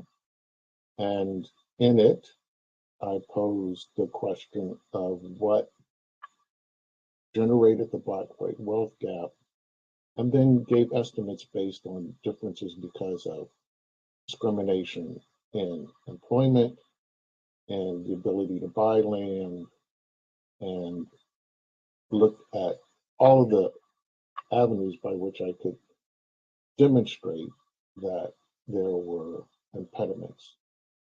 As the research director for the National Urban League's Institute for Opportunity and Equality, one of my previous positions, I took part with the Leadership Conference for Civil Rights of the United States and the UN Conference Against Racism, Xenophobia, and Related Forms of Intolerance in 2001 in South Africa, where in Durban we had a deep discussion about issues of reparations. The bulk of my work is on institutional barriers that Black workers face, but I also do work on difficulties of Black institutions and surviving. That's an important element of the racial wealth gap that often isn't looked at, and it's a little harder to quantify.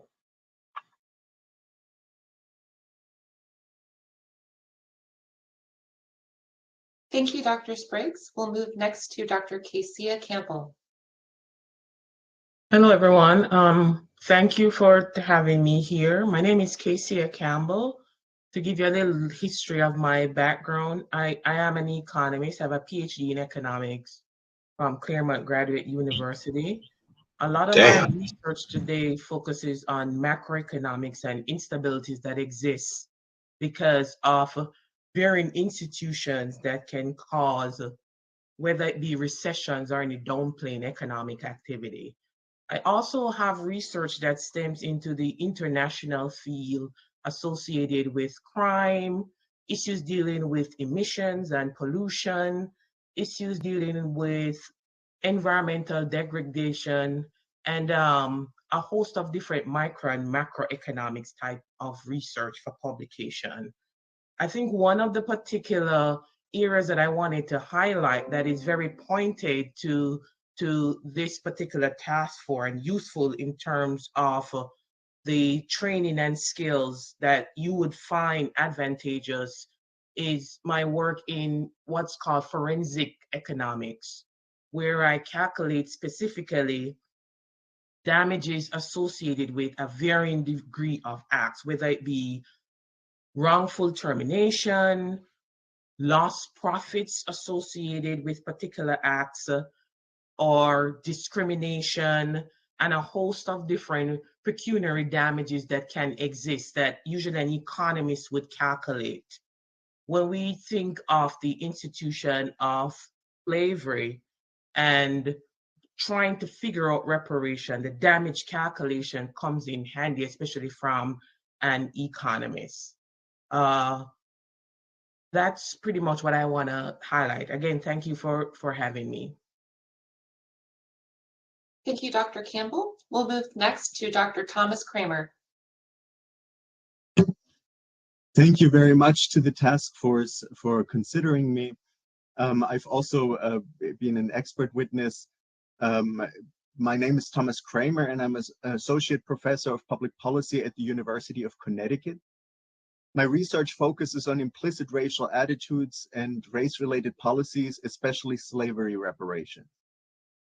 I obtained a political science doctorate from the University of Tübingen in my native Germany in 2001, and a political science PhD from Stony Brook University in New York in 2005.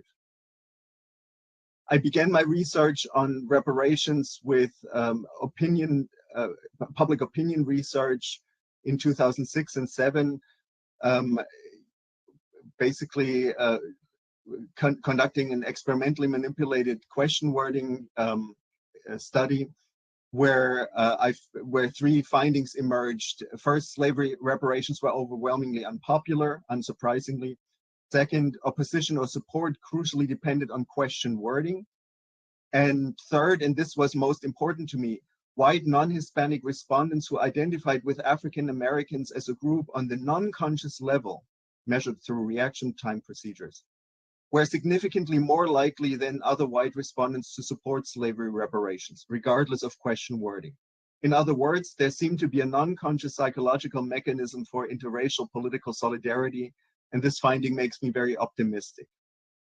But later I became interested in the question of what order of magnitude slavery reparations might take. And so I published a paper in 2015 titled Estimating Slavery Reparations. It provided a conservative estimate of about $14.2 trillion in 2009 dollars, roughly 1 year's worth of the US GDP at the time. Since then, the estimate has grown to $20.9 trillion in 2022 dollars, grows every year due to compound interest.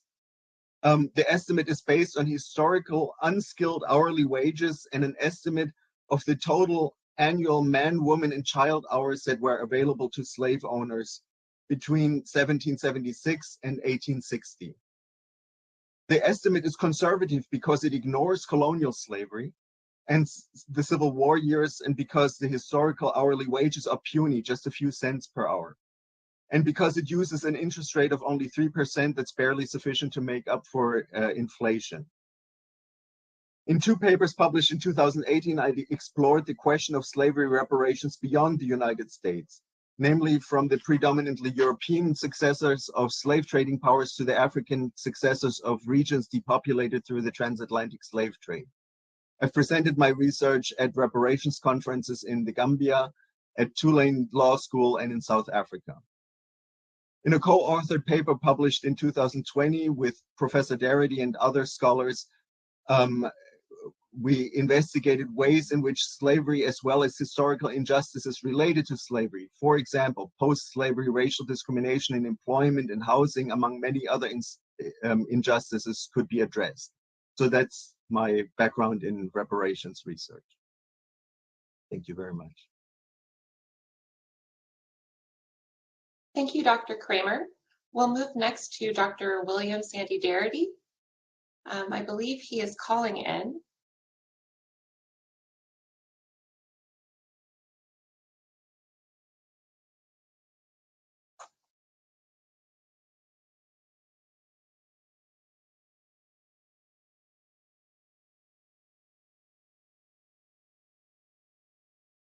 I apologize for the delay. We were having a little. Can you all hear us? Oh, yes, fantastic. Thank you. Yeah. All right, we'll move to Dr. Darity and author and folklorist Kirsten Mullen. Okay. So I'd like to begin, and I'd like to ask if the task force would indulge me in a moment making a slightly longer statement than my colleagues. Chair Moore, Vice Chair Brown, members of the California Reparations Task Force, I'm very privileged to be considered as a potential member of your expert consultant team that will provide advice to the task force on its second report. My name is William Darity Jr. I'm the Samuel Du Bois Cook's Professor of Public Policy, African and African American Studies, Economics, and Business at Duke University. I also serve as the director of the Samuel Du Bois Cook Center for Social Equity. I received a PhD in economics from the Massachusetts Institute of Technology in 1978. Kirsten Mullen and I are serving currently as pro bono consultants to the California Department of Justice team that is supporting the task force. One of our major tasks has been to provide critical reviews of the chapters that are being prepared for the first task force report. I have engaged in more than 3 decades of sustained research on the design of a scheme for reparations for African Americans. And among the signal events that are associated with that research was the introduction that I prepared for Richard America's edited volume, The Wealth of Races, in 1990, which was an attempt to provide a collection of essays that involved economists estimating the cost of a reparations plan. And as Thomas Kramer mentioned, in 2020, we co-authored a paper that extended these types of estimates. In addition, I co-authored a paper with Dania Frank Francis that was published in the American Economic Association's Papers and Proceedings in May 2003, where we began this process of trying to outline how a detailed plan for reparations would look. I've written a number of opinion pieces with Kirsten Mullen, including one called The Big Payback that was published by The Root in July 2008. I provided written testimony that was submitted to the House Judiciary Committee on their June 19th, 29 hearing on HR 40. And then, I guess most significant, Kirsten Mullen and I published From Here to Equality, Reparations for Black Americans in the 21st Century in the year 2020. The book includes the description of a systematic plan for reparations that addresses standards for eligibility, the size of the bill, who should pay, we conclude it's the federal government, and the form of distribution that should be conducted with the use of the funds. I want to say that for what is decisive for us in terms of trying to gauge the size of a reparations bill is the magnitude of the racial wealth gap in the United States, which from our perspective captures the cumulative intergenerational effects of white supremacy. The estimates from the Survey of Consumer Finances from the Federal Reserve indicate that that type of disparity amounts to $840,000 per household on average, which would constitute approximately $350,000 per individual. For a family of four, it would constitute $1.4 million. Would this solve all problems? Would this eliminate racism? No, not necessarily. But the reallocation of resources on that size to Black families in the United States is an experiment that we think is well worth running. The total would amount to $14 trillion to be distributed over 40 million eligible recipients. The states and localities cannot meet this bill. And this is, of course, an artifact of the contradictions and tensions that you've been struggling with associated with trying to address what is fundamentally a national problem at the state level. The total budgets of all states and localities in the United States are less than $3.5 trillion. And that's considerably less than the $14 trillion minimum that would be required to eliminate the racial wealth gap. And California alone can't do it either. Suppose we allocated $350,000 to each of the 2.3 million Black residents of the state of California. That would come to approximately $805 billion. If we limited that allocation to the approximately 2 million Black Californians who are descendants of persons enslaved in the United States, that would come to $700 billion. The total budget for the state of California is only $260 billion. And the budget surplus is $31 billion. Suppose only the surplus was used. The average payout from the surplus would be in the vicinity of $15,000 to $16,000, which is less than the symbolic $25,000 housing voucher projected payouts in Evanston. So what might California do substantively since it cannot meet the requirements for a comprehensive plan for reparations? I would suggest that the task force may want to consider two steps. First, identify racially motivated atrocities that are specific to California. And second, support individuals in bringing claims forward having been subjected to such harms. The task or scope of work for the consultant team under such an arrangement would be for us to identify ways in which monetary compensation can be assigned to each individual claimant who has been subjected to these atrocities. And Kirsten Mullen, in her remarks, will talk about the process of identification of the atrocities. I'm Kirsten Mullen, author, folklorist, and arts consultant. My related academic work has focused on anthropology and folklore. I have directed arts programming and conducted research on a range of cultural topics: Black material culture across 4 centuries, Black vernacular musicians, architects, artisans, and crafts workers, financing Black cultural institutions, and I have supported museum exhibitions. I was a member of the Freelon Ajay Bond Smith Group's concept development team that established the rationale for the National Museum of African American History and Culture in Washington, D.C. My work helped to justify the location of the Black Smithsonian on the National Mall, and I edited the team's 4-volume submission, which included the work of over 20 individuals, architects, engineers, archivists, historians, curators, and educators among them.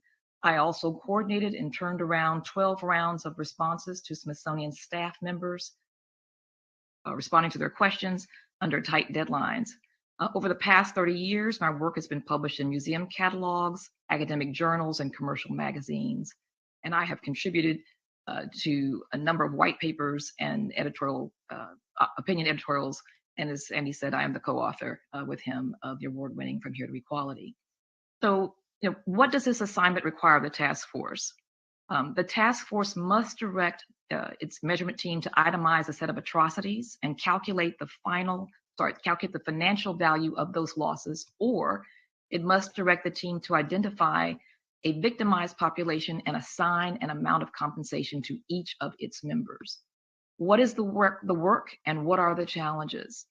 In both instances, the measurement team would be guided by the task force decision of approach to compensation will be undertaken. Then, to the best of their ability, the measurement team will provide estimates of what that compensation would be. In instances where there is insufficient information to make those calculations, the measurement team will provide formulae for calculating the compensation and indicate what data is needed to produce those estimates. Any determination will be preliminary. Hence, you may not wish to establish a statute of limitations, that is, the time limit for making claims against the state of California. So on the process to deliver some form of restitution, there are 3 steps, basically: to design the methodology, calculate the damages, and distribute financial awards or monetary payments to eligible recipients. Harms specific to California. Federal programs like the New Deal, the Servicemen's Readjustment Act of 1944, also known as the GI Bill, and the federal highway system were designed to give states and localities discretion over their application. California was no exception. Next, I would to talk briefly about 5 potential categories of harm to consider. So Congress approved the Federal Highway Act in 1953, authorizing massive public works projects. A network of roads stretching across 41,000 miles, connecting 42 state capitals and nearly every city with a population above 50,000. Then President Dwight Eisenhower called the initiative, quote, essential to the national interest, end quote. Disproportionate property takings through eminent domain, including the state and international highway system and other road extensions, stadiums, water utility facilities, and the construction of power lines, have displaced 475,000 households and more than 1 million people nationwide, a disproportionate number of them Black residents. This single piece of legislation enabled the condemnation of, quote, unwelcomed, blighted Black neighborhoods, end quote. The influence of New York's urban planning czar, Robert Moses, extended far beyond his state's borders. Moses was also the chair of New York's Slum Clearance Committee, and he believed that, quote, the best way to eradicate the exposed slums where Black people lived is to build highways through them. We know a lot about the highway system in the state. Research would reveal that the value of the comparable homes in Black versus white neighborhoods during 1950s was skewed. We need to know the amount of down payments and the interest paid on those houses, the amount of money Black and white families were given by the city for comparable properties.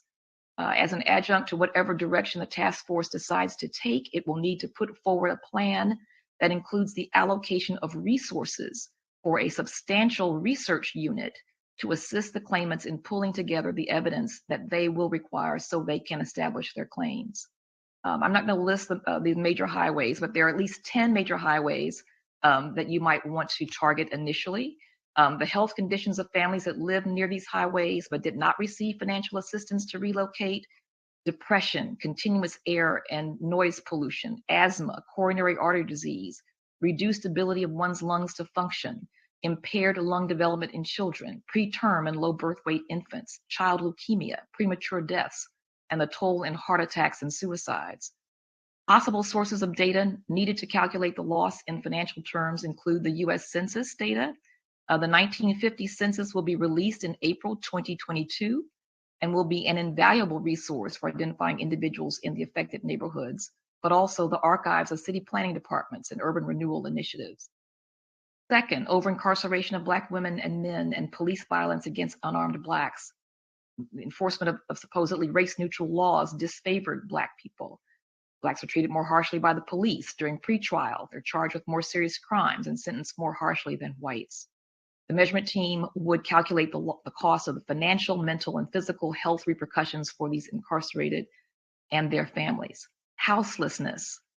One of your witnesses, Carolyn Roberts, who testified before the task force on the 27th of January, revealed that 27% of the state's houseless residents are Black people. Among the health effects this community shares are a wider incidence of schizophrenia. Fourth, under public health education, the elimination of racialized tracking in schools and decreasing rates of suspensions and expulsions of Black children.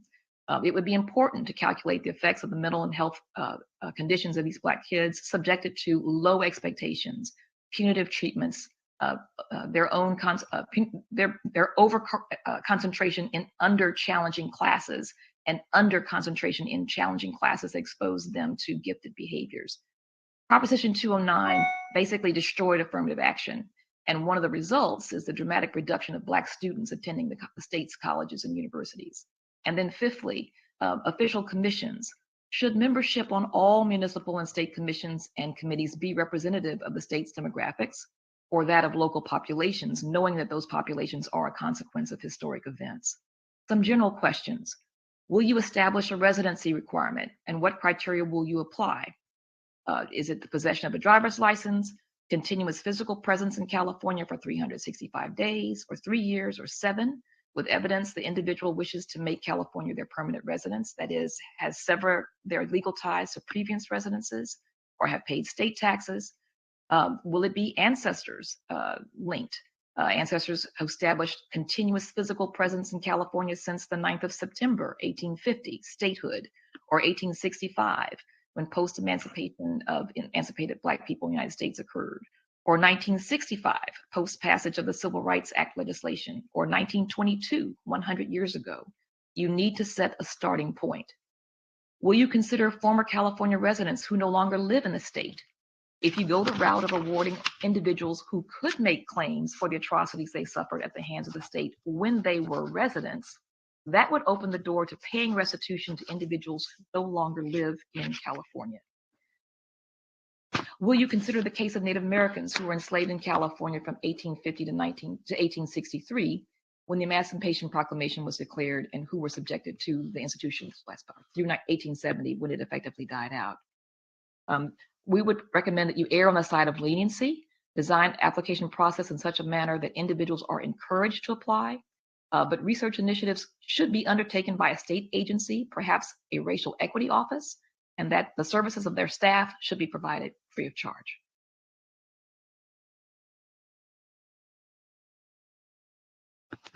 Thank you, Dr. Darity and Kirsten Mullen, for your introductions. Thank you to all of the research experts for your time and your introductions. I'm going to yield the floor to the task force to ask the experts questions.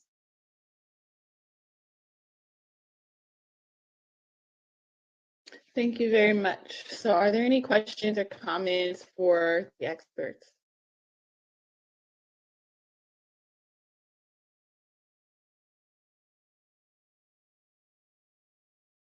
Member Grills, you're recognized. I'll let Member Scott Lewis go first. No, you have the expertise. You said that last time, so let's hear what you have to say. Fair enough. But I have a lot to say, I guess, but I'll limit myself. So the big concern that I have is, so we've just voted to delay our decision around the community of eligibility, and so I want to know, how will that impact the work that we will be asking you to do, in terms of determining, the scope of work.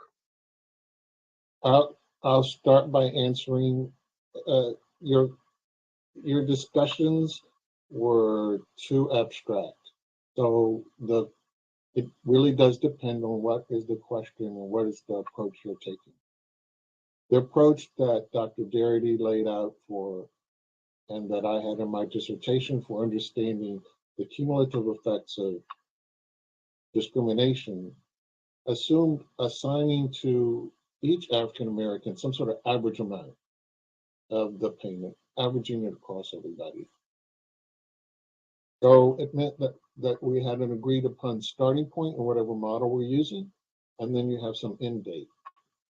And what's the disparity at that end date? And so you still haven't established what's the beginning.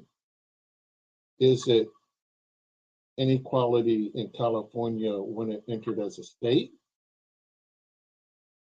Is it 1860 or 1865? When you listen to many of the people who testified, they want restitution for slavery that did not take place in California. They want restitution for discrimination that did not take place in California. And so they're asking for restitution for American discrimination, American slavery. And so you would still have to give us a starting point for, if you're going to make restitution for that, for whom, when? Is it for people who were in California in 1940 forward? If you're not going to limit it that way, then, so we need, you have to be more clear about precisely what you're asking for in terms of thinking about, is it broadly speaking, American institutionalized racism? Second, if it's things specific to California, and Dr. Darity and Dr. Mullen went over this. When I gave you a presentation on discrimination against Black teachers, there are two groups potentially that could be upset because California didn't hire Black in public school education. When I testified, I pointed out to you that if you look in the 1940 census and look for people who had been born in California, had a college degree, and where were they teaching? None of them were teaching in California. One of them is one of the most famous professors at Howard University, Ralph Bunch. So, but he left. Are you saying that this type of discrimination can't be compensated because those people were discriminated against in California and left California, so you're not going to compensate them because only somebody who lives in California today gets compensated for something that California did? That California did, not Mississippi, not Louisiana, not Arkansas, something California did. We know there's been out-migration of Black people from California because of discrimination in California. There are Black people who left California in different sorts of waves. Are you going to include them, even though they've left? I mean, these are the types of questions which you didn't narrow down for us. If you take the position that I agree with, and I would endorse that Dr. Darity and Ms. Mullen laid out, that it's specific actions, and you want to always be free, you want to make a recommendation, let's say, that there will be ongoing investigations of acts that California engaged in, and we want a process by which people may be redressed, because these were acts we say were with racial animus. And so going forward, you want a calculation, then you're going to have to confront this issue of that you were discussing. If someone came from the Caribbean to the United States in the 1900 wave, came to California, and they are amongst those Black people who lived in the neighborhood where a highway was designed to destroy the Black neighborhood, are you saying you're going to not compensate them? They have no claim. The other problem we have is the general model that we do which is to say, okay, what is the black-white wealth gap? Dr. Garrity is the only person I know of who has conducted large enough samples to break down the black category between people you might think were the descendants of slaves or not. The vast majority of data that we have is for Black people in America. We have no knowledge of their lineage. So if you asked us to model what's the general effect of discrimination and how does and what would be our estimate of the average impact for Black people, that's not the descendants of slaves, that's Black people, because we only have the wealth of Black people. We do not have the wealth of the descendant of slaves. So part of it would be a challenge for us, that we couldn't be as specific in our answer. We could tell you, well, the majority of them are Black, descendant of slaves. We could tell you it was 90%, or we could try and estimate based on what we know of from the data.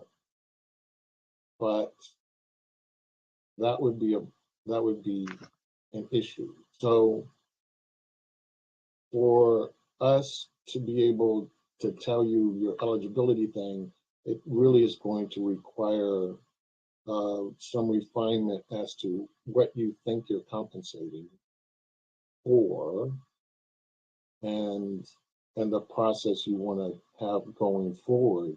But these are the things that you need to include in your discussion, because there are clearly people who have suffered discrimination because of institutional things California did who no longer live in California. There are clearly people who have suffered from discrimination who did not live in California. And when is it that they must have appeared? If somebody moved to California in 2005, are you saying that you'll compensate them for something that happened in the United States? Is there a cutoff by which I must have arrived in California?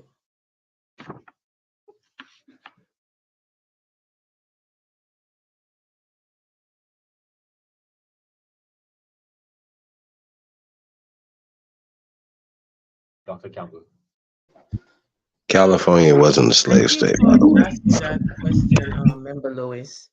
Because I came on early specifically for that agenda item in terms of the community of eligibility, because it frames our methodology.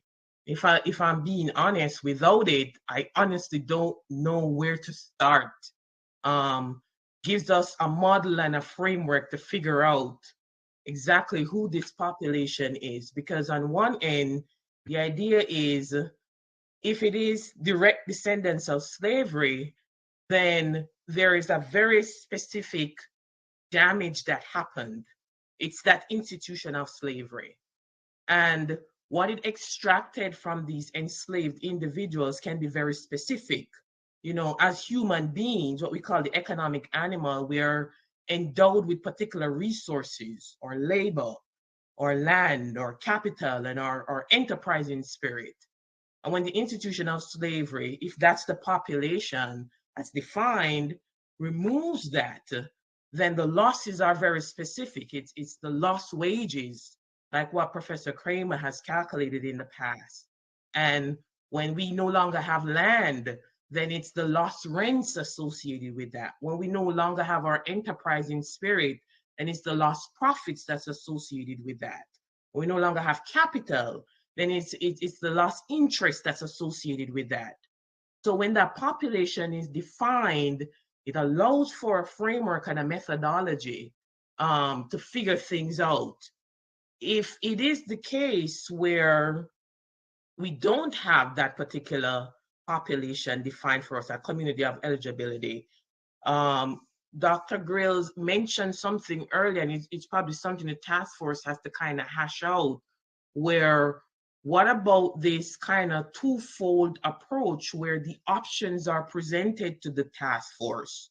So very specifically, this community of eligibility being direct descendants of slavery, and along the lines of what Dr. Darity and Kristen Moran were talking about earlier, was these harms that can be quantified and be very specific, and a process of putting through a claim, which is a little bit more involved, is kind of defined.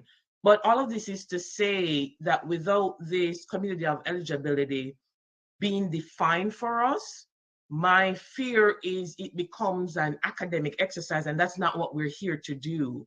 We're here to be very specific with, these are the individuals that are harmed, this is the methodology that's in place, this is the evidence to support it, and then that's presented in a manner that can be very defensible. So your question earlier, how does that affect us in a very big way? Because now we find it hard to move from the abstract.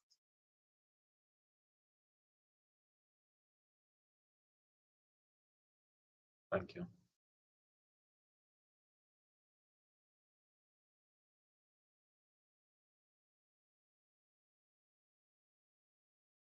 More, you're muted.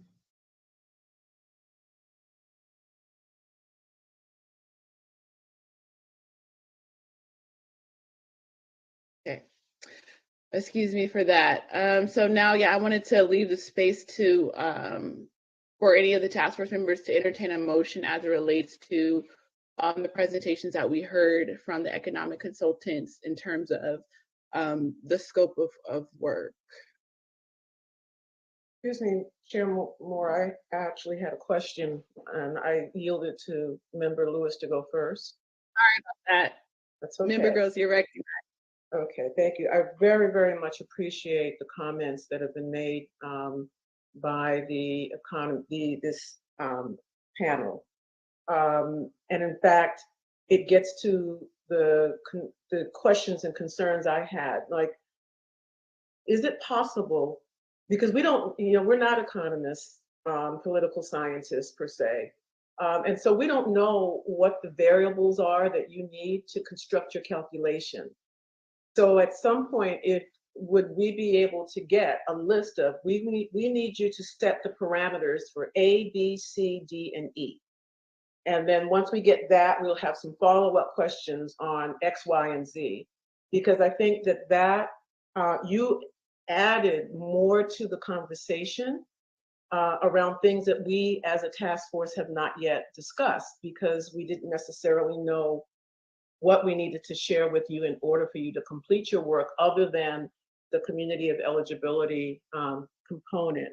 And so I think that if we could get a roadmap of things that you need to know in order to direct, and community of eligibility is one of them, but you've laid out several more, that then we can have the discussions to provide you back with concrete answers, because absolutely, this is not about an academic exercise in the abstract. It is about identifying specificities and concrete remedies. That being said as well, is that feasible, what Member Holder I suggested, and I suggested in my comments in the earlier discussion, that there doesn't have to be a one size fits all. Can there be a tiered kind of calculation? Special consideration first and foremost to descendants.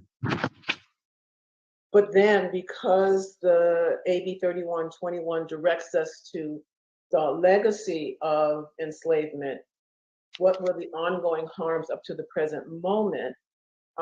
As that wonderful example that you gave, Professor Spriggs, what happens to the people where the freeway cut right through their neighborhood, and they weren't a descendant, but they were of African ancestry, and so they were harmed as much as the rest of us. So is that feasible to think about a tiered approach or a layered approach to coming up with calculations? Yes, but it gets to this philosophical. What are you seeking the reparations for? If you mean broad injustices in the United States, and then we're going to abstract from the history of California not being part of the English United States and only becoming a part of the political United States in 1850 or so, right? Are you saying we want California with its own history to compensate the victims of American slavery? And then for what? Are you saying there's no statute of limitations? We just want compensation for the lost wages, the calculation that Dr. Kramer talked about. If you took the model of wealth accumulation, understand that the majority of white people descend from somebody who came after slavery, and large numbers of them came with nothing. And yet, the average wealth of white people dwarfs that of black people. Clearly, slavery has little to do, as much as we may have that sense, that attachment, emotional attachment to it, to the current wealth gap. Most of the current wealth gap is the result of the 100 and some years after slavery, in which we were repeatedly, different from everybody else, prevented going from zero to anything. And if you say, I want a calculation that compensates that zero to something, that makes it that when I talk to my neighbor and they say, why do you want compensation? My relative came from Ireland and they only had $8 in their pocket. They came in 1900, and look at me. If you want, no, here's the document. This is why, even though my relatives were here in 1865, I couldn't do what your relatives did. And so I want compensation for that. See, that has a start point and end point. And this is where people would say, well, prove you were here in 1865. And then we can give you a calculation. It will be very imprecise because we don't have the wealth of only the descendants. We have the wealth of black people to compare to. Or are you going to say, this would be very difficult? Because if you're saying, I'm abstracting from California, and I'm taking on the federal responsibility, and then you know, where can any black person come to California and say, you're compensating black people for American institutional racism? I want my check from California. Because if that's what you're saying, California says it's going to compensate everybody who was wronged by U.S. slavery. If you're saying, well, no, only people who lived in California as of 2020, only black people lived in California as of 1900, at which point? So you'd have to give us that information too. Or you would have to admit that here's the problem. People mitigate against discrimination in the US. The reason we have felt free as economists to talk about it as a group and talk about these calculations as a group is because we're averaging it out. And we're saying, yes, many people fled Louisiana, Texas, Oklahoma, Mississippi to California because they didn't face the same discrimination. And when we make our calculation and average it out, it's not saying that every black person faced the same amount. We're blaming America for this average disparity. But if you ask me for a specific state, then you're inviting me to be forced to do a calculation based on some sort of mitigation, right? That you freely move to California, you're mitigating against some of that discrimination. Do I need to net that out? Briggs, I'm Because just Black people in California have greater wealth than Black people in Mississippi. Do I need to net that out? Because if I'm, doing this border calculation, do I need to net out that you weren't like growing up in Mississippi? These are the things that you invite when you dig into it and come up with what is it that someone from California would be owed if you're going to make that broader hello. case. Thank you for that. Okay, so we are into the lunch period time, and thank you for those comments. And I just wanted to make it clear that the experts as economic consultants are here to take direction from the task force. They're here to calculate the cost, and their ideologies per se aren't necessarily driving this effort. What's driving this effort is what the 9-member task force decides, right? So thank you for that. So now there is some things that are up in the air now because, as Casey Campbell and other folks said, the vote for who should be, eligible for reparations under the community eligibility discussion would have been somewhat determinative in terms of guiding these expert economists on the work that they need to do.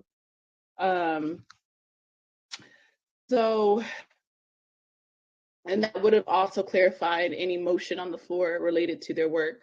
But does any task force member want to make a motion on the floor related to the continued relationship or partnership with these task force and not necessarily their scope of work, or mentioning some of the things that Member Grills or others talked about? So just opening the space for a motion on the floor related to the relationship between the task force and these experts that just introduced themselves.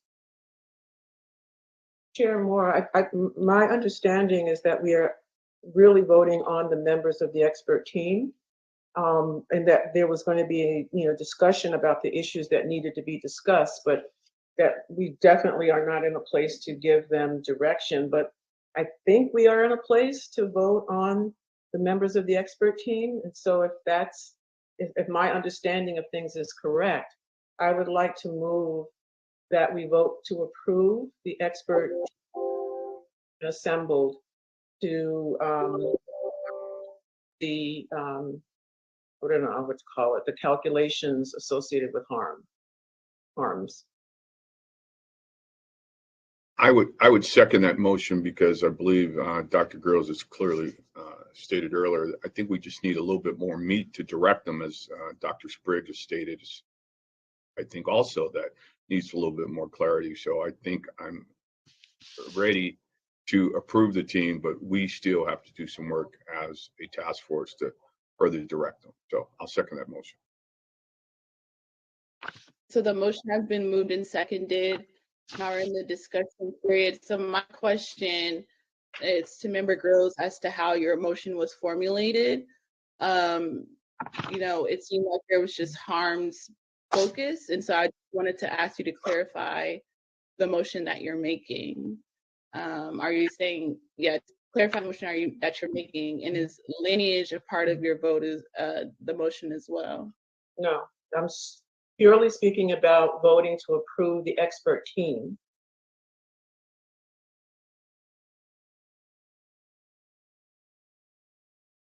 Can't hear you. So the motion on the floor is to approve the expert team. You said something afterwards. I wanted to clarify what the actual motion is. It was really just additional verbiage. We're approving the economics team so that they can, do the work of calculating an amount or a redress associated with the harms. But that's the key point is a vote to approve the expert team. Okay, thank you. So it has been properly moved and seconded that the task force ratify the work and approve the expert team, the work that's been done thus far. Is there any discussion on the matter? I have a quick question. Is there a time? Oops. Hello? Go ahead, you're recognized. Is there a timeline for when they need to complete their work? Or do we need to put time constraints, not constraints, but so that they get back to us in a timely manner so that we can use this information to our, do they know what those timelines are?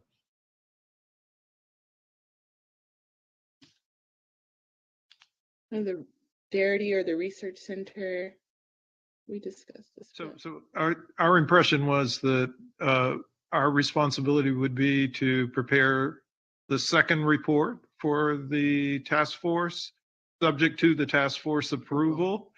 And because I believe Chairman Moore and Member Lewis are going to be in continuous consultation with the team, in addition to, I guess, regular meetings with the task force, we would make sure that that report was fully consistent with the task force's expectations.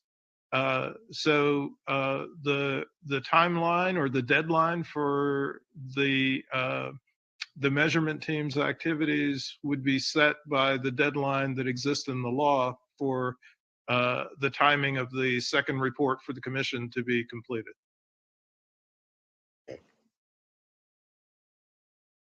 Thank you. Chair Moore, if I may. Yes, Mr. Newman, Attorney Newman. Thank you very much. So we will. This was laid out, I think, a couple meetings ago, but just what you voted on and settled on is a plan moving forward. We need to work on the development of the scope of work with the experts, and Chair Moore and Member Lewis are working on an advisory committee to help develop that scope of work, although it's very clear from this conversation that that's going to require probably to come back to the task force again. So we'll need to square away time in a future meeting in order for that to come back and have a fulsome conversation on that.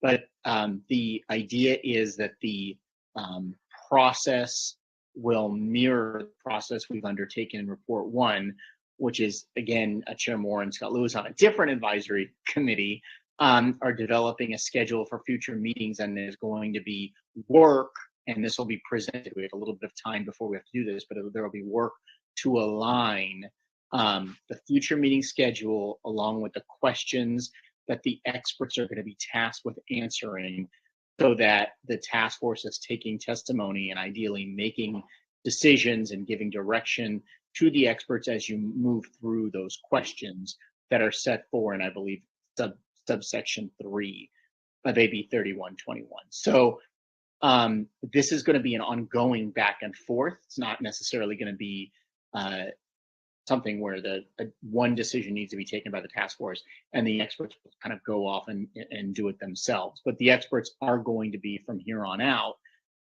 engaging in independent work, independent research, just like the DOJ attorneys did for Report 1, and having this engagement process back and forth with the task force. And part of that will be the direct involvement of the advisory committee, Chair Moore and Member Lewis. Thank you for that, Attorney Newman. Is there any other discussion on the matter, comments or questions related to the motion on the floor, which is just to approve the experts as consultants? Madam Chair, do you want to state that the experts as presented today, so that it's clear on the record that, because I didn't hear anyone identify who the experts were. So it would be those individuals who were presented today. So okay, great. Thank you. So I'll clarify the motion, which is on the floor, and it is to approve the experts as presented today as consultants, whereby the advisory board committee members, Jovan, Scott Lewis, and myself will continue to work with them and bring updates for the next meeting. Any other comments, questions? Hearing no further discussion, Parliamentarian Johnson, may you please do a roll call vote? Thank you. Chair Moore? Aye. Chair Moore votes aye. Vice Chair Brown?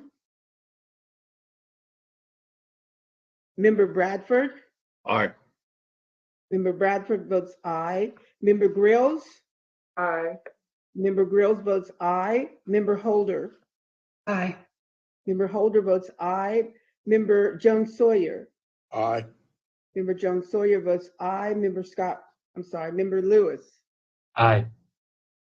Member Lewis votes aye. Member Tamaki? Aye. Member Tamaki votes aye. Member Montgomery Stepp? Aye. Member Montgomery Stepp votes aye. Vice Chair Brown? Okay.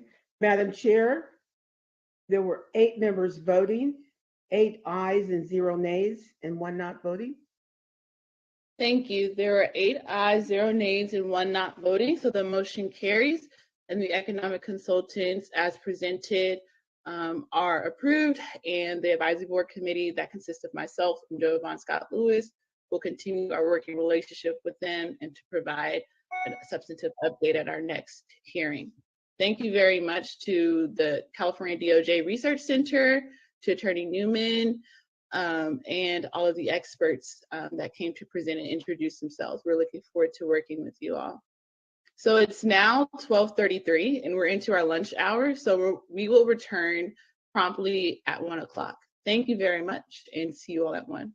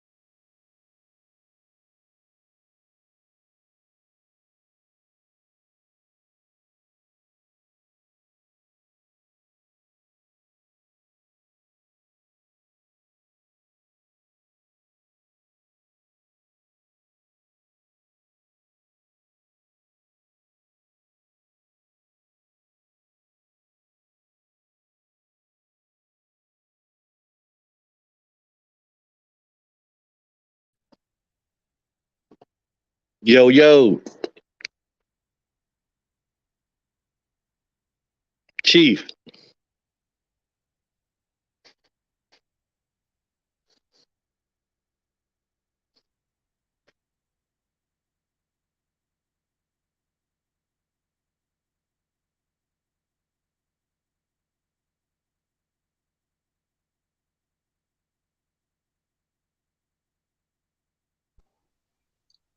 Libra. What's up, man? I thought you fell asleep.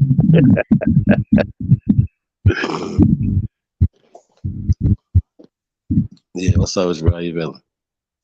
Good, man. What's up with you? Same toilet, different stool, man. You already know. How's it going?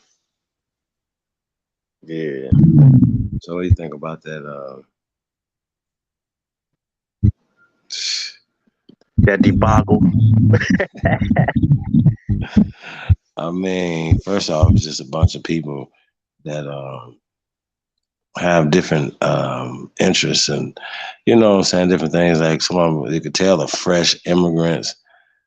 You know what I mean? And as far as the guy even the guy from that's Japan, yeah, you know what I mean, bro? Like people are making decisions at every level. Expert witnesses are foreigners. Everybody making decisions about something. And while y'all worried about who's gonna get paid, who's making the decisions, who's drafting things, doing all this stuff. Once again, it goes back to they always doing these things. But I'm saying, why? Why do we need them to do it at this point? What is going on? Well, I mean, the thing is this, man, when you fail to do something, then somebody else going to do it for you. You know what I'm saying? So at the end of the day, it show why it always fails. Because this task force apparently making an emotional plea, don't know what they're doing. And when these economists came up and say, all right, this is what we need to know. You need to tell us what you're trying to do. And they had no clue. You know what I'm saying? Because everything was emotionally tied. They just basing some shit not on data, but on their emotions. And they're not ready. And this is why the shit always fails.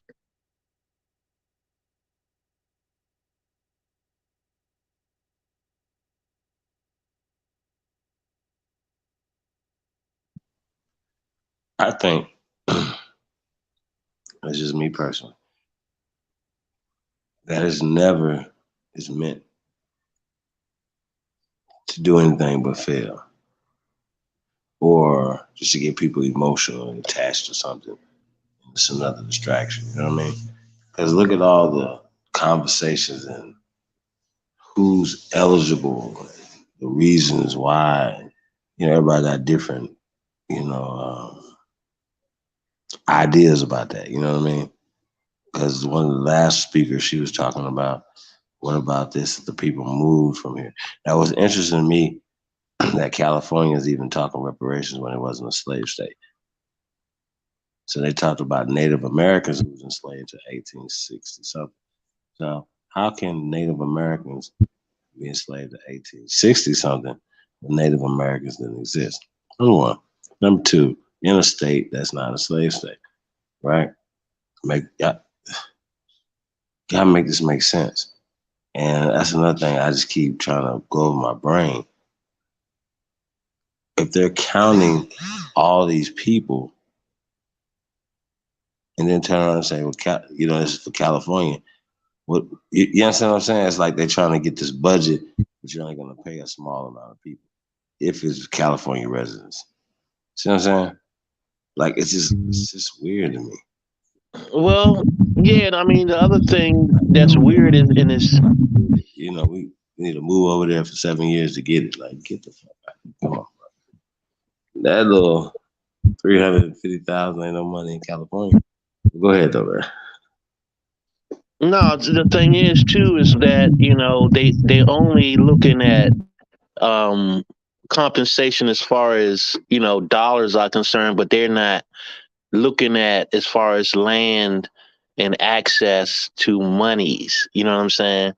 Access to resources, access, you know, to develop industries. You know what I mean? It's like their scope is so small in nature.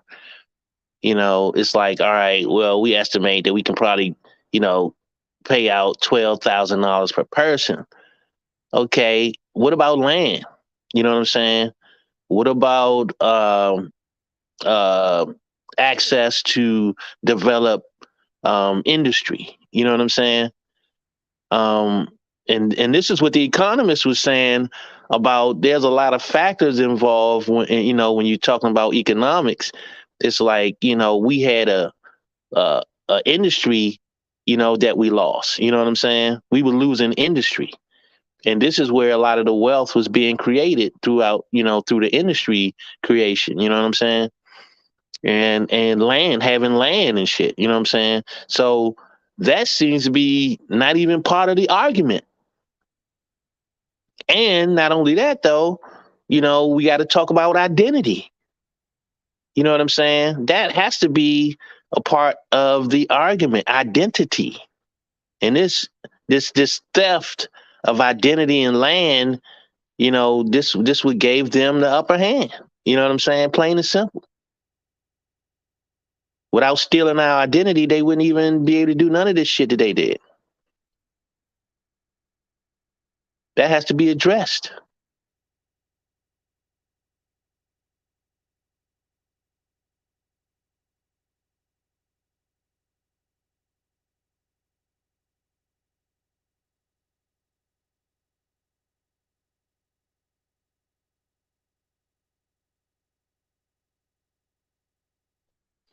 Bottom line is these people on this board have no clue what they're doing, and it showed, because this would be the same thing that would happen when they try to introduce legislation.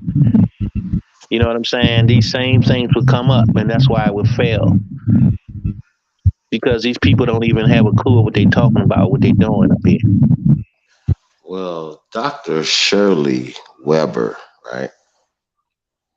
Super accomplished, right? Who actually wrote, she's the Secretary of State of California, right? Super accomplished.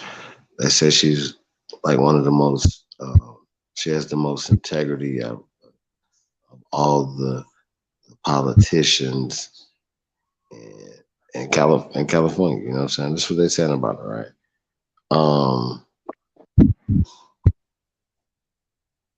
Education, she got a PhD when she was 26.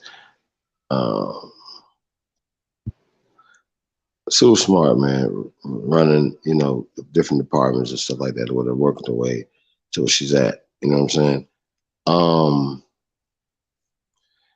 Came from Arkansas, her parents, to, like a lot of people that were leaving the South, even if it wasn't, escaping terrorism, right? They were escaping the South for economic empowerment. Okay.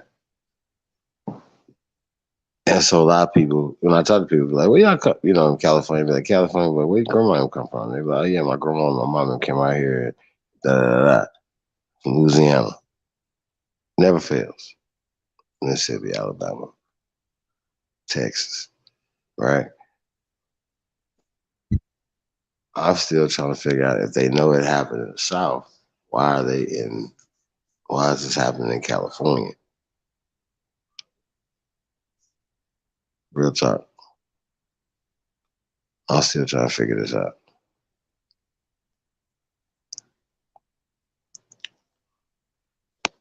You there, Lila? Yeah, I mean, like I say though, man, it's like if it's clear that these folks don't have proper direction, you know what I'm saying? But you have to, and the one thing that I liked about one of the economists, she kept on saying restitution. She did not say reparations. That's a fact. See what I'm saying? She was really clear on that. Very clear, and that's why I say these economists know what they're talking about. You know what I mean? Because they're using the correct terminology, and they're making the right points. You know what I'm saying? And the thing is that, like I said, this panel was not prepared for that. But they were about to make a vote. Right.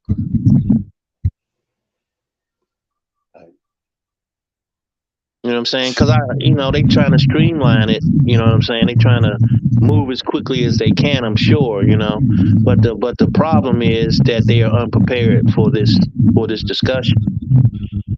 Right.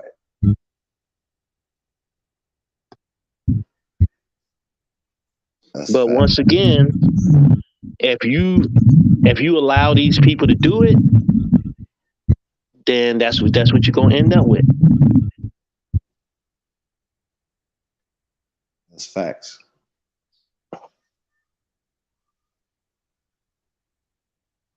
That's super facts, man. So my question would be, like, who picked this task force?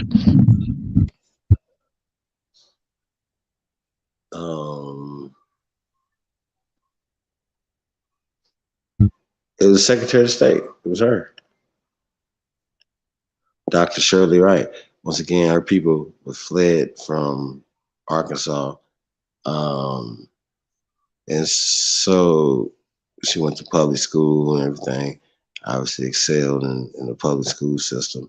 So she's an advocate for kids and stuff after she, went to their school system, got the PhDs and stuff. California Board of Education, all types of stuff, right? She's a very accomplished person, when it comes to what she had going on. So it's the thing,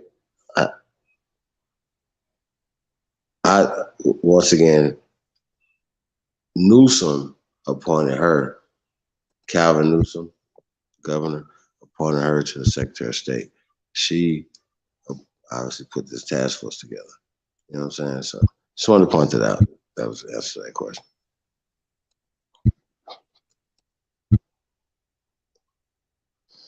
Well, clearly, like I say now, the thing is that when you selecting a task force, man, you gotta have people that have certain skill sets. You know what I'm saying? And you don't pick people that just have the same accomplishments and the same skill sets all together, and say, okay, we got a task force. Like that's not going to work. Different people do different things. You know what I'm saying? You gotta have now. Notice that, and it's so crazy that even the ones that were lawyers don't even know what the hell they talking about. You know what I'm saying? Speaking of that, the one sister that kept calling herself black and calling us all black, or whatever. Clearly, she wasn't black, and she said that she didn't get the proper attention that she needed 14 years ago with her baby, right? Now that was sad, and everybody hear that and be like, "Oh, that's sad."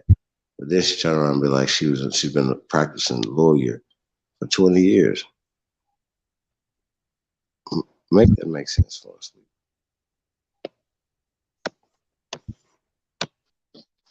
See, that's what I'm saying. That's part of the point. So I don't know what happened with her situation.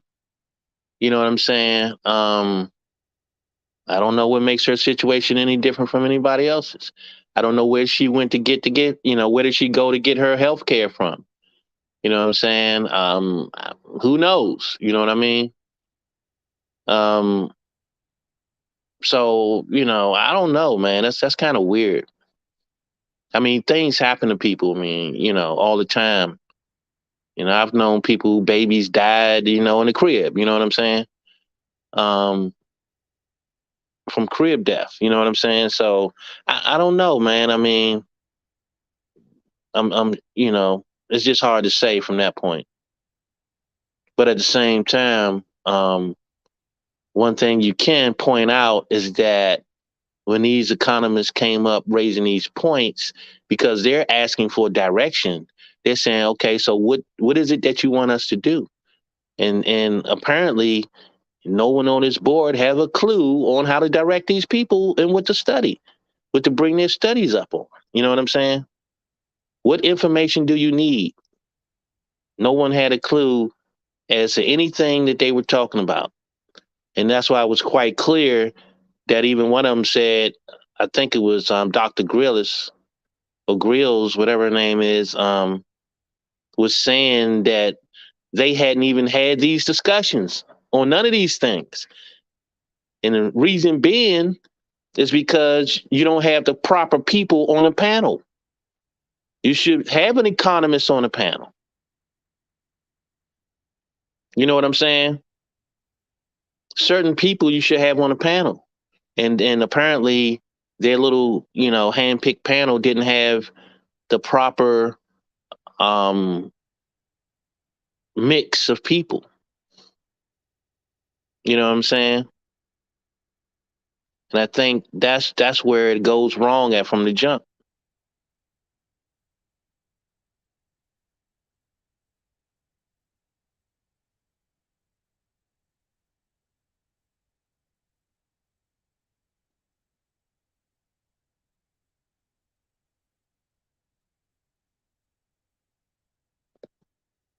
And by the way, peace to the American gods and goddesses.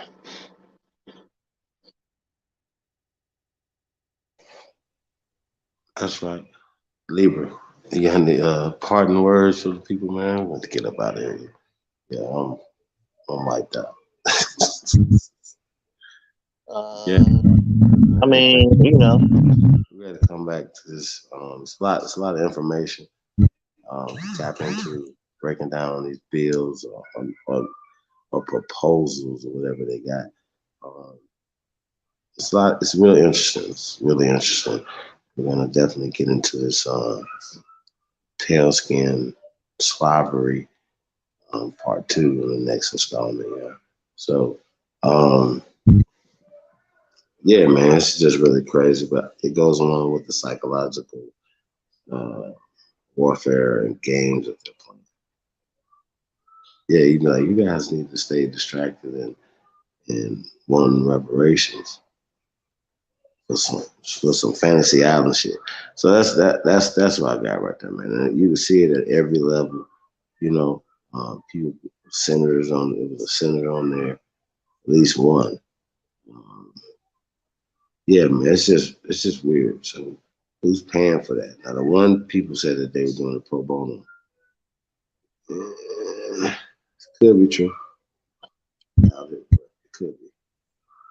Yeah, I mean, the only thing, man, I would say is that they need to leave that emotional argument out. You know what I'm saying? They need to leave those constructs out and deal with identity, land, and resources. You know what I mean?